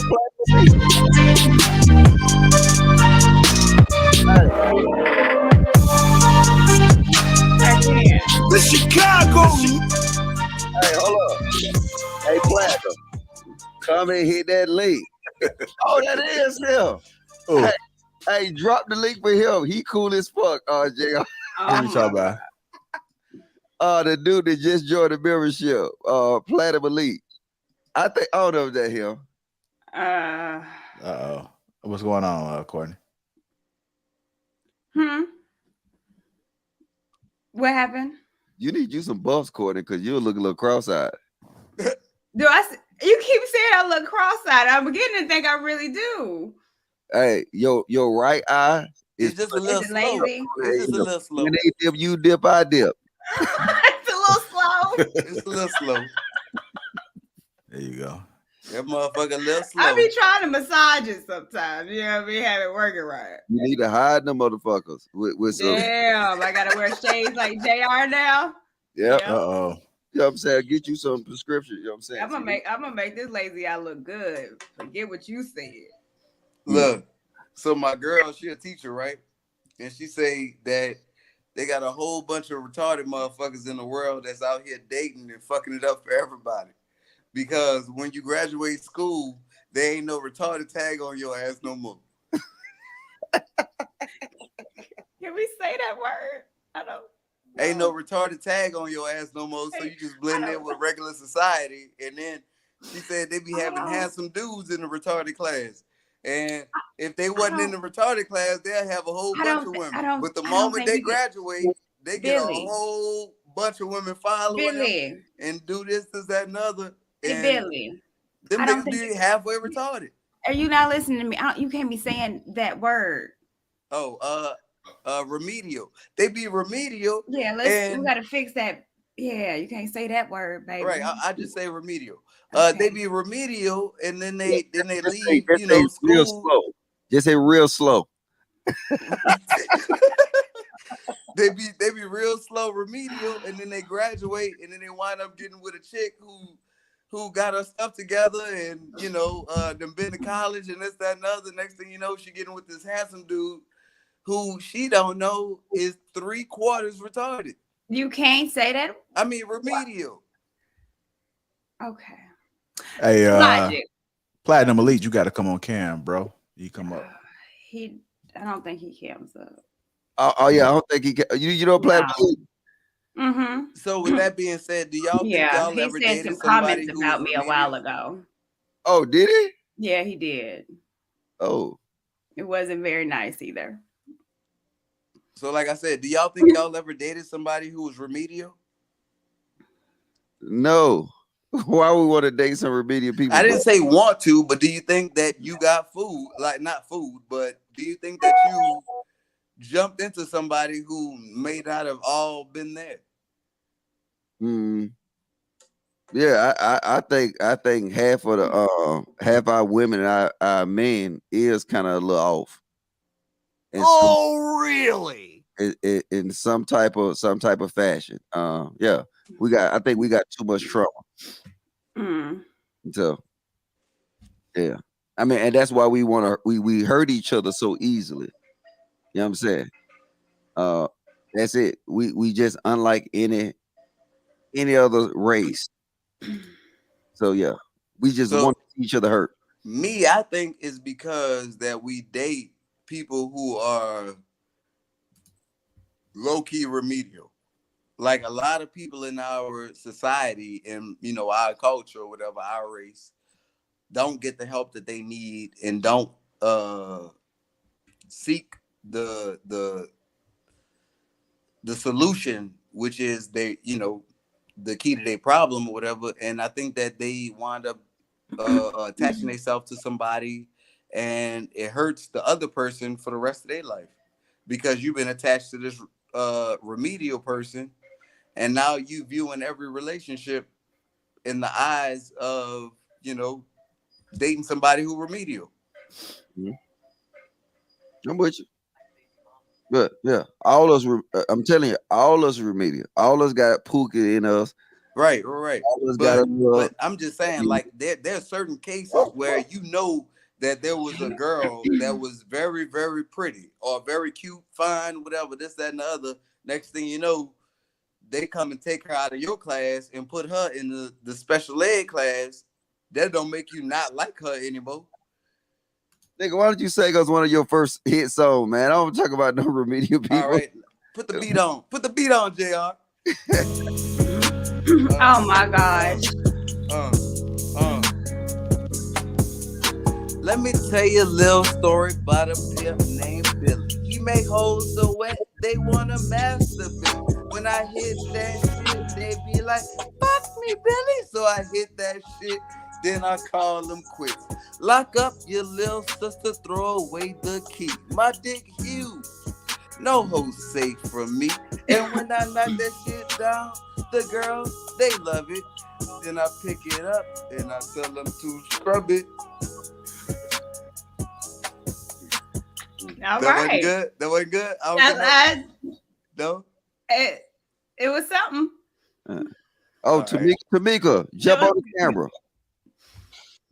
Cam up, Tamika. I liked it, Billy. Thank you. You did good.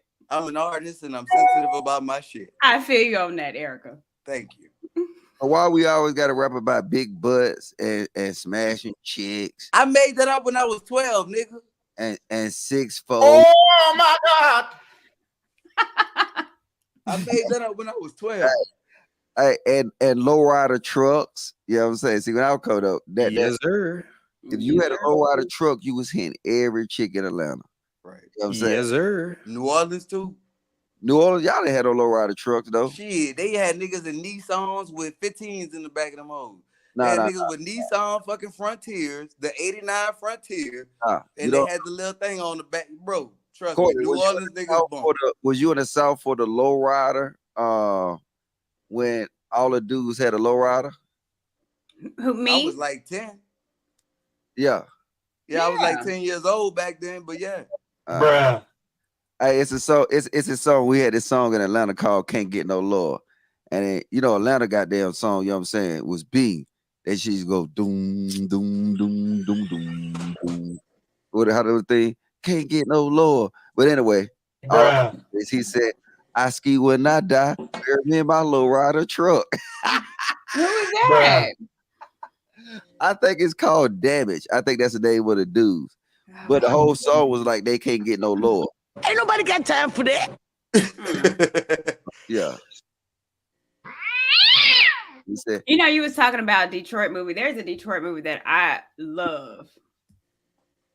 Oh shit, what is it called? Snow on the Bluff? No, that's No, I watched. Okay, you heard the streaming Tubi. Yeah. So I watch Tubi all the time because it got like the hood movies on there. Right. So Maverick do too. No, the one that I watched maybe a year ago that I just love and I watch all the time is Plug Love. Oh hell! Have you ever seen that? I love that movie.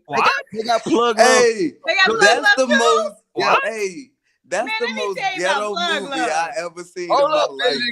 nigga, we talking Plug Love, nigga. Hold up, nigga, go look at this. Man, that movie is a classic. I don't care what nobody say. That movie is hilarious.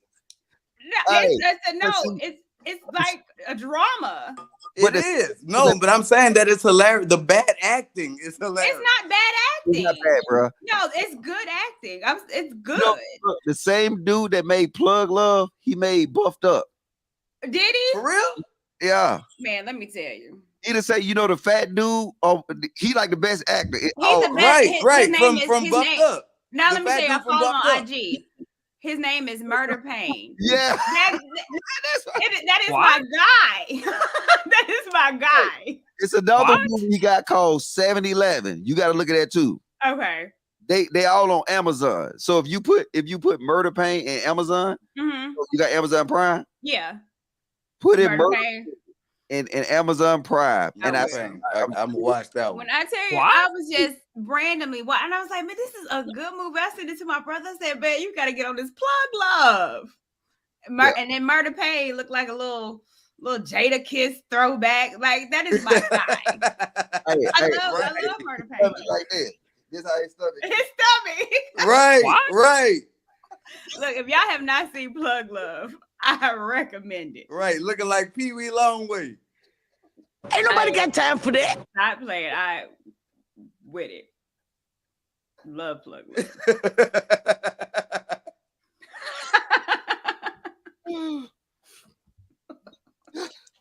Hey, not too long ago, maybe about a month ago, me and my girl, we went to go see Death on the Nile. And that was a real good one too. That have a lot of like young black chick actors in it. Well, not a lot, but two. The chick from Black Panther, the technology girl, the young technology girl, she plays in it. She plays a businesswoman, a millionaire businesswoman back in the 1920s. And there's another black chick too from other movies. I can't think of what she was in, but what's her name is in it too? Macy Gray. Macy Gray's in it, that chick. And it's a bunch of good actors. And if you want to see a good whodunit, because I like a good whodunit, that's like one of the ones to see. And it's placed in Africa. The setting is in Africa. The whole movie's in Africa on the Egyptian Nile River. And it's about like a lot of the history of the Nile River. And you go with this what happened?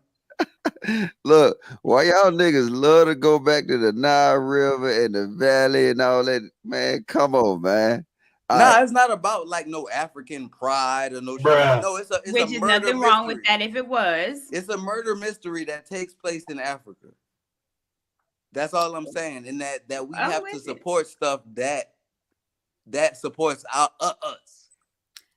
Look, because that movie. I watch a lot of Nollywood movies based in Nigeria, so I love Nollywood. They have the best movies too. No, they do. That Christmas movie, I seen one on Netflix. They have like a Nollywood, Nigerian Christmas Nollywood movie. is popping. I'm gonna tell you what's the best. All right, and say thank you later. Thank me later. Korean movies. Oh my God. Korean movies are it's Korean movies got the taste of what our movies used to be. Right. They got that Quentin Tarantino feel. Yeah, well, a little bit, but like because you can see you can name off a lot of good old movies, like No Country for Old Men. You know what I'm saying? You can just name a lot of True good Grit. stuff. I know. I get what you're saying. Like that classic cinema, that classic American cinema. They got good storylines. Like they storylines, and our storylines don't hit like they used to hit no more. Right. It's shit. Like I feel like a lot of anime be doing that too though, because like they be having like storylines that you could basically like one episode that you could turn into a movie. Yeah. Like they have like thought-provoking shit like that where you know what like the old they started remaking the Twilight Zone. In the old Twilight Zone, those episodes was good enough that each episode you could have made a movie about it. Matter of fact, most scary movies ain't as good as one episode of the old Twilight Zone. Oh, hold up. Just J. Wright, Parasite. That's the movie that I wanted to recommend too. No, right, and the anime as well. Yeah, you seen the anime Parasite? I don't know. My sons they watch anime, but I can't get no cartoon shit. The anime no, it's not, because the thing is in Japan they don't really have too much people on their screens.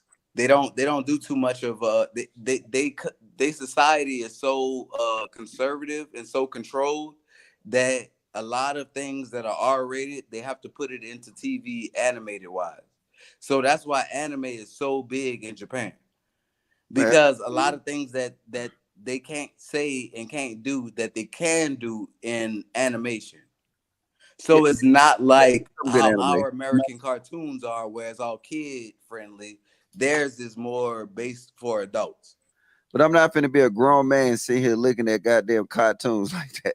I just can't get into it. When my if son, you watch Parasite, you could get into it. Trust me. Nah, I'm good. Or Attack on Titan. If you watch Attack on Titan, that's another one that's real good. A lot of grown men, a lot of grown black men will tell you Attack on Titan is that shit. Yeah, but a lot of black grown men is damn near have like this. True that too. True that. You know where that come from? I'm gonna check your post. You know where this come from? What? God, so young. The best TV show in history.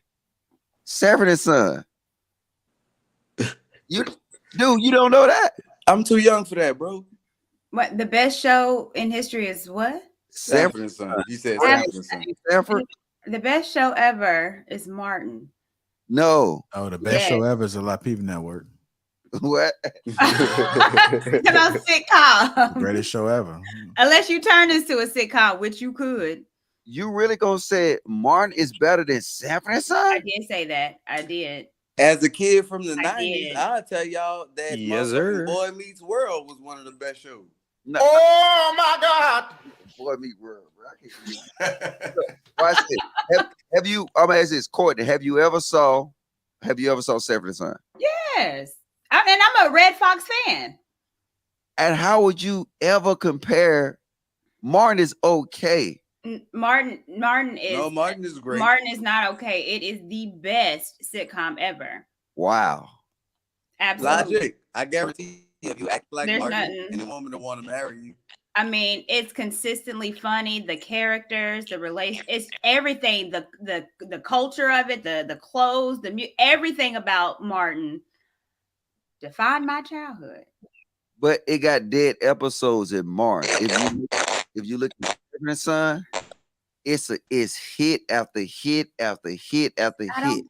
I don't think so. I think Martin is hit after hit after hit. There's not a Martin episode that I did not laugh at, that I cannot continuously laugh at to this day. I name a song that was in Martin. Gotta get off in 2 minutes, y'all. Name a song. Yeah. See, look, when I mean, they did songs in there, especially with B.I.G. was on there. Biggie. Oh no, when he did Romeo and Juliet. Do you remember that episode where he was Romeo? Martin, give me one more chance. You don't remember that, John? When Fred had them chicks, the 3 degrees, and they was in that singing to Fred. I didn't know. Ooh, do you want to be my baby? Be my baby. Hey, bro. Wah, wah, wah. Or that, Oh my God. he said he blind melon jelly. I want my daddy records. Not even, no, sir. Let's wait till we get to Houston. No, sir. Martin is the best show ever. Wait, hold on, JR. Wait, hold on. What is he? Who? He gonna bring out his DVDs.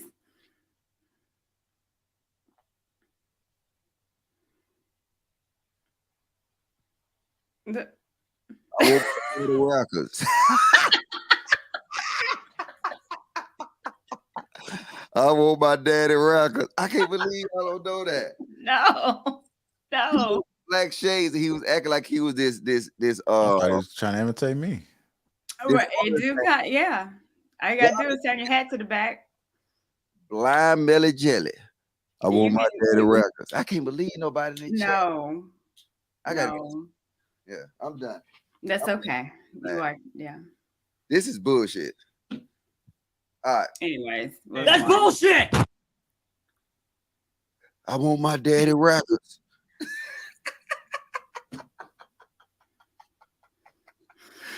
I can't believe. See, y'all don't know, so I don't expect y'all to laugh. But if y'all see the episode, trust me, you be like, that's one of the funniest thing ever. It's been true. You want to tell the people to subscribe and hit the like button? Me? Yeah, go ahead. Yeah, what's up going on, everybody? You know it's your girl. I am Courtney Michelle here representing the Lapeef Network. Go ahead before you leave.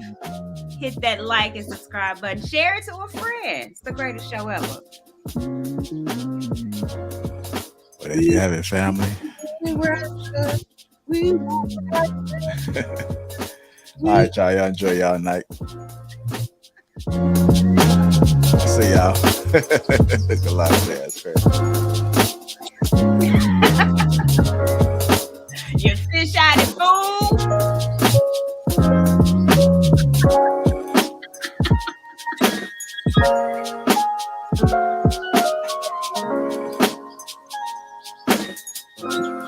Thank y'all for the support. Hit that like button. Appreciate y'all.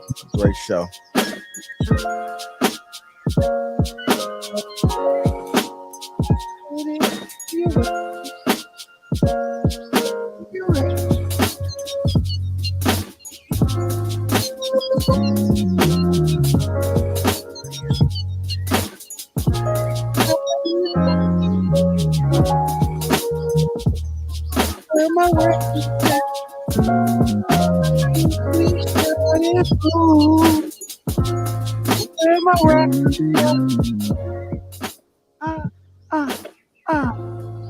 Hit the like button, you fish-eyed fool. Hit that like button, you fish-eyed fool.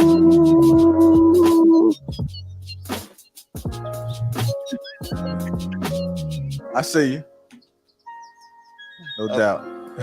I didn't know what that was. I thought I muted Courtney. I heard that shit came in. That was Logic.